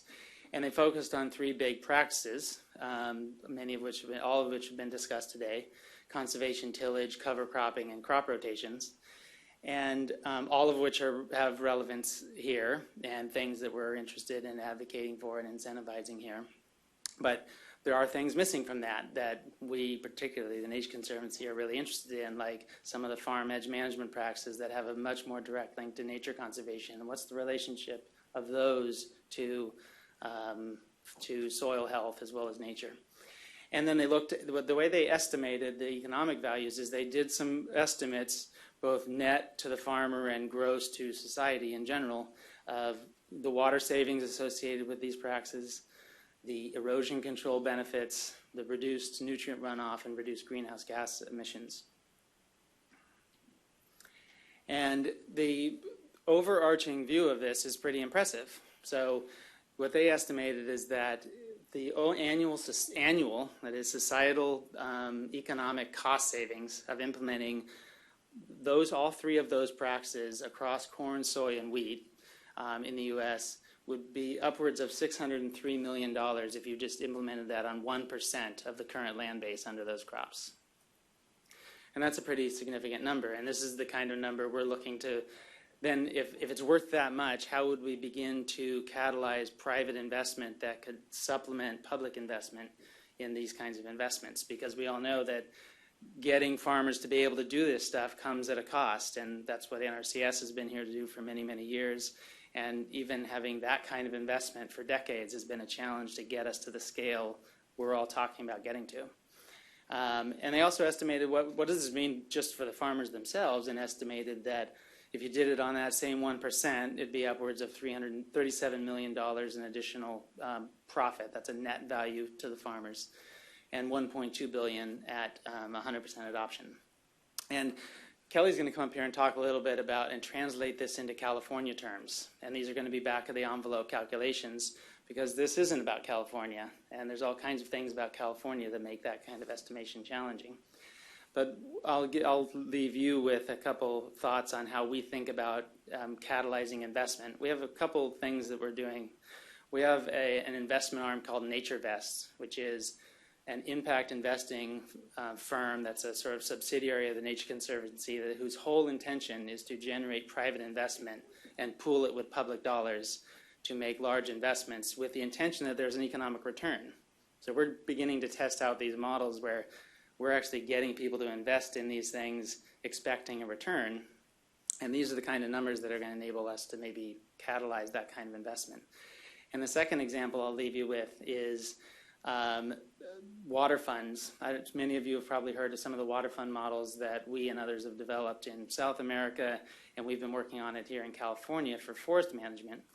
And the idea is that improved forest management has a value not just to the timber industry, it has a value to all of us downstream water users, for example, in water quality or in improved flows in water supplies or in decreased risk for hydropower facilities in managing their reservoir operations.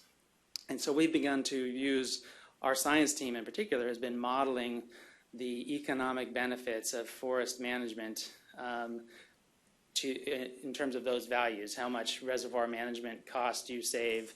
What are the fire risk reduction values cost? How much sediment loading reduction cost do you get? And then our goal, and we're beginning to pilot these examples of working with the water agencies to invest in the management of our national forests because they're getting a financial return on that investment. And so that's our water fund model. And when I've been listening today, I think about, what does a soil fund model look like, where there are private and public investments coming in to help the farmer that supplement what the NRCS and CDFA are already doing. So I'm hopeful that by getting good numbers for California, which I think is going to be our big challenge in getting the evidence right, which is where I come in and Kelly comes in, we could actually move towards that kind of model.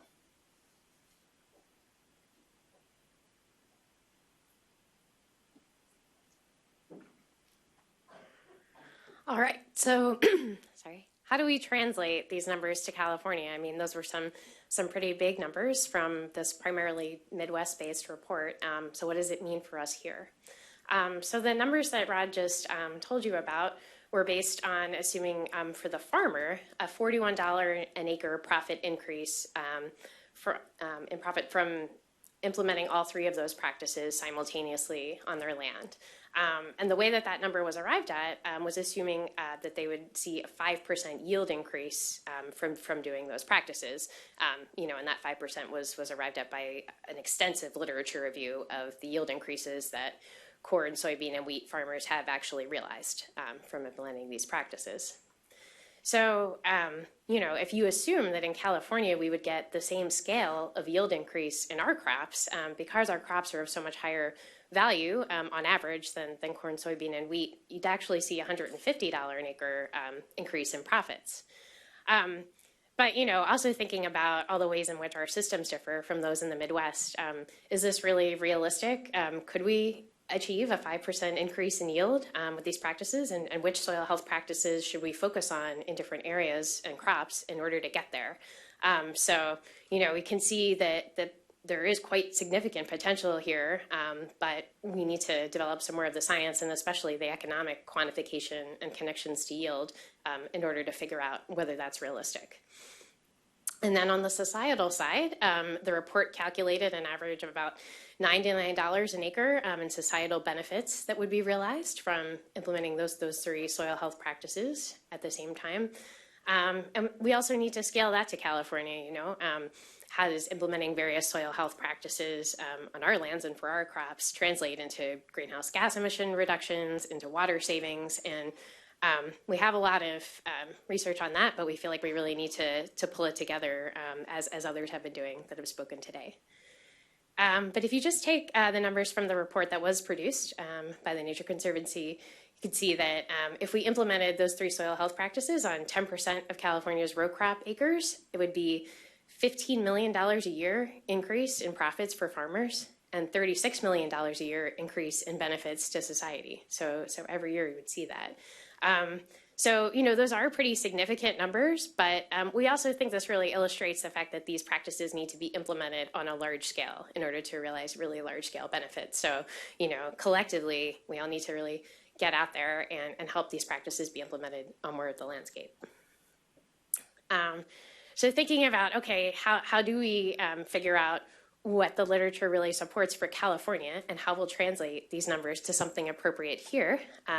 Rod has been working with a group at Cambridge University to review all of the relevant literature on these issues. So looking at a variety of practices to improve, soil health, but also, other benefits on agricultural lands, also yield, also water, a variety of economic and ecological benefits and a variety of practices. And the important point about this is, they've been focused on assembling literature relevant to Mediterranean climate areas and relevant, most of the papers are from irrigated agricultural systems. So, and a lot of them are specialty crops as well. So, California comprises 40% of the papers that they've found. But, we think that the papers assembled from these other places will also be pretty relevant to the systems we have.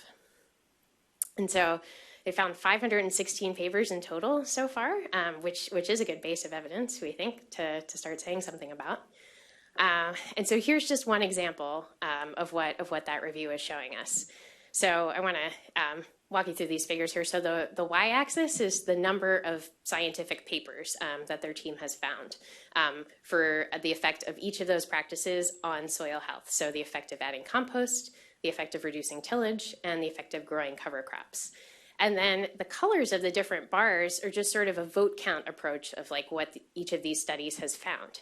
So, just looking at this comparison of these three practices for soil health, there's been a lot more study of tillage reduction in Mediterranean agricultural systems than there has been of adding compost and growing cover crops. So one thing this tells us is, where do we direct our research effort in order to fill more of the gaps?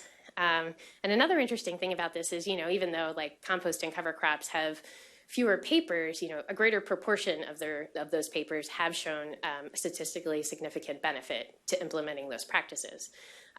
So we think that in addition to providing this sort of information, this work is really useful for, what about the studies that have shown the practices didn't work out the way we expected? We can really look at those. What types of conditions were those under? How were they implemented? And, maybe not focus on doing that, but focus on the things that are identified to have more positive impacts.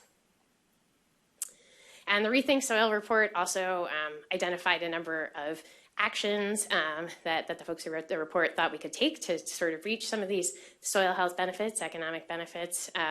If you look up the report, you can sort of look at them all. I guess a couple of notable things that I thought were in there, in addition to all the scientific stuff that we've been talking about, also economic and policy actions that can be taken.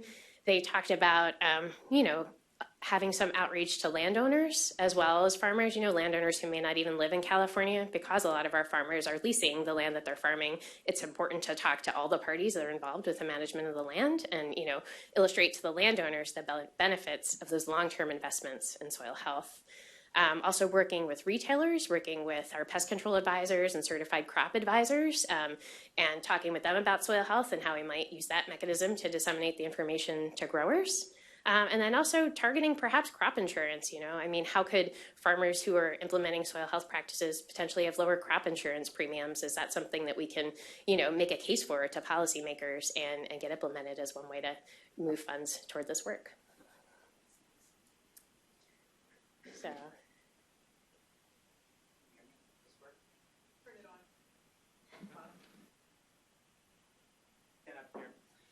We just want to leave you with a couple thoughts and recommendations from what we're, how we're thinking about this. And one is, is there room and need for a rethink assessment for California to get the numbers right? And again, on the investment angle, if we're going to make really strategic and tactical investments, as Jeffrey alluded to earlier, we're going to have to get those numbers right. And the return on that investment is only going to come from good numbers. And that means addressing these evidence gaps, and spatially optimizing where we deploy these practices. Where can the return on investment be the greatest? Because that's not everywhere. Where's the biggest problems? Where are the biggest opportunities? And so we're beginning to map that out for California too. And that's what's going to guide, the potential for us to consider building a sort of soil fund, for example, that's a combination of public and private funding. And then deploy the kind of rapid pilot projects that we've all talked about today. So. Thanks.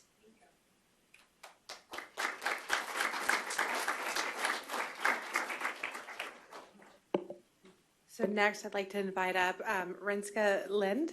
Is that how you pronounce it?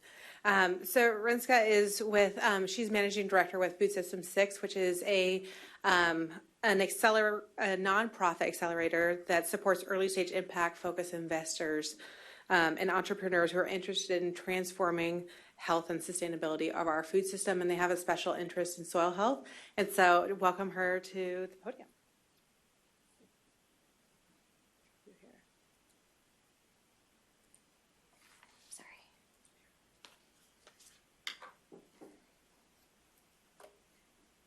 Great. Thank you, Jenny. Okay, last speaker of the day. Thank you all for your attention and energy. Before I get started, I'm going to just ask you all a question, which is, can anybody raise their hand if they are currently an investor in soil health? Anyone in the audience? Great. Great. Excellent.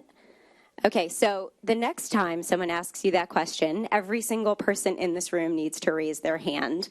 You are all investing in your own ways, with your own resources, your own skill sets, on farm, with your brain. There's a lot of different ways to consider investment in this space. So I'm thrilled to talk to you today a little bit about the perspective that we take in supporting innovators and entrepreneurs that are transforming our food system. Ami asked me to share a little bit about our work. Hope this is working. As well as to share a case study of a coordinated roadmap that was developed around food waste. So this is something that some of you in the room may already be familiar with. So I will just talk about it at a really high level, but think that everything we've heard today, and certainly what my colleagues at the Nature Conservancy have shared today, really sets us up nicely for thinking about how can we align objectives across sectors and different types of resources, all with a similar set of objectives in mind. So with that, I will try to figure this out. Great. Okay.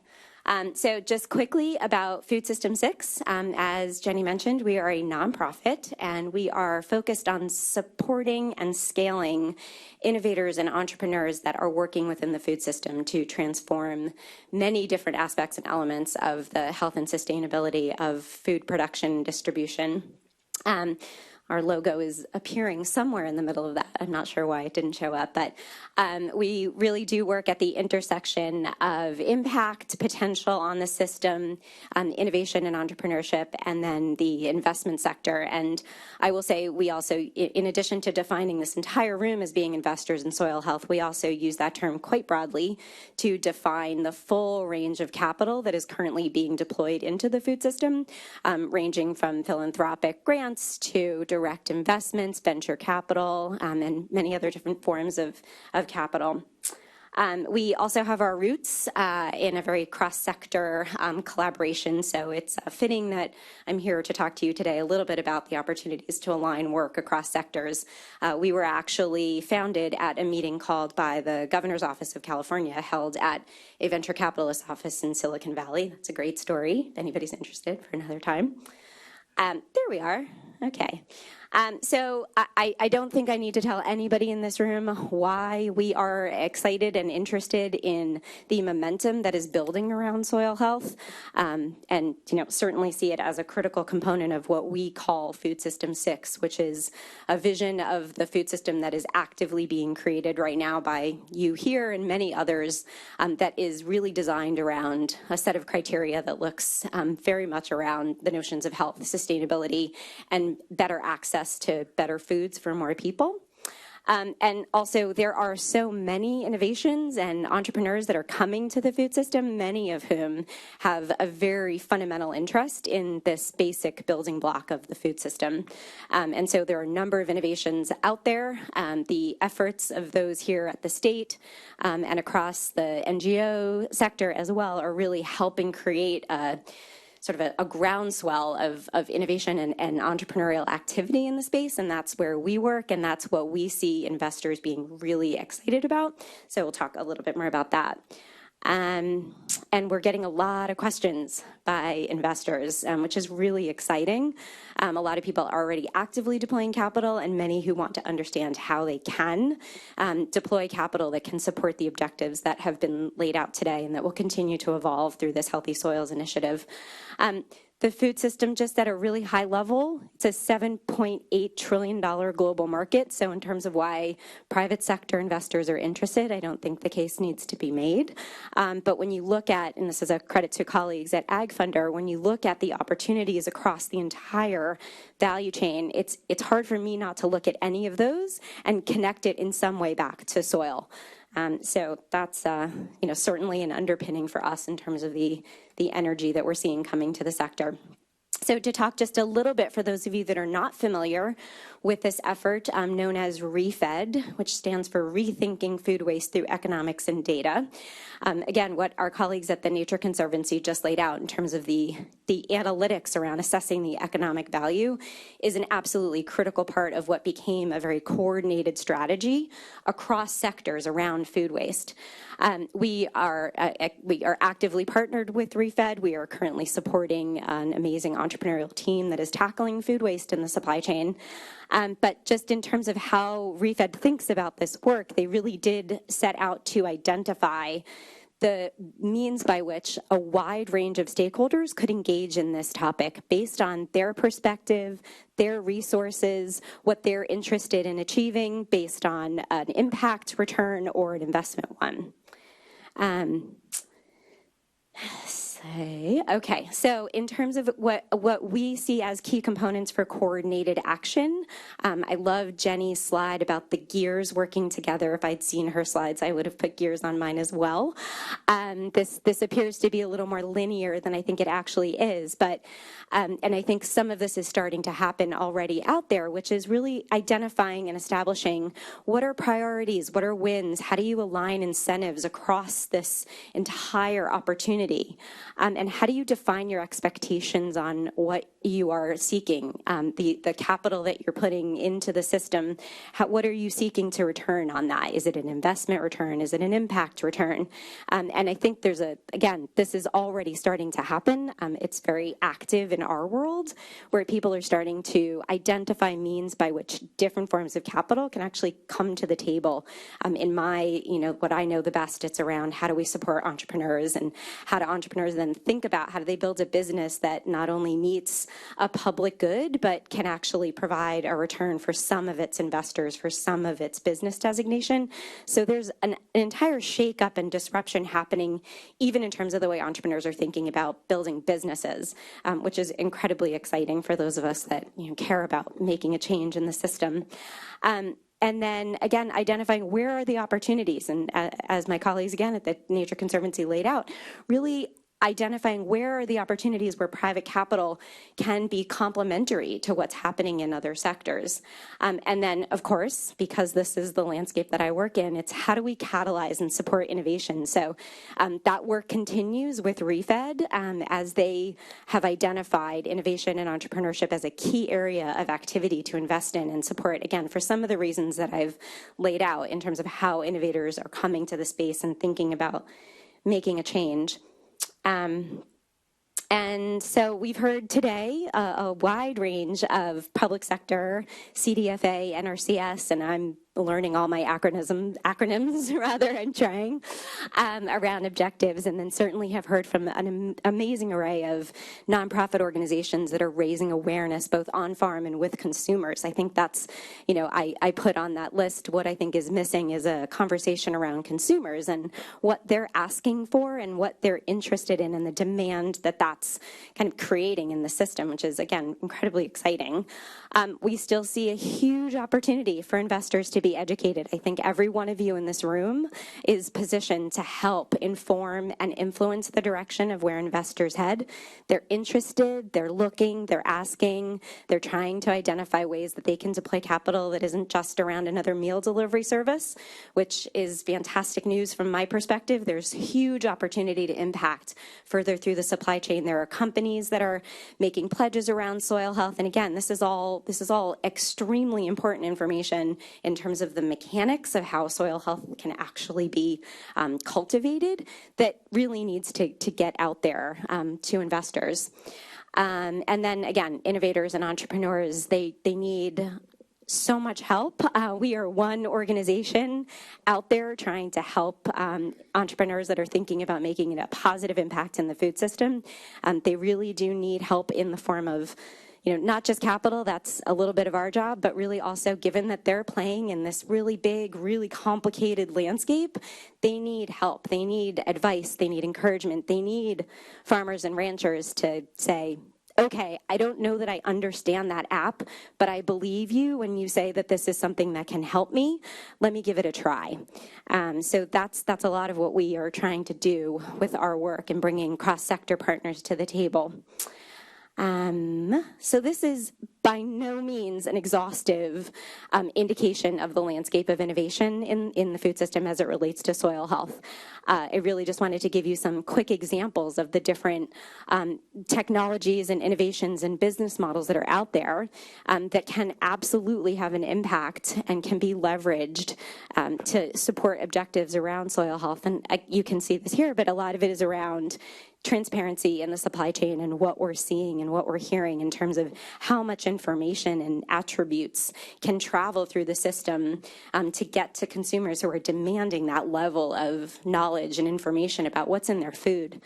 Certainly data systems for tracking, monitoring, measuring. We heard a lot about the science that continues to evolve around that, but there need to be systems that help back that up. Data analytics, similarly, information sharing. And then just direct support of companies that are out there that are promoting regenerative practices. So two of the companies that are on the screen are in our cohort right now.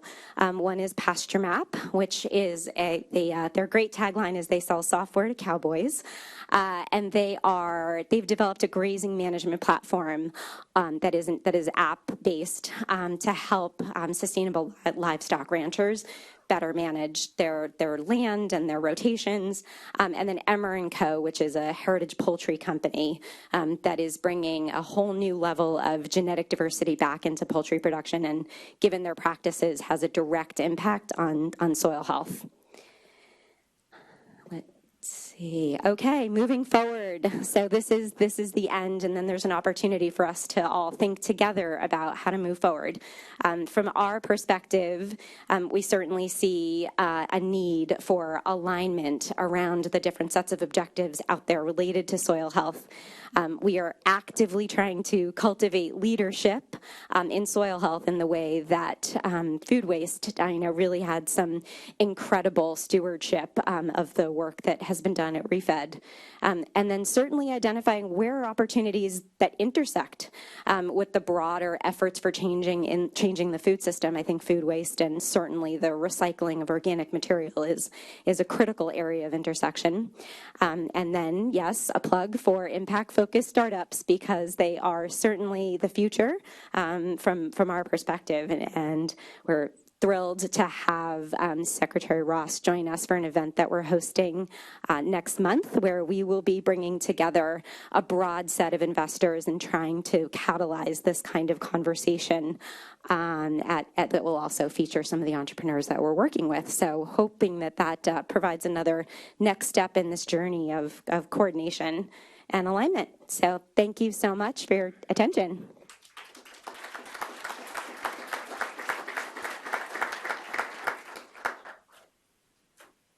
Thank you, Rinska, and thank you to Rod and Kelly. I want to give just another round of applause for our panel, and we're going to move into the Q&A session.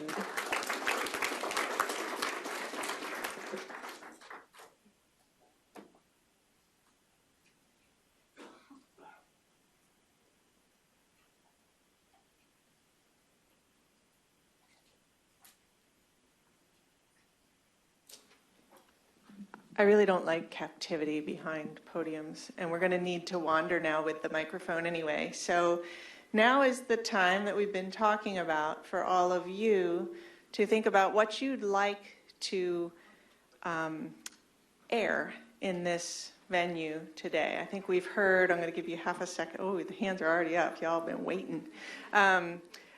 I think we've heard everything from what does an individual land manager, be that person a forest manager, a farmer, a rancher, do in a particular system, all the way to how do we direct resource, money, skill, talent, information to a decision-making process. How do we use our UC resources? How do we get consumers to think about where their food comes from and what are the impacts of the decisions? I've said for a long time, a big part of the agricultural community, and it came up today in one of our sessions, was telling our story, letting farmers and ranchers tell their success stories and have a candid conversation, as Jeff pointed out, I don't know where he's gotten to, that there's still more we can do, but finding ways to tell a good story that keeps people interested and engaged, but then also acknowledge that there's more that we can do. So with that, we will be capturing your questions today. I'm going to ask that people be mindful that a lot of people want to speak. So let's try to keep your comments to like under a minute, I would say would be polite. And now this gentleman's got a big smile and his hand up, so I'm going to walk there and we'll just rotate around. Please introduce yourself and who you're with. Sure. Good afternoon. My name is Greg Suba, and I'm the Conservation Director for a plant conservation group in California called the California Native Plant Society. And my 1-minute comment today is really focused on one component of a lot of stuff that's been talked about today, and that is the potential for the practice of spreading compost onto grazed grasslands to sequester carbon out of the atmosphere. That process has shown to sequester carbon, and there's a lot of great promise in that. In the spirit of partnership and moving processes forward, my organization, CNPS, would like to reiterate concerns that we've had about that particular practice to biodiversity, to the above-ground biodiversity of grasslands. there has been some work done on comparing treated and untreated areas and the biodiversity impacts. There needs to be more research done and more detailed research, and we would like to facilitate the connection between the people who are wanting to do this practice and researchers who have some ideas on how to put some more detail onto that question of potential negative impacts and positive impacts of spreading compost onto grazed grasslands for the purposes of carbon sequestration. Thanks. Super, thank you. And that kind of comment is very helpful. We're just trying to capture some input here. If there's questions you have for our panel members, that's fine as well.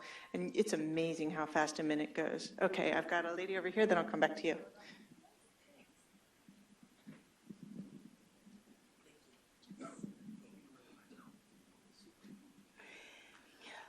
Good afternoon. My name is Rosie Burrows from Burrows Family Farms. We're in Merced County. Our family has been farming in California for over 100 years. We're organic, grass-based, regenerative ag practices. And today my heart is filled with joy and happiness and enthusiasm for the discussion today at this summit. It's very encouraging. As a farmer, you see that all life starts in the soil. So taking care of our soil is paramount. And sequestering carbon in the soil is our number one tool for reversing climate change. And of all the practices in farming and ranching, the people that are growing our food for us are the most passionate people in the world, dedicated and hardworking. And it was through these research projects of finding the best practices that will give us the tools for sequestering carbon.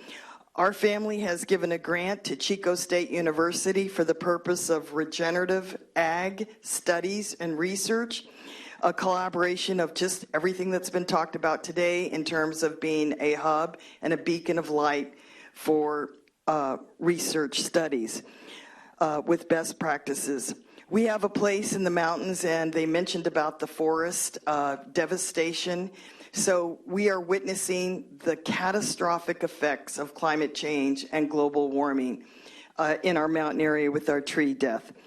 With that, I just wanted to close by saying I salute Chico State for this initiative. Cal Poly is here today as well, and we owe the research centers and all of you here today a big thank you for all the work and input to support farming in the U.S. as the number one food security for the future of our planet. Thank you. Thank you. I got it. Okay, this gentleman here, what's your name, sir? Mike. Mike is going to help me run the microphone around. This gentleman in the purple shirt. Mike's the mic. Hi, my name is Dave Bailey. I'm with Mass Whittle Worm Farm. I just wanted to go over something really, really quickly. I see that government and the educational system are working together very closely, and community partnerships sound great, but as a actual business owner, we're having a very difficult time, and there are some other people here that I've been talking with, and we have a more difficult time than just working closely with the government and the educational resources that are out there. We'd love to see more connection and more business outreach. And I guess that's it for this, that everything that you've done is absolutely fantastic. Everyone here is just really showing how great it is what you're doing. But the connection between actually getting money, actually getting the partnerships, and getting it moving to the private sector, we're having difficulty doing that. So just wanted to say great job on everything, and thank you very much. Thank you. Right here. Thanks. Hi, my name is Jessica K. Cruz. I'm with a nonprofit organization, the Xerces Society. Most of our work in the past has involved pollinator conservation and agricultural landscapes, so that's probably the context you know us in. But we have a grant right now, a conservation innovation grant that we're working under, looking at layering conservation benefits, specifically cover cropping in different cropping systems and regions of California. So not just looking at habitat for pollinators, but also looking at soil health and carbon sequestration benefits. I know a lot more about pollinators and cover crops than I do about some of those other goals. So I didn't have an opportunity to sort of introduce myself to everybody individually, but I might be reaching out to folks for information more about soil health and carbon sequestration. So thanks. Perfect. Thank you. Hi, my name is Tom Amrine. I'm a farmer down in the Salinas Valley in the berry industry. And I was just kind of interested, it's kind of an open question, but to what extent would we limit or advance progress on this whole front by our attitude toward the regulation and kind of social acceptability of GMOs? And I know it's a really touchy subject, but there's all this, every picture of the Midwest that showed no-till farming was probably GMO. And it's just a concept, and the whole genetic thing. I didn't see genetics mentioned today, and I thought that was kind of interesting that, you know, can we move ahead as fast as we could or should without genetics being on the table? Good afternoon. My name is Margaret Reeves, staff scientist at Pesticide Action Network. And first, I want to say this has been a phenomenal summit. Thank you all for the organizers and participants. Pesticide Action Network brings to sustainable ag and soil health a sort of public health lens. And in that context, I also want to talk about just brief comment towards the implementation of the program. If we want to get to the greatest number of farmers and ranchers as a way to really expand this implementation of these practices widely, I think it's going to be very, very important for us to look at scale, and that we must consider making access to these program funds available to small-scale, ethnically diverse, resource-limited farmers so that we can really have a representation of what all the farmers are in this state. Hi, Melissa Romero with Californians Against Waste. Almost all of the actions in the Healthy Soils Action Plan mention either the diversion of organic waste from landfills or the increased use of soil amendments like compost. So we just want, or our hope is that as these conversations continue with all of the collaborators, that we don't forget that the policies and incentives need to align with what's actually going to allow the compost that's needed to be produced. So thanks for everyone who organized this. This was great. We'll go back. We'll come back. Hi, my name is Michelle Wong. I'm with Clean World, and Clean World has commercialized an anaerobic digestion technology that was developed at UC Davis, and we've built 2 facilities, one in Davis and one in Sacramento, where we're taking up to 150 tons per day of food waste and converting it to CNG and electricity. And the reason I'm here today is that we've been working with many of our colleagues, some of whom are in the room, that are also in this business, in trying to find ways to use the effluent from the digesters in this Healthy Soils Initiative space. We've spent the last 4 years doing R&D along with UC Davis to find ways to create valuable products, organic products, from the digestate. And we definitely are looking for help in partnering with farmers who are interested in testing some of those products.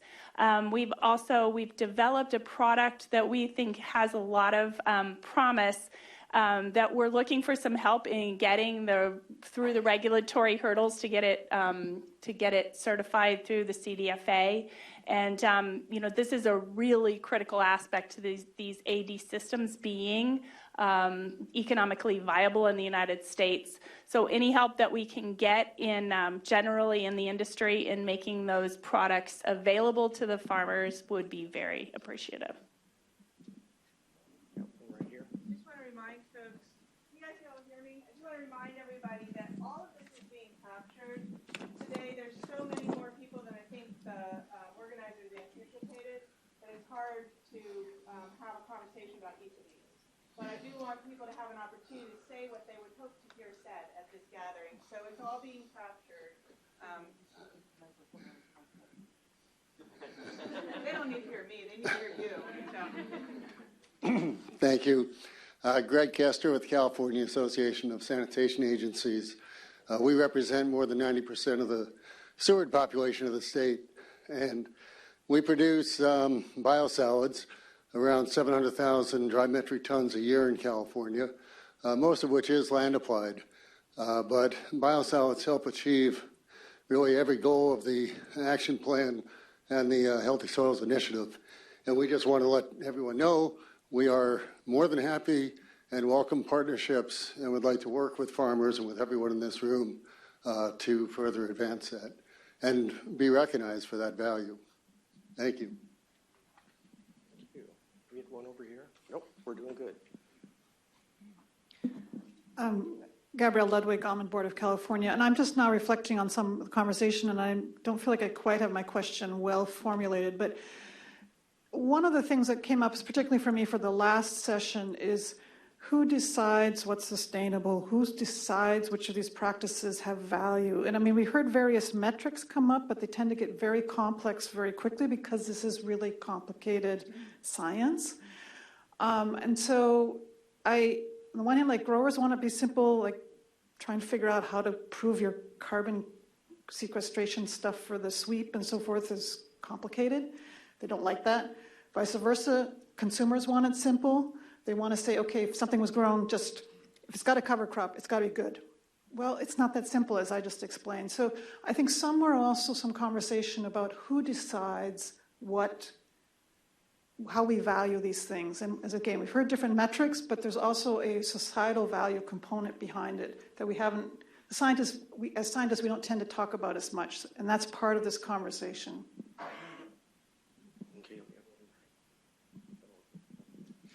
Hi, my name is Joseph Haggard. I'm a teacher, farmer, and researcher in compost. I have been involved in a movement that's been growing really over the past 100 years. It's a movement involved in a practice of agriculture that involves methods of organic agriculture as well as permaculture. It's called biodynamic agriculture. Some of you may be aware of it.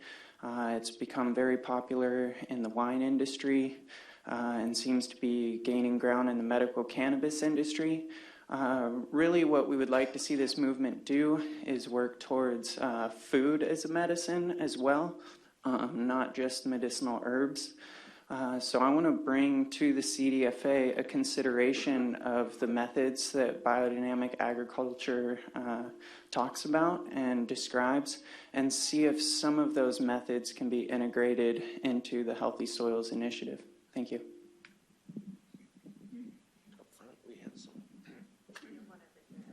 Hi, Clark Polly with CR&R Environmental Services, and we're a regional waste hauler down in Southern California, and we are just finishing commissioning a large regional scale anaerobic digester that's digesting green waste and food waste into, by the middle of next year, 2 million diesel gallon equivalents of renewable natural gas that will run all of our trucks next year per year, 2 million diesel gallon equivalents. And so we're also have some really fantastic soil amendments coming out the back end. I'd like to echo Michelle Wong's comments about when we talk about soil organic matter and compost in the same conversation, the same sentence, we really need to also include anaerobic digestate. If we truly are going to try to build, up to 100 new facilities, composting and anaerobic digestion facilities, we need to have markets available, and I think that we be well served by putting some more research dollars into the close cousin of compost, into these other organic soil amendments such as anaerobic digestate and biochar. So just hope that when we get down to getting to the research aspects of this, that we include that into it, our equation. Thank you.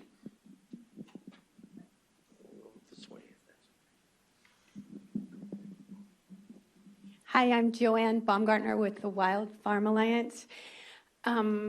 So Healthy Soils Initiative is, I feel like, is a little bit narrow, because when you think about how you can sequester carbon on the farm, it's more than just in the soil. There's woody biomass.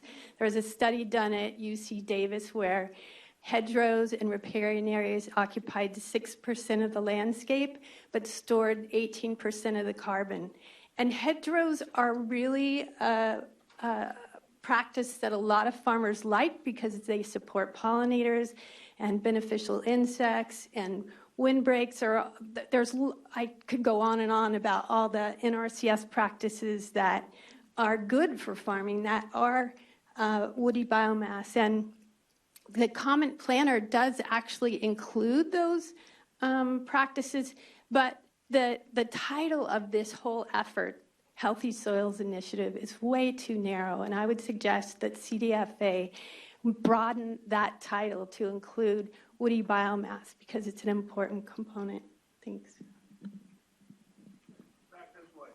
Can I, do you mind if I get this gal and then I'll be up?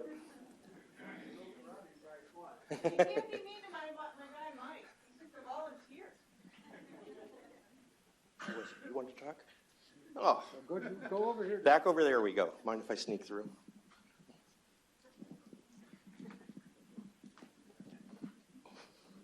Thank you. My name is Rex Dufour. I work with the National Center for Appropriate Technology and something called the ATRA Project, which is a National Sustainable Ag Information Service.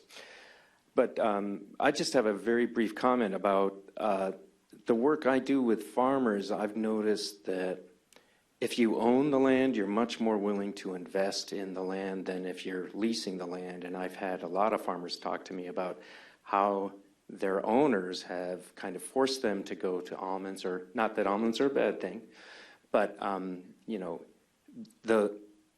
so my point here is that there is a significant land in California that is leased, and that how do we contact the actual owners, because a lot of the folks that are leasing are probably not as interested in investing in the soil as the landowners themselves.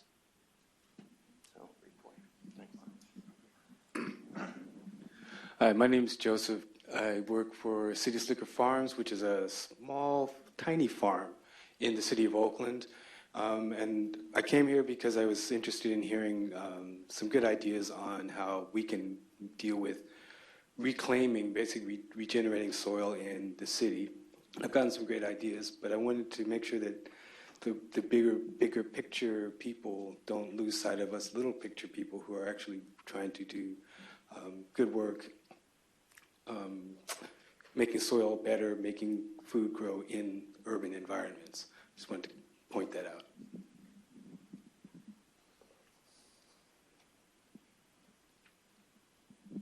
Hi, my name is Steve McCorkle. I'm with Ag Waste Solutions in Southern California. We're working on the Scott Brothers Dairy Farm in Reno Valley, California. And we take manure and other ag residuals, convert them into clean water, fertigation water, transportation fuels, carbon negative transportation fuels, and carbon negative biochar. We're also working with Clark here with CR&R to convert his digestate into value-added biochar, carbon negative biochar, and fertigation water. My comment for the group is that I think all of these carbon type of driven policies should be driven by the consumer. That's the best place for this kind of demand pull to come from. And how does the consumer drive these policies? I think it has to start with their demand for food-producing companies to all have carbon policies with all of their suppliers down to the farm level. So anything the state could do to, or NRCS, to help start that kind of trend. Nestle's doing it in Europe. There's a lot of talk about them doing it here. So it's kind of a chicken and the egg.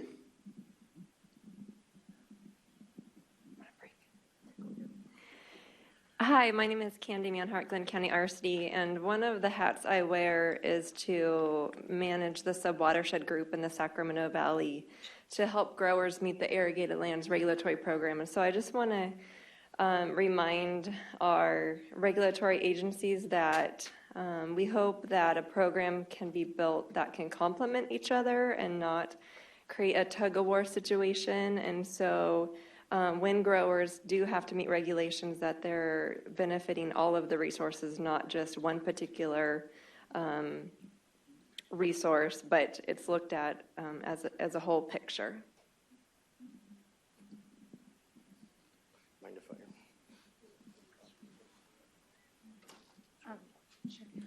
Hi, I'm Jamie Weissman. I'm here with one of the hats I wear is with the Milk and Innovation Center.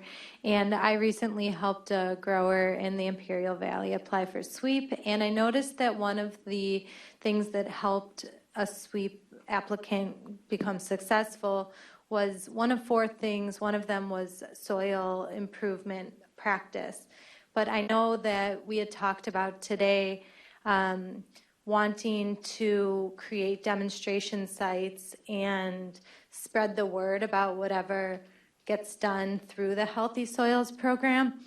And I was thinking maybe something that could help is that in the application, if the farmer would agree to be a demonstration site, that they could have a greater chance of getting the funds.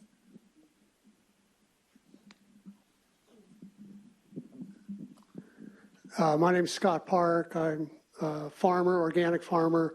I've been working on soils for trying to make them better for the last 30 years. And just listening, it seems like everyone's concerned that they're kind of going to force a farmer to take care of their soil. When actually the greatest benefit you could do is to make the farmer do just what you're emphasizing, because healthy soil makes every aspect of the farm run more efficiently, such as you emphasized a 5% return on yield, Kelly, and the yield's just a small part of it. It's every aspect. Your fuel usage goes down, your water consumption is less, your nitrogen usage is less, your quality goes up. So in a sense, you've got to shift your mindset and see this, that this is going to benefit all farmers. And I think that if actually farmers got into doing it, it's going to take time. But after time's done, they actually should be thanking the system for encouraging them to make their soil healthy, which is going to make them a lot of money, which they won't need any funding help from anyone. And they will be more profitable afterwards than before.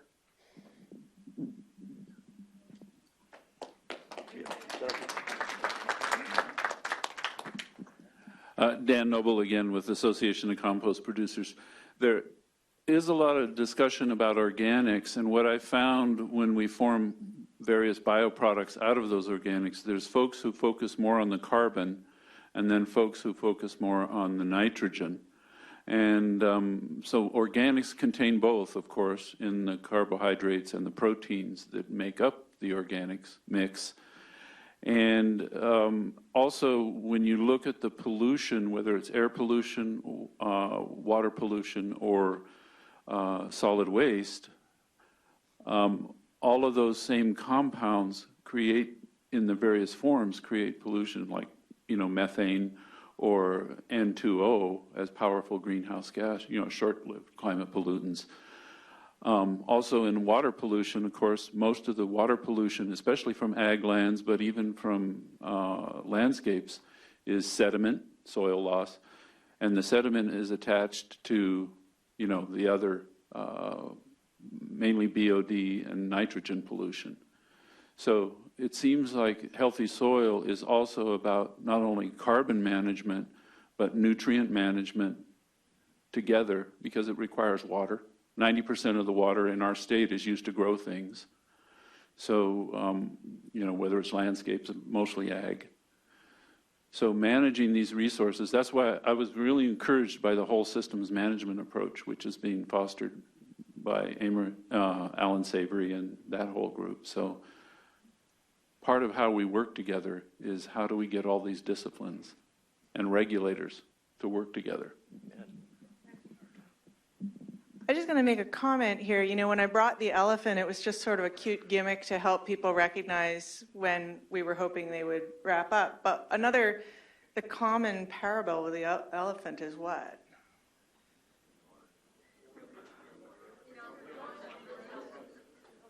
Lots of mumbling. I'm not hearing the clear, I don't know, I can't hear very well, but what I was aiming for is, you know the story of 6 men touch the elephant and they all touch a different part, so they all see a different thing.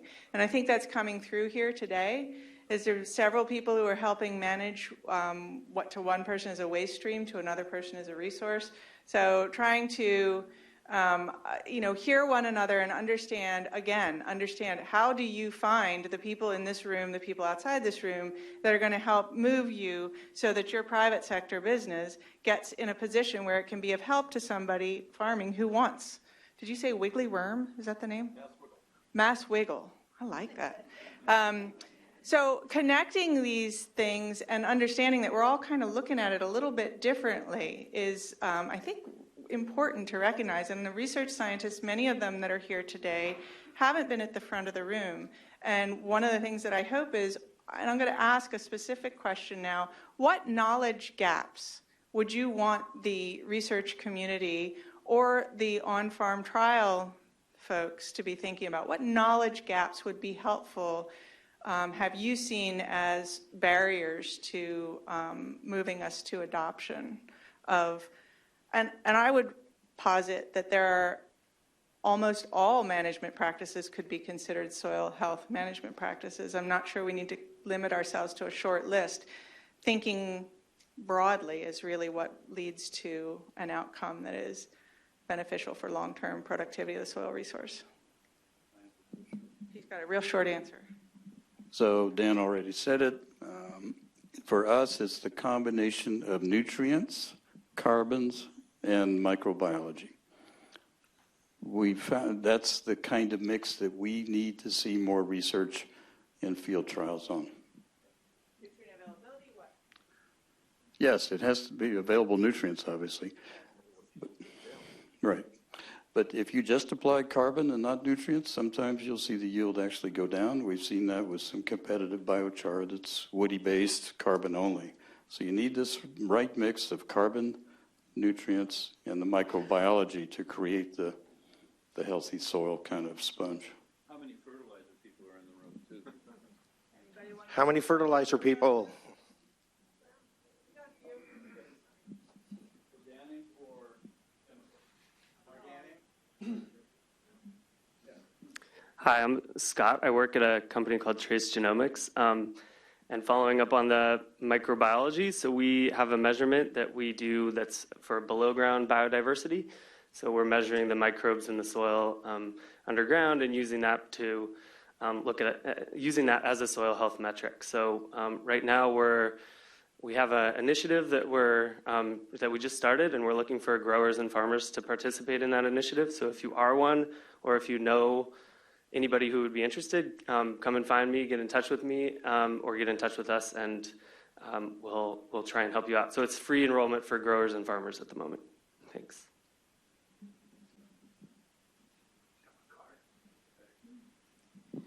Hi. This isn't exactly a knowledge gap, but it's more of a policy issue. And I feel like there are policies in place that don't necessarily incentivize some of these practices. For example, crop insurance doesn't really incentivize. In fact, it disincentivizes oftentimes practices like cover cropping. This gentleman talking about reclaiming soils in urban areas. There's a lot of policy issues that don't necessarily make what my understanding of what he's trying to do don't always support that. So I think another part of this picture is like, let's look at some of the policies that are out there around land management and how do we get those policies to more support some of these practices.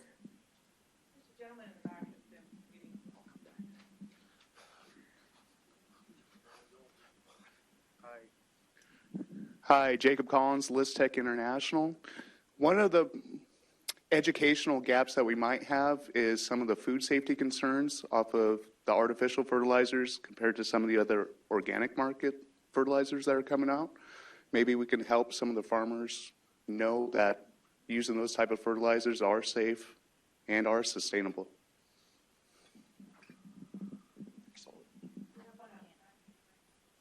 Mind if I? I'll reiterate one of the things I said, but to me, one of the biggest knowledge gaps is just simply what is a definition of a healthy soil for the various California soils and the various California crops. And then everything else that we're talking about, which practices, you have some metric in which you can start saying, okay, these things make the difference that we want to get to. But currently, we have organic matter or we have this biodiversity metric. We have no idea if that really is the best metric or the only metric or as indicative as we think it is. We just don't. And so it's our best substitute for the moment. So I would say really our biggest knowledge gap is just simply what is a healthy soil for our world. I'm Diana Rudet with the California Guild. We're a statewide agricultural organization. I missed part of the afternoon, so this may have already come up, and I apologize if it did. First of all, I want to thank everyone for the CDFA for convening this, along with the Natural Resources Conservation Service and everyone who came here today. I just wanted to add the urban agriculture scene. There's a law in California that was passed in 2013 that allows farmers to develop small farms up to 3 acres and get tax credits as an agricultural property. And so that's in place, and it's been adopted. And if an ordinance is adopted by the city or county, that can happen. There's tax credits, so it's called agricultural incentive zones. Anyway, if this could include urban areas, the healthy soils, it would be beneficial. That was my thought. Thank you.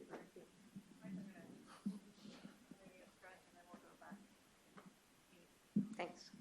I'm Gina Durante. I'm at UC Davis, but I'm here actually, it's more personal interest as I'm learning more about soil health. So the knowledge gap that I'm interested in seeing more work done on is, so people were touching on it, permaculture, the soil microbiology that facilitates the freeing up of nutrients and all the other things that plants need to function properly. I kind of feel like there's a lot of discussion about soil carbon sequestration and increasing yields and so on, and some talk about getting nutrients in the soil to do that somehow, but we can put inorganic fertilizers on soil, that increases nutrients, but there are a lot of examples where soil is actually getting degraded. And why is it getting degraded? Well, maybe that has something to do with the microbiology being affected adversely. And so there's some work that I think is starting, but it'd be great to see more work on the interaction between the microbes and the plants, and the biodiversity work being done by trace genomics. That sounds pretty interesting, but also the tie-in to how the plants, the symbiotic relationship beyond just the nitrogen-fixing plants and that. I mean, it's a lot more complicated. Super. And, you know, I don't know quite how to do this elegantly, but there, one of my UC partners here helped me. You know, there's a lot of work that has been done. And one thing that I'm kind of hearing is some way to make it all more visible might be helpful to people outside of the years of being a student and living in an academic reality. So I don't know who's next. Amy. Yes. I'm in the research community, so I don't know if I'm supposed to be the one pointing out knowledge gaps, but we're kind of right. But we're kind of, you know, the work that we do is taking a lot of individuals' primary research and bringing that all together to get a clearer, like, big picture on how these practices impact soil carbon or nitrous oxide emissions or whatever. And so a lot of the research that has been done in this field is in Iowa and the Great Plains and in places like that. If you look at a map, like a dot density map of where all these long-term trials are, that's where most of them are. And so on our side, we see a lot of gaps in California for a few reasons. For one, because there just aren't as many of these kind of long-term experiments. for two, the systems are so different than the systems, the row crop and grain systems in the Midwest. And so when we talk about orchards, for example, there is maybe not a study, maybe one study that looks at biomass carbon, for example. And there's also a lot, there are a couple studies that are looking at soil carbon across an orchard. Same is true for vegetable crops. The focus of research has traditionally been on production, right? And so that's where most of the body of research is. And so from our perspective, especially if you're talking about demonstration projects, to couple those with monitoring and measurements of soil carbon and greenhouse gases would be a huge benefit to the quantification side. And so this is kind of a message to whoever is funding research, that there's still a need for primary research in California in these specific cropping systems. Great. And Gabrielle could probably speak to it. I'm not going to let her right now. But the Almond Board has done some work looking at returning chippings to orchard floor and what impact that has long-term on organic matter.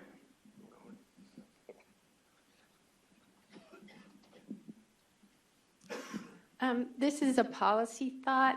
The NRCS, in order for farmers to get funding, they cannot till up prairies or grasslands that have never been plowed. And the same is true, or they have a disincentive. The same is true for wetlands. It's, the sod buster and swamp buster programs or policies. And the same should be true for farmers that are getting support to capture carbon. They shouldn't be taking out an oak woodland or plowing up unplowed grassland, which has more value, the carbon value, as it is, than to turning it into agriculture. I don't think CDFA should support that kind of practice. You're right there. I'm going to talk for a minute. We started a thing called the Pasture Club in Petaluma over the organic rule, and it involved getting farmers to talk to each other. I was really jealous of her talking about having farmer leaders. The gentleman who advised us is a farmer, and he said the first thing you've got to do is get farmers to trust each other. No agency people. Swear to God. But he said, when we trust each other, we'll let them in. Okay, how long is that going to take? 2 years. And sure enough, about 2 years into it, we started bringing the NRCS in. They got a chance to promote what they're doing, and the thing is rolling along. But there is this incredible distrust of anybody coming in the driveway at any time when you're running a farm. Don't get discouraged.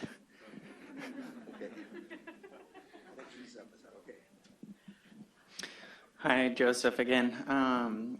A knowledge gap that I feel like could be addressed a little bit more is looking at the nutritional quality of our food, whether you're going to grow 100 and, say in units, 110 of a vegetable with 90% nutritional value compared to 90 of a vegetable with 110% nutritional value. Just really trying to understand, like, what is the nutritional quality of the food we're actually growing, and how much of that food do we have to grow if it's truly nutritionally dense? My name is Rory Crowley. I'm a farmer from Chico, California. How many farmers do we have in the room? Okay, and how many conventional farmers do we have in the room? 1, 2? So I think that alone is a pretty big knowledge gap. The fact that we talked a little bit about this mistrust, there's a huge stigma about what constitutes soil health from a conventional perspective. And we're progressive in the sense that we want to see what soil health is defined as, but there's really almonds and walnuts, what does it really mean to have healthy soils? We're trying everything we can, but the knowledge gaps that we see are a comprehensive cost analysis for specific crops. So what's a cost-benefit analysis for a walnut acreage that's transitioning to, you know, a more sustainable, healthy soil type system. And same with almonds. How does that work? That's what conventional farmers want to hear. That's what they need to hear to get on board and to start trusting. And then secondly, we need, and this was actually in the Rethink Soil report as the #1 need, create cost-effective soil health measurement tools and standards. If we don't know what we're measuring or what we're putting out at what rates, you're never going to convince a conventional farmer to do anything, really. I mean, we had a guy from Corvallis come and talk to us, and he's kind of the guru up north. And he said, you know, we kind of just use a shotgun approach. And we just like, yeah, it's off. We need measurement tools, both for microbiology, minerals, and it is a whole package as we're understanding it. This is nutrients, microbiology, minerals, water, it all works together. It's very dynamic and complex. And I would just say the last thing is we need 50-acre trials. You know, we don't need one strip. We need growers, conventional growers, in conventional systems that are willing to go out and pioneer this stuff so that then they can garner that trust from their friends and say, we just did it. And in 3 years, we've got that 5% yield bump, you know, so. And as I go to the back. I'm going to steal it for just a second. That comment on a cost analysis, how many of you are aware of the UC cost studies for various crops? How many of you ever looked at them?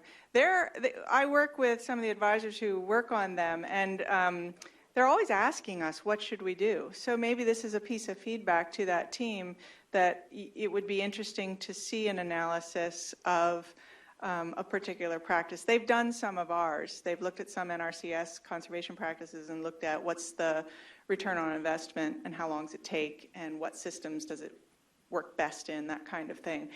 They're messy. That's a messy question to ask. An important one, definitely, but messy. I lost Mike. Oh, there he is. So for the 2 years we were meeting with each other, all we did was go to different farms and look and talk about why do you do this and why do you do that. Guys learn to open up. Farmer likes looking at equipment. So if you're going to grow your club, start with that. Pelayo Alvarez with the Carbon Cycle Institute. My question was partially answered by the gentleman before me. So we've been hearing about how good soil health is for farmers, and there's even an economic benefit. So the knowledge gap is how come the adoption rates, at least in California, are so low of these practices that increase soil health? I got to go back. I'll bring it back to Lottie. I guess one of the things, not only do we want to know what we should measure in the soil, but what do we measure for adoption practices? I was struck by the contrast between what Tony showed us and what Karen showed us. Karen Burr, the director of the California RCD group, and Tony Rolfs, our state soil scientist, in terms of adoption of practices addressing soil health. We work with the same farmers, by and large. So I think in part we need to think about what are we calling soil health practices? Not only what are we measuring, but what are we calling a soil health management approach? Yeah, just to comment about the cost studies. And, I earlier on railed about not needing as much new research, but needing a lot more implementation. Dollars going into implementation. But in the case of cost study, I think we need a lot more new work. In the dairy sector, for example, all of the cost studies look at synthetic fertilizers. It does not include the cost of using manure. So that's a huge gap in the dairy sector, for example, where almost all of the dairies use manure. I realize it's really hard to quantify the value of manure. I may be wrong, but that's what we found.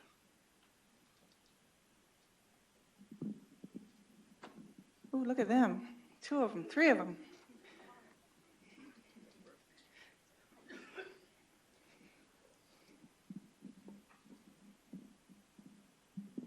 Hi, I'm Calla Rose Ostrander. One quick note on data gaps. It's very difficult to find any data on compost at a county level. You can get data on dairies and a projection of how much manure they produce. You can get data on composting facilities that are permitted there. But in terms of availability of compost and who's producing materials that could be composted or are being composted, it's not out there. So it makes it very difficult to do any sort of economic analysis on the compost sector. One of the ideas we had with this, which I'd love to see picked up, is to include that data in the crop report so that when counties are doing their crop reports, they get data on, are people composting on farm? Do they have materials that they're producing that could be composted? And what composting facilities that are commercial exist in that area, and how much compost are they producing? That's a huge data gap that we just don't have information on right now in the state. And the other thing I'd point out is that I think the field trials that Jeff Bourne were talking about earlier are a great example of collaboration and with existing infrastructure. So I want to emphasize that I think everybody knows this is obvious, but we have all the infrastructure that we need in the room today. It's just a matter of working together and identifying the different roles that people can play in that process. So with those field trials, NRCS is helping them. Jeff's with the RCDs. We had different universities coming in to do science. We had local groups, local environmental groups participating and bringing that information back in. We had people doing compost analysis, and that data is going to go back to the Comet Planner. So we're trying to link it all the way in through that process. So every time we do a trial, it's not that we don't have enough information, it's a lot of it's disaggregated and not connected. So I would just encourage you all to talk to Jeff about that collaboration and how it worked, and to talk to folks like the Carbon Cycle Institute who are really doing that work, connecting the dots across the different pieces, because I think we have a lot of information. It's just a matter of getting the right information to the right places and getting the collaborations to be clear across the board.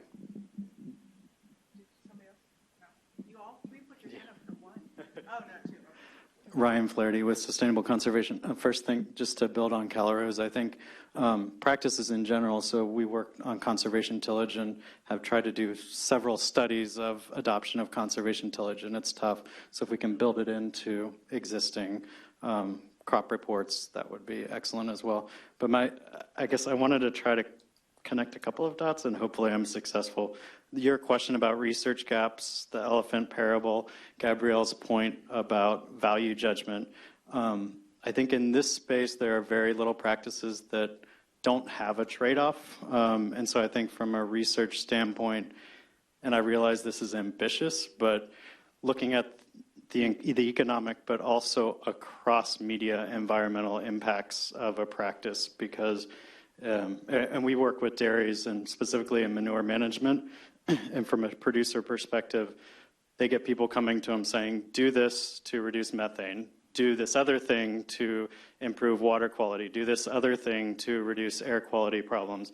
And so it ultimately is a values judgment. How do we optimize the system, and which practice gets you the biggest bang for the buck across these environmental media? So I think what we've seen in our research that's lacking is one research study that looks at one practice and looks across all these environmental media, because we tend to each approach it from our little part of the elephant. Carlos, you're going to be happy now. I'm going to say what you've just described is kind of like the bedrock of our agency, is trying to do a comprehensive conservation plan for an operation. And I think the RCD, a lot of their folks end up being certified conservation planners as well. But that's a really good point. And there's so many different things flying at producers. How do they find the resources that are pertinent to their needs and questions, and how they understand them in a way that makes sense for them? We're coming up, we are scheduled to close at 5 o'clock, and I'm pausing for a moment to think about, we can continue to pass the mic around. I'm also wondering, I'm going to ask another question, you can address it or not, if you still have other things you'd like to share. At the end of the day, I'm going to he disappeared. I'm going to hand the microphone to Carlos Suarez, who will close us out today. I just want to make the point, Carlos, it's hard to pin Carlos down, and he's heard a good bit of today's conversation, and I think Jenny Lester Moffett has been with us all day. We're listening, and we're trying to incorporate what we're hearing into what we offer through our agencies, and hopefully y'all don't always need us, right? You have one another, and there's a lot of networking possibilities in this room right now. So the summit was obviously for us to hear from you, for you to hear from us, but also for you to find each other. So the sort of, and I don't want to open a can of worms because I'm not the one that gets to decide what happens next, but I do kind of wonder, does anybody have a thought or a comment? We just had a banner turnout, and y'all have stuck around for a very, very long day. What would you hope might happen next? What would you hope would come from this that you think would bring value to carrying forward in a way that will have a concrete, measurable, tangible outcome on production systems in California? I got one back there. Oh, whoa, geez, I'm going to have hands all the way. Okay, I'm going to stop with Jean, and I'll come back to you. Great. One of the things that I hope that comes out of this discussion is I think there are still obviously lots of opportunities to engage on the future of the Healthy Soils program. I know, believe CDFA and perhaps Jenny or others can speak better to this than I can. There's a meeting of the Environmental Farming Act Advisory Panel that was mentioned earlier in the day on January 19th. We'll be hearing more from CDFA there about ideas on the program guidelines. So engagement on that really matters.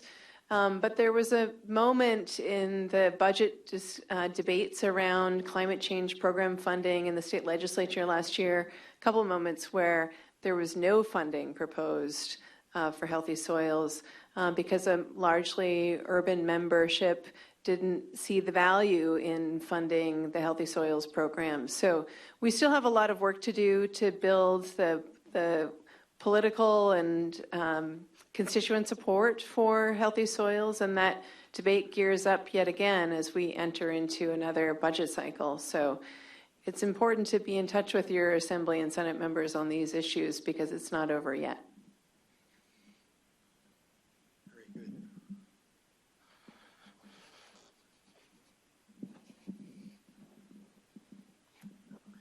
Something tangible that the Carbon Cycle Institute would like to see is a total integration of the Healthy Soils Initiative between NRCS, EQUIP program, and CDFA.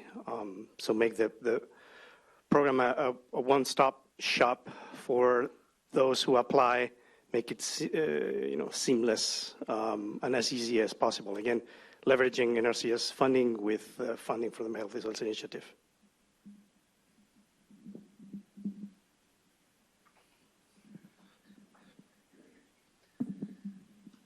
This relates to Pelayo's comment, but I would love to see, so you have $7.5 million to spend? I would love to see a concerted plan to have that $7.5 million really explicitly address a whole bunch of the things just got brought up. Define what healthy soils are for California, and do that by on-the-ground pilot projects that have good science embedded within them that do the right thing for the farmer, build on all these partnerships and ideas that just generated, but a really explicit plan for getting the best return on that $7.5 million that deals with the questions and the evidence gaps and the social and political challenges that are going to make the program that much more difficult if we don't do that. We had a thought that it would be good to hear again. Jenny gave it to us earlier today, but just a quick recap, bullet points. What are the next steps for the CDFA Healthy Soils Initiative and the programming that will come out of that? So I just asked Jenny if she'd do that for us, and I'm going to give her a minute because I just threw it at her. So you ready? Okay. Okay, we're going to give a question up here, and we'll give Jenny a chance to. Hi, my name is Kristen Ford. I'm with the Farmer Veteran Coalition, and we work a lot. We have a large farmer database. We find that a lot of them are very interested in being the test plots they're passionate about their soil. They want to get involved. They just don't know how. And so we're excited to work with everybody. And I kind of wanted to just kind of put that out because a lot of people are asking for farmers and to see who they could work with. So thank you.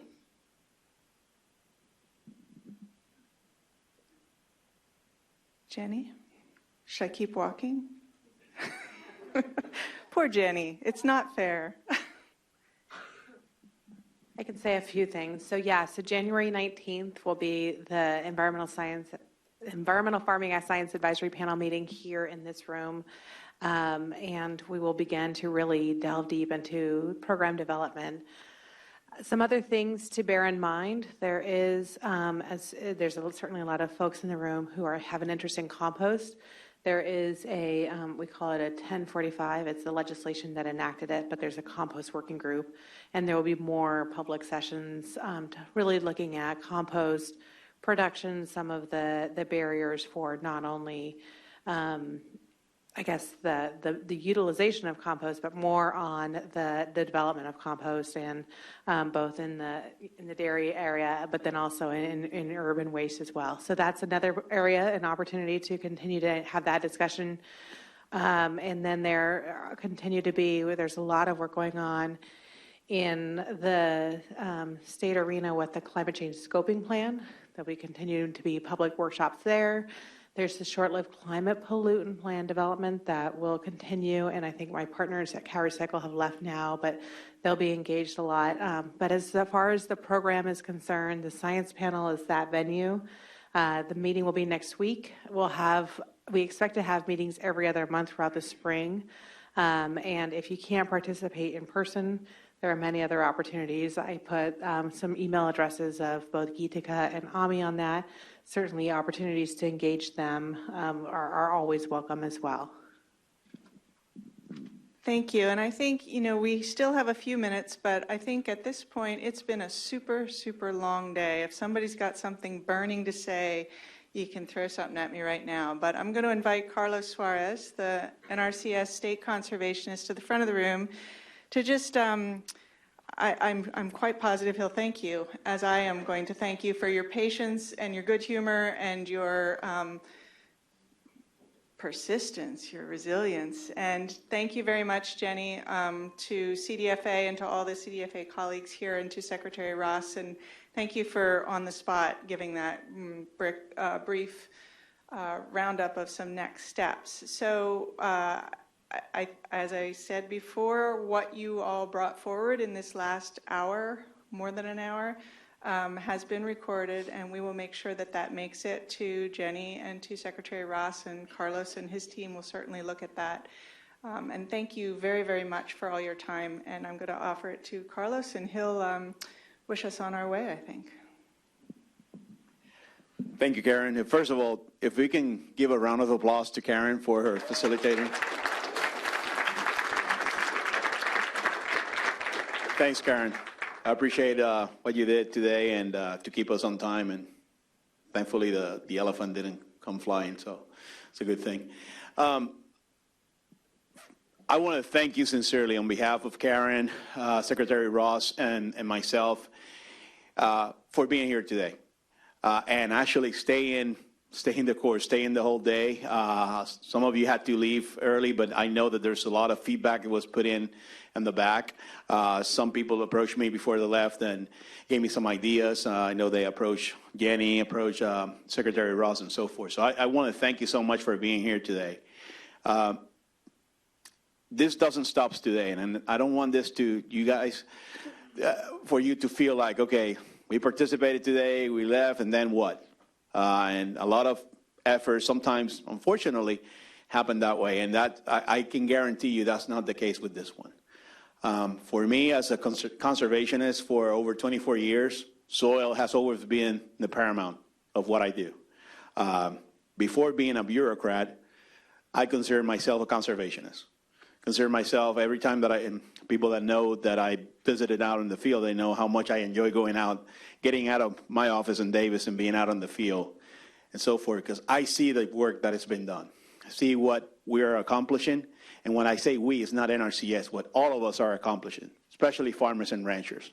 Those are the first conservationists.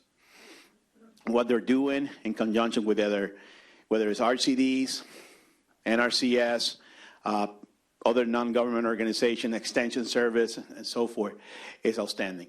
And kudos goes to all of them. So what are the next steps? And I was having a conversation with Chairman earlier on, Chairman Boone, and he and I like to pick on each other's as far as you should do this, you should do that. He's always giving me a hard time because he thinks that I have a big pocketbook with me handing money and so forth. But once in a while, he has good ideas. Not once in a while, just kidding aside. He and I had an excellent relationship. But he gave me an idea which is paramount to this. And what's next? We are going to be calling on you. We're going to be calling on you because what we want to do is gather all the information that we got at the end today, what we have been discussing throughout the day, and actually start dividing into, okay, what are the areas that we need to start focusing on soil health? Now that we know what the state is doing, now what we know that, I mean, I learned a lot about other partners that are doing things at a regional level or an area level or even a small a county level that I wasn't aware of. How do we take all that information? How do we take all the great work that is being done and integrate that as one initiative?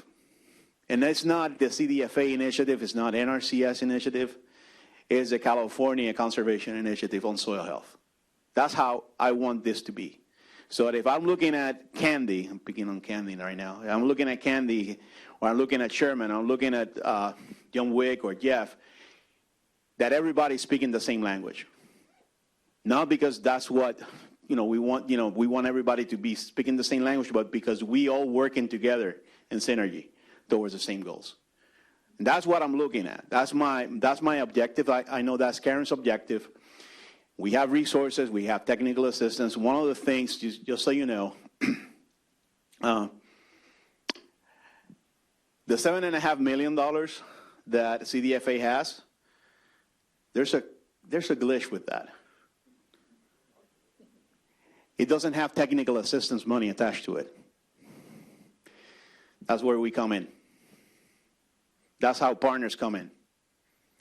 I made a commitment with Karen and CDFA that we're going to provide technical assistance to the best of our abilities, and actually committing 8 new positions to do that. And thanks, but I don't deserve the credit for this, folks. The credit goes to my staff. The credit goes to my leadership team that said, how do we help in carrying this on? Because in order for CDFA to be successful, we have to step in, and vice versa. They would have done the same thing for us. Just like RCDs have done the same thing for us on many occasions and other organizations. So this is a joint effort, and we need to make it happen. So I don't want to shame you now to say, oh, NRCS is doing this, but in some ways I will. I know there are resources out there, and I'm not asking for money. What I'm asking is, how can you help us? How can you help CDFA? How can you help NRCS? How can you help Soil Health Initiative be successful in the state? And I totally agree with some of the comments made about the Midwest. And I work on the Midwest, so I can speak a little bit about it. I work in Nebraska, I work in Wisconsin, and I work in Indiana. So I know exactly what you're talking when we said the soils, the type of croplands, and so forth. And I know California is unique, and I don't care what they say about, oh, every time that we say we are special. Yes, we are. I'm sorry. We are special. That's the reason why I'm here. I like challenges. And every day I have a new challenge, and I embrace it, and I move on. And I move on with my staff to do that, but I do it in partnership. So the challenge to you is, how do we come together to make sure that soil health in the state is improved?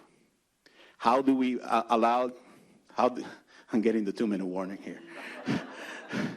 How do we work with farmers and ranchers who are basically our customers? They are our priority. to those that are already bought into soil health. And we had a few that attended, but there are many out there that are still skeptical. How do we win them? How do we show science?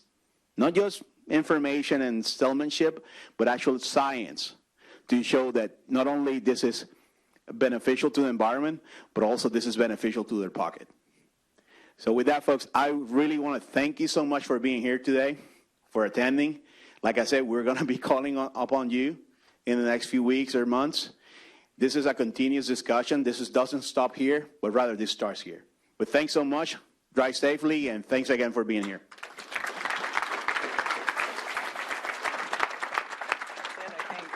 Yeah, thank you. All right, yeah, we're done.